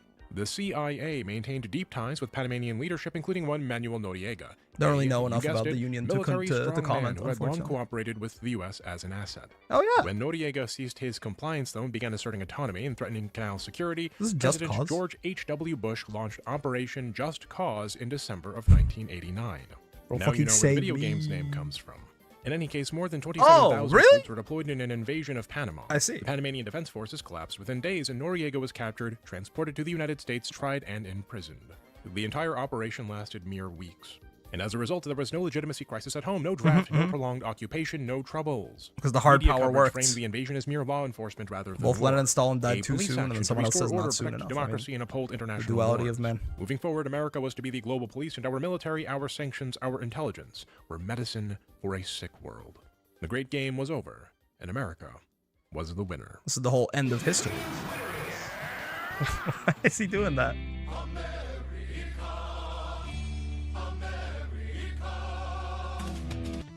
In 1989, a few months prior to the fall of the Berlin Wall and Operation Just Cause, political scientist and international relations scholar Francis Fukuyama published an essay arguing that with the final defeat of fascism and communism, there was no longer any serious competition for liberal democracy in the market economy. In the realm of ideas, said Fukuyama, liberalism had won, and since there were no It's longer like any 75 competitors, it was only 9/11s. a matter of time before liberal democracy and market economies spread throughout the world. What remains of history will be peaceful, boring even, Pax Americana, the great and final age where the only puzzles left to solve are those of, quote, economic calculation, the endless solving of technical problems, environmental concerns, and the satisfaction Yeah, it's like of totally what's sophisticated happening. consumer demands. In hindsight, well, this all seems to be pretty quaint, doesn't it? But at the time, people genuinely believed this to be true. As hard as it is for many of my younger viewers to imagine, in the 90s, people by and large genuinely believed that the world was getting better day by day, and that a brighter future was on its way for all of humanity.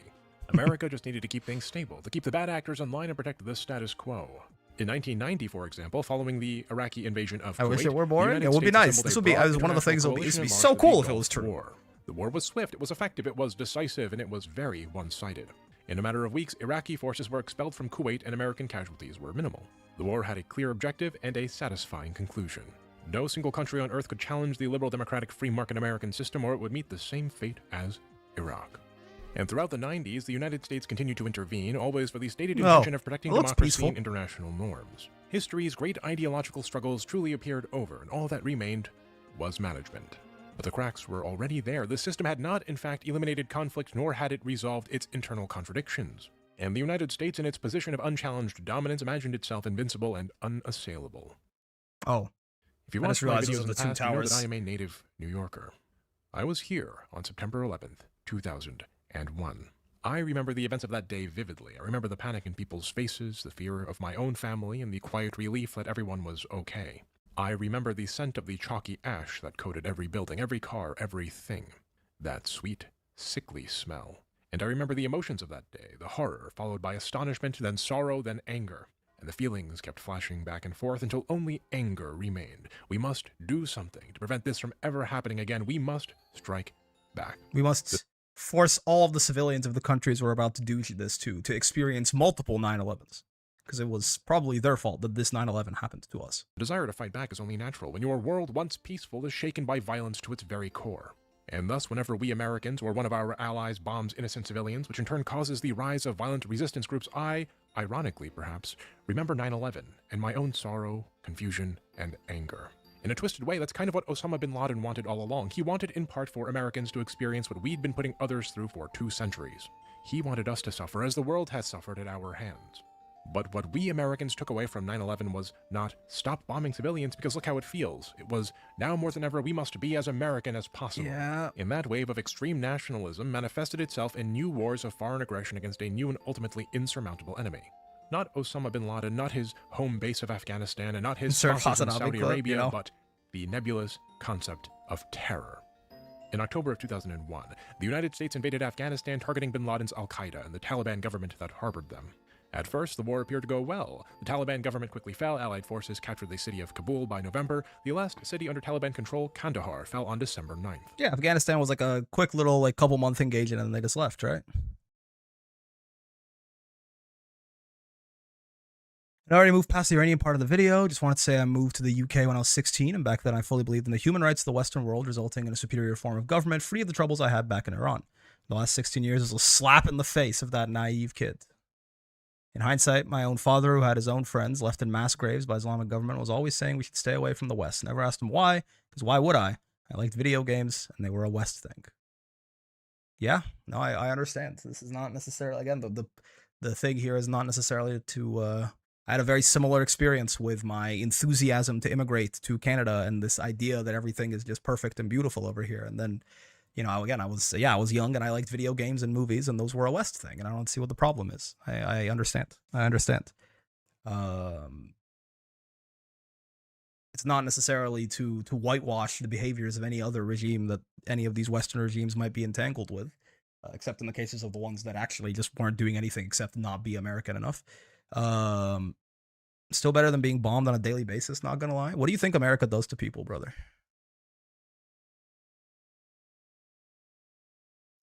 Thanks. There's no surprises in the background. I probably shouldn't be focusing on this. This kind of video is actually very interesting. We got the right topic to bring up. The soundtrack is like, it's always, because it's one song and another song's font, right? It is ear catching for sure. Was nowhere to be found, and it was thought that he might be hiding in the mountainous border between Afghanistan and Pakistan, in one of the many caves of the Tora Bora mountain range.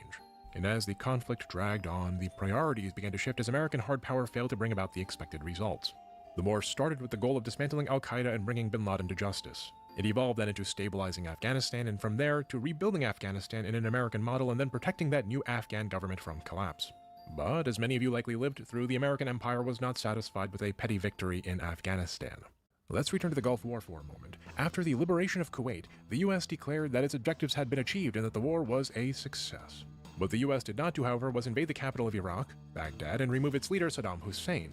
Instead, the US tried to get the Iraqi people to remove Saddam Hussein, in part through clandestine operations, but also through vicious sanctions, no-fly zones, and periodic airstrikes.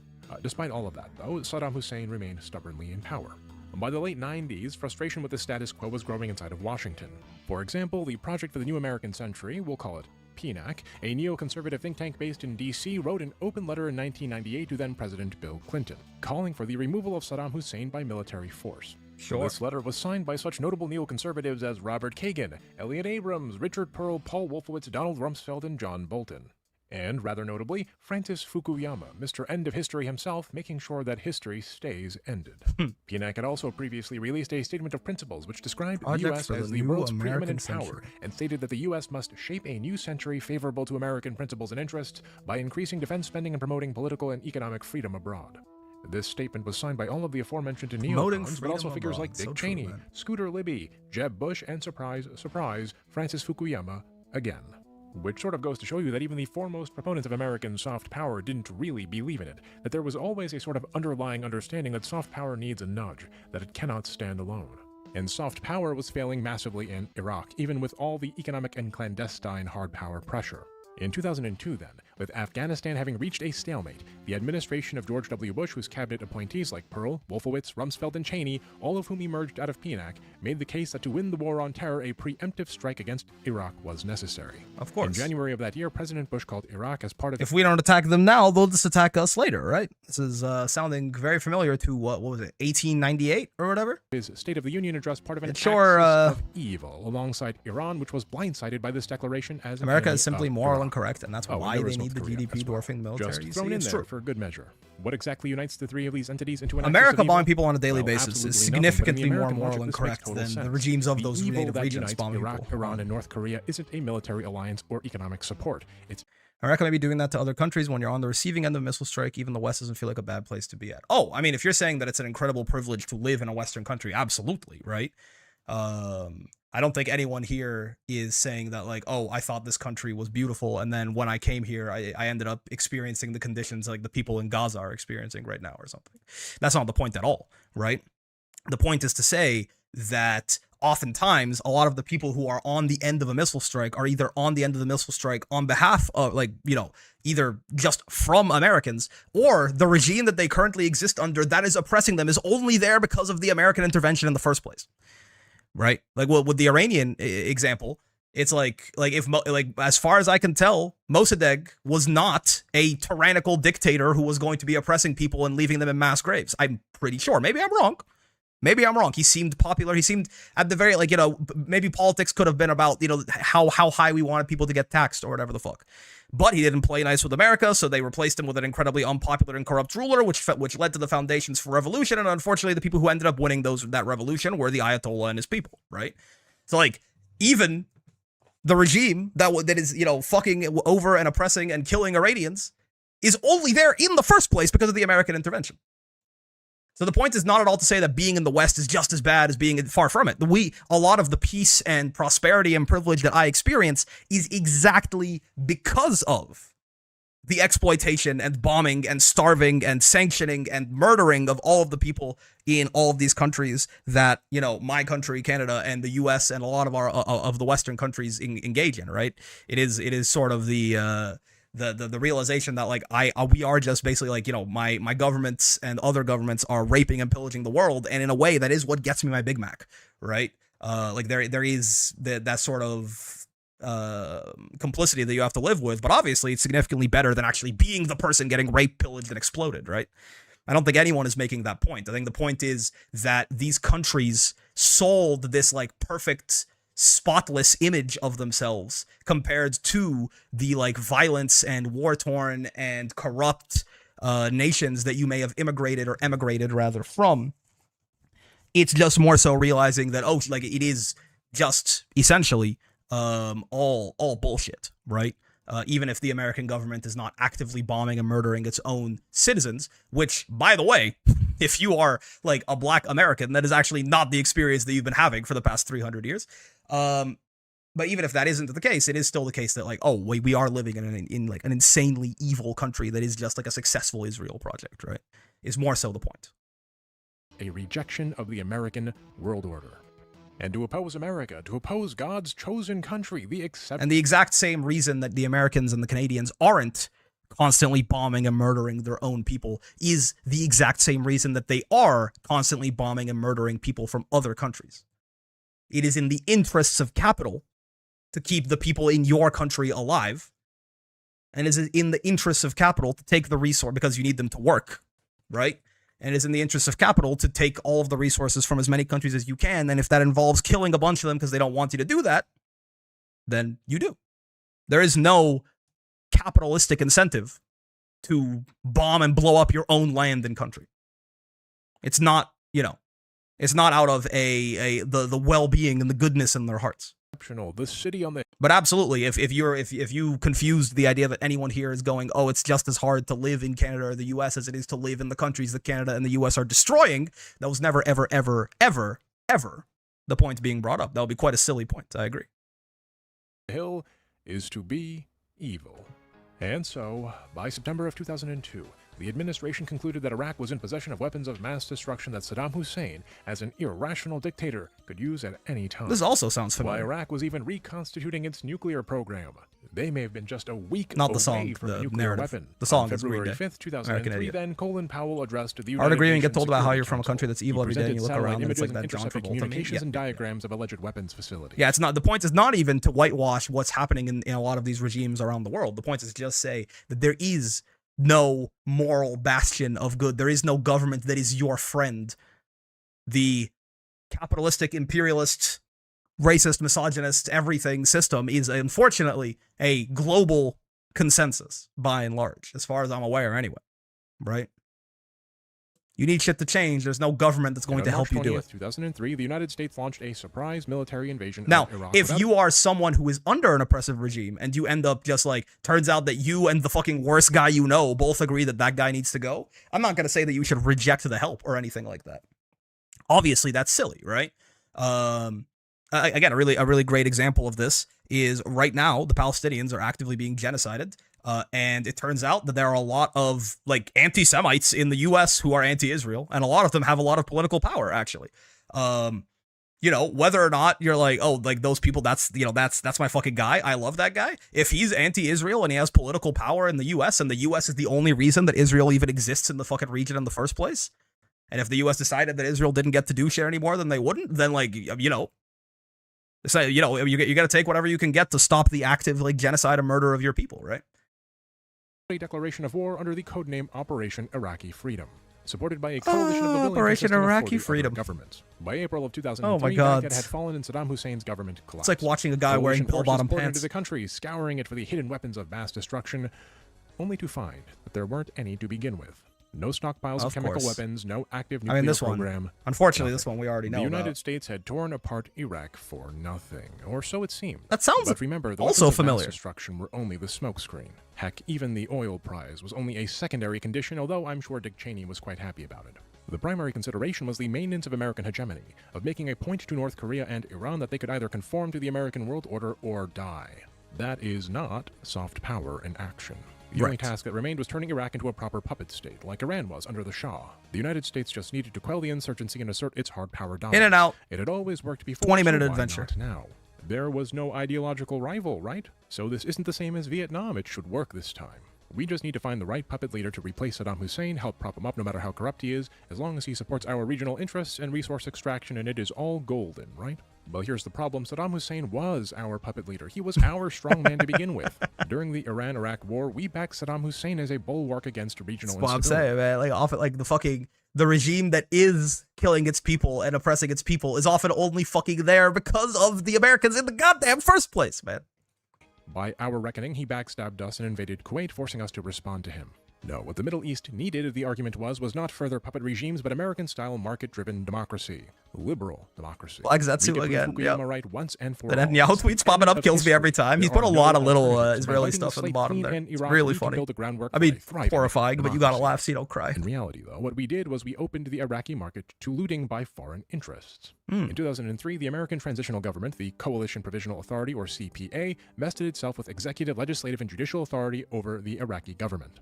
Its very first act, CPA Order 1, was the de-Baathification of Iraqi society. The former ruling party was to be purged, which removed not only loyalists to Saddam, but almost the entirety of the administrative apparatus that had kept the country functioning. The CPA's second act, CPA Order 2, then formally disbanded the Iraqi army, as well as other public servants, including doctors and nurses, which immediately created 500,000 unemployed and largely militarily trained young men. At the same time, the CPA set about dismantling Iraq's centrally planned economy, which prohibited foreign ownership of Iraqi businesses. CPA Order 17 granted all foreign contractors operating in Iraq immunity from the Iraqi legal process, a move taken straight out of the unequal treaty imperialism of the 1800s. CPA Order 49 provided a tax cut for corporations operating in Iraq. You get the picture, right? Iraq was to be pillaged by foreign interests. Right. So the average Iraqi was suffering, their economy was being pillaged, and there was no army to maintain order, no bureaucracy to provide services, and no state to hold the country together. Just this foreign occupying power that had destroyed their homes, killed their loved ones, and invaded their country under false pretenses. From that sorrow, that confusion, that anger, the very this is what the Pathfinder mental damage refers to, by the way. The insurgency. The Americans had ostensibly sought to bring freedom and democracy to Iraq, but now the Iraqi people were rising up to fight for freedom on their own terms. The United States fought against the insurgency with great brutality, and as the war grew desperate, with increasing cruelty as well. Imagery of civilians suffering due to the American occupation started to emerge in foreign media. The horrific acts of torture that were perpetrated by the Army and the CIA in Abu Ghraib prison became known to the public, for example. American hard power was failing, and soft power was failing alongside it. And before long, the war became a quagmire, a black hole into which America dumped men and resources. After 9/11, President Bush's approval rating hit as high as 90%. On May 1st, 2003, Bush stood in front of a banner that read "Mission Accomplished" and declared that major combat operations had ended. I remember those His approval rating at that point was around 69%. By 2005, as the situation in Iraq deteriorated into outright civil war, Bush's approval rating dropped to 35%. And by 2008, in the midst of the Great Recession, his approval rating cratered to as low as 25%. That is truly something. America's hard power dominance, and with it, the soft power veneer cracked too. Sure, Obama came after, and he was charismatic. He promised change, and he received a Nobel Peace Prize for the simple act of not being George Bush. But he was still fundamentally a neoliberal, and his policies were not altogether that different from his neoconservative counterparts. So tonight, let us ask ourselves, if our children should live to see the next century, if my daughters should be so lucky to live as long as Ann Nixon Cooper, what change will they see? What progress will we have made? They all still believed in and needed to support American primacy at any cost, and they still utilized American hard power to achieve that primacy. If you don't believe the theory, then argue with this logic, why did Reagan and Obama both go after Gaddafi? Thanks, Killer Mike. At the same time, alternatives He really got the Nobel Peace Prize? Yes, he did. The marketplace of ideas. I wonder if he blew up any hospitals while he was giving that acceptance speech. Cuba and Iran were proving in different ways that nations could still thrive and even threaten the United States while completely cut off from international markets. The rise of China showed that perhaps other systems could meaningfully compete against neoliberal free market capitalism, maybe even outsmart it. In the present, the United States has declining popularity throughout the world. More and more countries, including our own allies, view the United States as irresponsible, irrational, and unreliable. China's approval rating, in contrast, has only grown. On April 3, 2026, Gallup reported, for example, that China had edged past the United States in global... This is interesting, man. I do, again, on the same note of before, of like, I don't think there is a government out there that is your friend. This does, like, the American empire, I believe, is falling, but I do wonder if we're just, swapping one oppressor for another. It's hard to say. I really don't know enough about China. What I do know is mixed at best. Approval ratings. This is what the end of history actually looks like. This is the end of the American empire. But we'll talk more about the present in just a moment. Before we talk about the decline of America in the present, let's talk a little bit about Japan. Mm-hmm. What is this? What am I looking up? What am I looking at? What you just watched was a video of U.S. military personnel allegedly violating OPSEC during a recent HIMARS strike on Iran to make a cute video with their doll of Shion Yorigami. What is happening? I'm not going to say it might not be better for sure, but the Uyghurs probably have something to say. That's kind of what I'm saying. Yeah. That's one of the things I know about China is that. At least I think I know anyway. I'm pretty sure that shit happens. It is really hard to tell if you just hear about something in the news, whether or not it actually occurred these days, but these fuckers are aura farming all the time. I see what you mean now. I do see what you mean. With the fucking Fumo? The, I kid you not, god of poverty in Japanese bullet hell video game franchise, Toho. Just casually sending poverty to Iran with the power of God in anime. But I digress. My point is, Japan is the best at soft power. And that's right, I spent like a quarter of a year grinding this video and lectured you for over 2 hours as a retort to YouTube comments. I will never do this again for as long as I live, and if I try to, please stop me. I like the As I've said like 100 captions times in this video, American soft power is a shadow of American hard power. You see rock music and Western clothes in the free market, but behind it there are military bases, economic coercion, the CIA, and the threat of penalties if one fails to cooperate. Right. The American hard power framework built out of coercive force leaves no choice for most state actors but to accept said framework. But Japan is trying something very different, and we will see if it can succeed on its merits. Japan, you see, is not a hegemonic power. Unlike the United States, Mearsheimer's model of offensive realism gets a little wonky here. Japan is undoubtedly an economically powerful country, but it is not allowed to become a regional hegemon through hard power, nor is it allowed to become an economic hegemon through hard power, as it is militarily and economically constrained by the United States, which imposes restrictions on its sovereignty. And Japan's government is propped up by American intelligence. Consider, for example, that the ruling Liberal Democratic Party of Japan, at its founding, received millions of dollars in funding and support from the CIA, as well as assistive CIA, get the fuck out of there, man! In elections thereafter, such as the plan to influence the 1965 Okinawa election. Why is Zetsu everywhere? Kennedy assassination files revealed that the CIA had a physical office in Tokyo, operating to manipulate Japanese politics. The LDP officially has stated that it wasn't aware of this. We are on the side of free and fair elections always. Covert assistance, but behind closed doors, these declassified documents revealed that the foreign minister and LDP president back in 1984 had intimate knowledge of the CIA's presence, as he stated to U.S. Ambassador Mondale the following. And I quote, "The LDP can deal with rumors and even unconfirmed leaks, but official confirmation of CIA activity in Japan would be an entirely different affair, threatening to damage both the conservative political leadership as well as the U.S.-Japan security relationship." Those are his words, not mine. The conservative leadership you placed here and prop up will be damaged, as will the hard power relationship that underlies our obedience. The LDP has a long history of kowtowing to American interests over the interests of its own people. Democracy is a small, tiny amount of all-knowing, all-encompassing influence. Just a little. Or more recently, the 2025 U.S.-Japan Framework Agreement, in which Japan committed $550 billion in investments and loans into U.S. sectors like energy and semiconductors in exchange for reduced U.S. tariffs.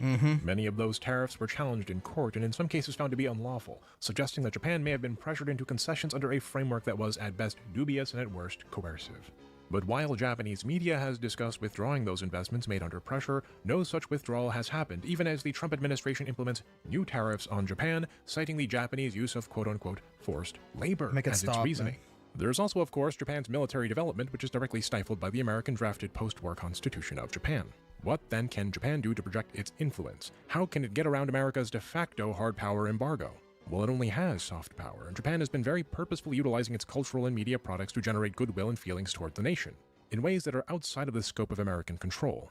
The LDP, for example, has very specifically singled out anime as a means of aligning audiences with Japanese values, and the government subsidizes, promotes abroad, and proliferates anime for that purpose.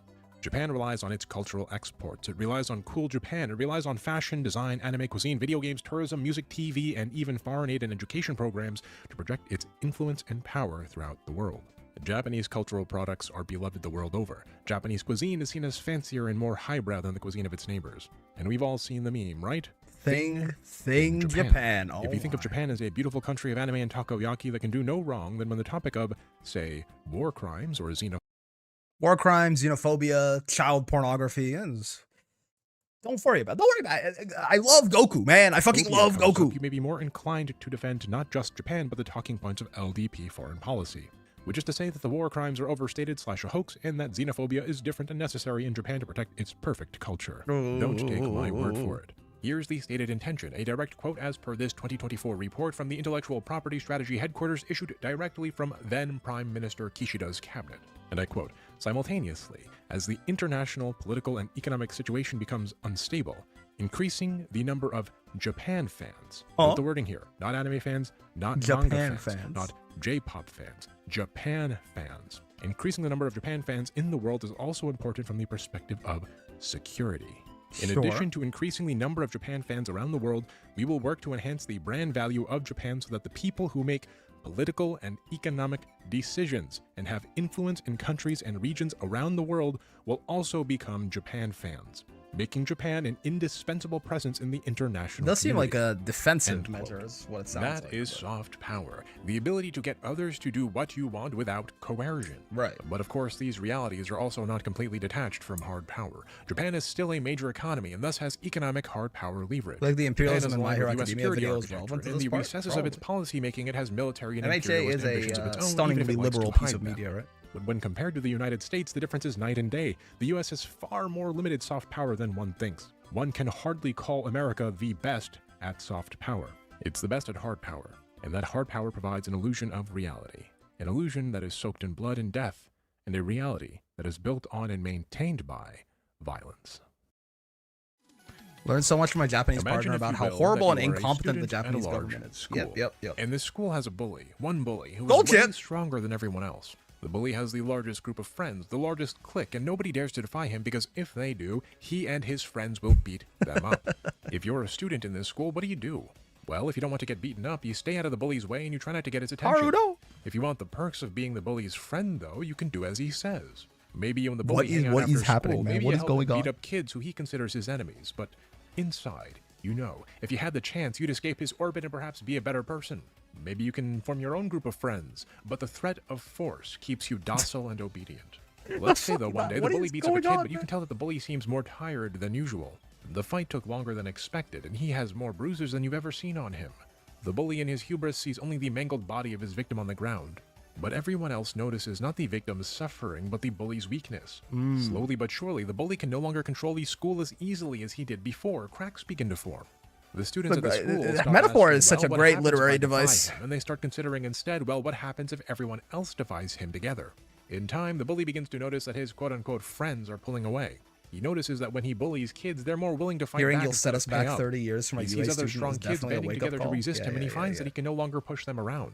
As the fear of the bully slowly subsides, so too does his ability to control the school. And the other students, who remember the bully's cruelty, abandon him the moment he grows too weak to enforce his regime. The fear of the bully is what predicates American soft power. But as we're seeing play out in real time, America is still reaching for the same tools it has used for 2 centuries. The Monroe Doctrine, now called the Donroe Doctrine. Dollar diplomacy, sanctions, debt, military force, and stability language for the purposes of extraction. The difference between the past and the present, though, is that the old bargain is breaking down. The fear of being beaten up is fading, and the perks of being the bully's friend are also fading. What incentive, then, is there to side with the bully? For most of the 20th century, American hegemony could present itself as a rising tide. The system was unequal, yes, but its defenders could argue that the inequality was tolerable because everyone was still better off inside the system than outside of it. But what happens when the tide stops rising? What happens when the system offers all of the coercion and none of the bargain, all of the dependency and none of the security, all of the discipline but none of the prosperity? What happens when you omit speak softly and only carry the big stick? What happens when you go all stick and no carrot, all me but no you? This, in essence, is the problem of America First. It is a fundamental misunderstanding of American liberalism and the coercive power it wields. Right. It is believing your own propaganda that the superiority of the American system is what keeps the American world order in place. I do love that idea. Fucking the propaganda worked on American whatever you choose rulers to call for it, too sees the carrot parts of liberalism as superfluous and even charitable. Why do we have these expensive military bases everywhere? Why do we have these trade deals that allow Mexico or the EU or Canada or China to take advantage of our markets? Why are we giving all of this money to the UN or to humanitarian causes through US aid? Why do we allow others to take advantage of us? Their solution to the weakening influence of the bully is to be an even bigger bully. No more perks. If you don't obey us, you get beat up, you get tariffed, you get trade wars. This does tend to be how it goes, you get your country bombed, quote unquote, back to the Stone Age. What they don't understand the American is that Empire America is First truly means declining. One of the America worrying alone. parts about that is And to that be fair, usually the it gets liberal worse doesn't before it gets better. understand either that NAFTA / the Right? They are going to much more aggressively grasp for the remaining bits of their power over the next couple of decades or whatever before it actually, you know, USMCA, the fully WTO, goes by the IMF, wayside. US aid, and the like aren't soft power either. Ask many African nations how they feel about the IMF and the World Bank, for example, or how most Canadians view trade with the United States. At best, they see these things as pragmatic necessities in an American-dominated world. At worst, they consider these things neo-colonial and extractive. Any deal with America is a Faustian bargain. If you deal with the devil, you reap the consequences. So let's see how you respond. America is backing you with overwhelming strength and Which sucks. To live in America would really love to now not be is the the main time villain to of the seize world control of your while destiny and to I'm unleash alive. the prosperous and glorious future that is close Hey, within I mean, your reach. On February 28, do what you can. 2026, the United States and Israel Organize launched in a your war community. against the second nation in Bush's axis of evil, targeting the so-called rogue nation of Iran. Why is Iran a rogue nation? Because, according to Vice President J.D. Vance, it doesn't act like a quote-unquote normal country. And if only Iran was willing to act like a normal country, it would be treated by the United States like a normal country. But what is a normal Worst comes, country? let's go to Canada. Is a normal country a non-theocracy? Well, that can't be it, because Saudi Arabia is a theocracy. We are, That's one in of many our ways, allies. you without No, the a power. normal country is a country that goes along with the rules. I don't know if based ideologically international we're that order. much better. A set of global rules based on economic and political liberalism that benefits primarily the United States. If Joseph Nye's rising You're not the tide main lifts villain to all me. There are boats, we worse shall. countries than America? Maybe? Yeah. Maybe. It's a hard. If you're talking about like in terms of like probably if someone is like currently getting murdered by their government, then like that country is probably the worst to them. On a global scale, though, I think it is a really, really, really hard sell. I think it is a really, really, really, really hard sell to find a country that is causing more suffering and destruction in the world than America. All be happy. But the tide isn't rising for everyone, and indeed the water has been trickling down more than it's been rising up. And as even that trickle dries up, as liberalism marches headlong into the inevitable techno-feudalism of late-stage capitalism, the cracks in the American international order are growing simply too big to ignore. America no longer has the overwhelming military power necessary to crush any other country on Earth that it once did. Right. It struggled in Iraq and Afghanistan. It is outright failing in Iran. Yep. It doesn't have the manufacturing capacity to sustain conflict against even far weaker regional opponents. It cannot protect its own military bases or allies against the weapons of an enemy it has economically sanctioned for decades. It, with the largest and most advanced navy in the world, with its 11 nuclear-powered aircraft carriers and 75 guided missile destroyers, cannot stop a nation whose naval capabilities have been reduced to speedboats and flying lawnmowers from closing a strait of water only 20 to 30 miles wide. America's economic power is waning as well. In the year 2000, the United States was the largest trading partner of virtually every nation on Earth. Take a look at the year 2024 in comparison. China has reached a degree of trade dominance that even the United States at its peak couldn't reach. And with that declining economic power, even the almighty dollar is starting to slip. This Hotel when California Iran charged tolls for transiting the Strait of Hormuz, it did so in Chinese yuan, because with Chinese economic dominance growing, there's an economy that exists now outside of the US scope of influence. We've even seen American clandestine power weaken, with botched operations recently in Mexico and Iran. We've been shooting wildly from the hip, oftentimes blind to the intentions of our friends and enemies alike. There's even been a decline in American media control and propaganda. In January of 1948, the U.S. Congress passed the U.S. Information and Educational Exchange Act to develop regulated broadcasting of programs for foreign, but get not ready to domestic learn Chinese, audiences, buddy. produced Yeah. under the guidance of the State Department. Again, i.e., government propaganda. may very This well act was simply modernized just as be part of one the oppressor for 2013 another. National Defense Authorization Act, which in turn authorized $600 billion Yeah, this is for Hotel defense, California. a number which has since ballooned to $900 billion in 2026. a lot of money. And the Trump administration has requested $1.5 trillion for fiscal year 2027. Oh. Even with a frankly almost infinite amount of money and permission to directly deploy propaganda weapons against all peoples, both foreign and domestic, the narrative war is failing. Because one cannot just lean on the might of so-called American soft power, the alleged superiority of our system when hard power is failing. Leaders from Canada, the UK, and Europe engage more openly with America's hegemonic rival in China.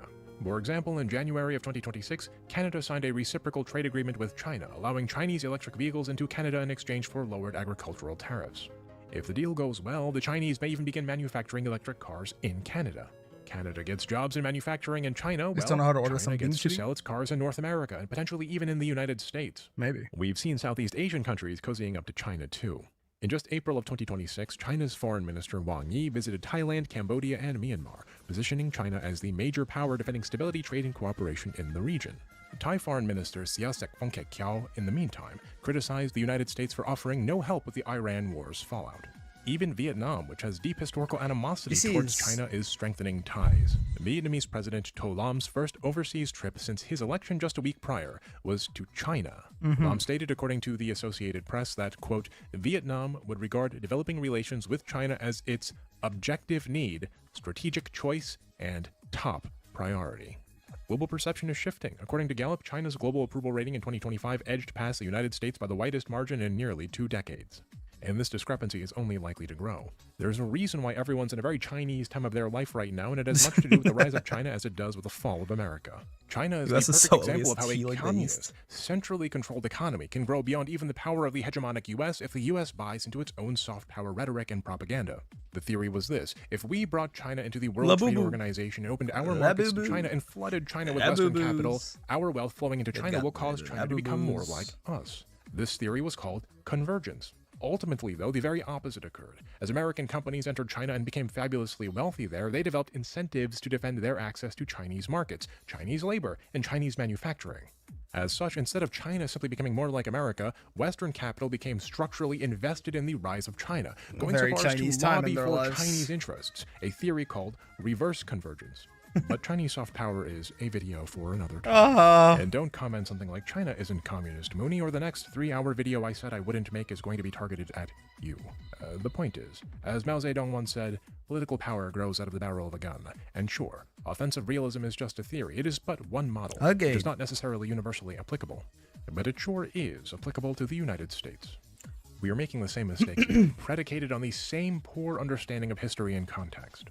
I mean, for goodness sake, with regards to Hezbollah in Lebanon, Donald Trump says Syria will do the job. That's right, Ahmad al-Shara and the HTS, the successor group to Jabhat al-Nusra, the official affiliate in Syria of al-Qaeda, is our secret weapon. And I'm sure our brave Mujahideen fighters will work out for us this time. Robert Kagan, arch-neoconservative and member of PNAC, claims that the end is nigh for Trump in the Iran war. Francis Fukuyama has stated that he was wrong about the end of history and about the China model, which he now claims is potentially superior to that of the United States when we look at material results for the people. And as for Joseph Nye, well, he passed away at the age of 88 back in May of 2025. He never got to see the coup in Venezuela or the war in Iran or whatever war is coming next, be it Cuba or Mexico or Colombia. He got to see his theory of soft power, his perspective of so-called ethical hegemony, fade over his lifetime. But he will be fortunate enough not to experience it die altogether. It is all of us who must live in the shadow of its consequences. And as America's carefully constructed global house of cards collapses, it faces the same conflict that many failing empires in history encountered.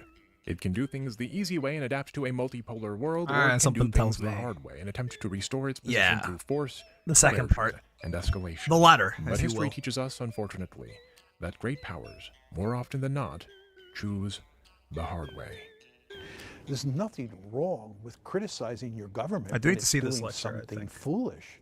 In fact, one could argue that that's the highest form of patriotism, that you're willing to criticize your government, you're willing to subject yourself to being criticized for being anti-American or not a good American. But that's not my idea of what a good American is. Or Mooney, I can hear you say, after all of this negative talk about America, you, as an American, must really hate your country. Well, nothing could be further from the truth. I love my country. But loving your country, like loving your child or your sibling or your partner, doesn't mean loving it blindly. When we put anything on a pedestal, when you idealize it, when you idolize it, you detach yourself from reality, and erode both your agency and the agency of what you pedestalize. After all, if one is without flaws, then why change? To love your country means wanting it to become the best version of itself.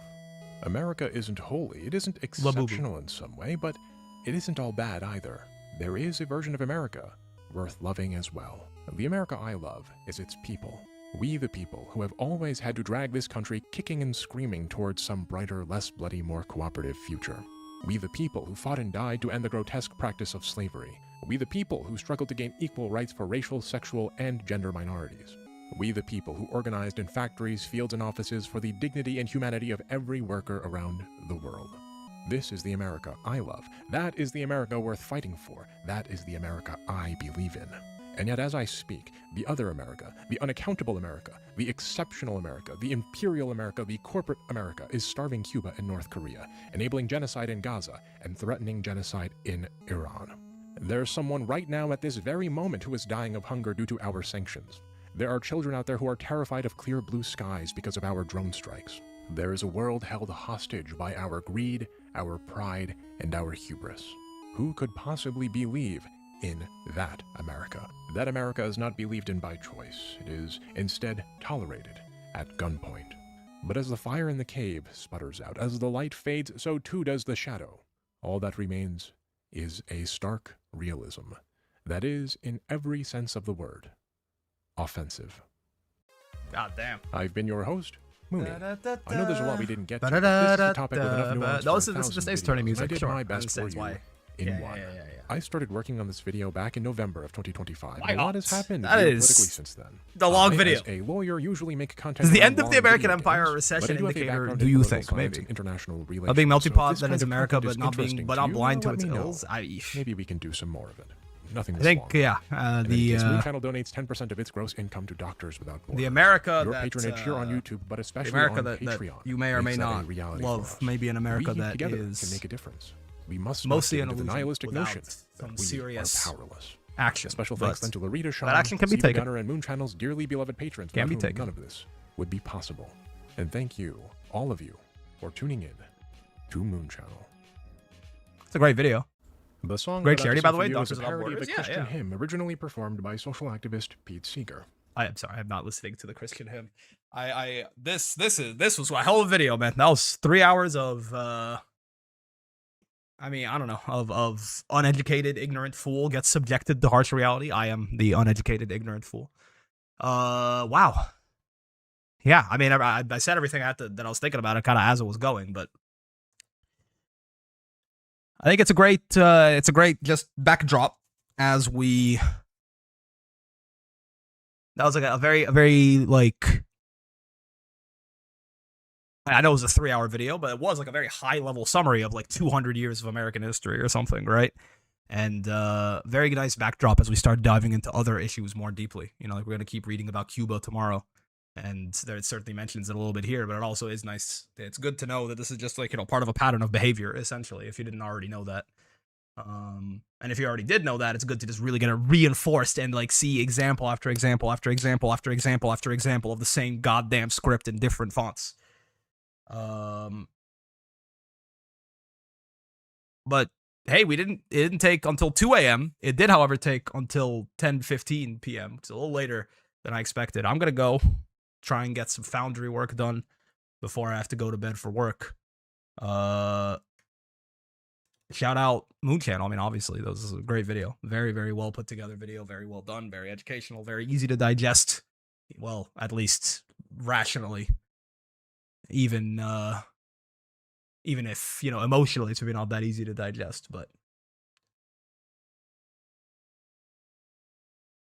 you know, scribbing the same across so many people's and areas is also a solid case for solidarity. They'll do it all to us anyway. Yeah, it's only the only reason they haven't is they don't have an incentive to yet, right? But I can change at any time. For now, have a wonderful rest of your day, and I will see you tomorrow. Peace.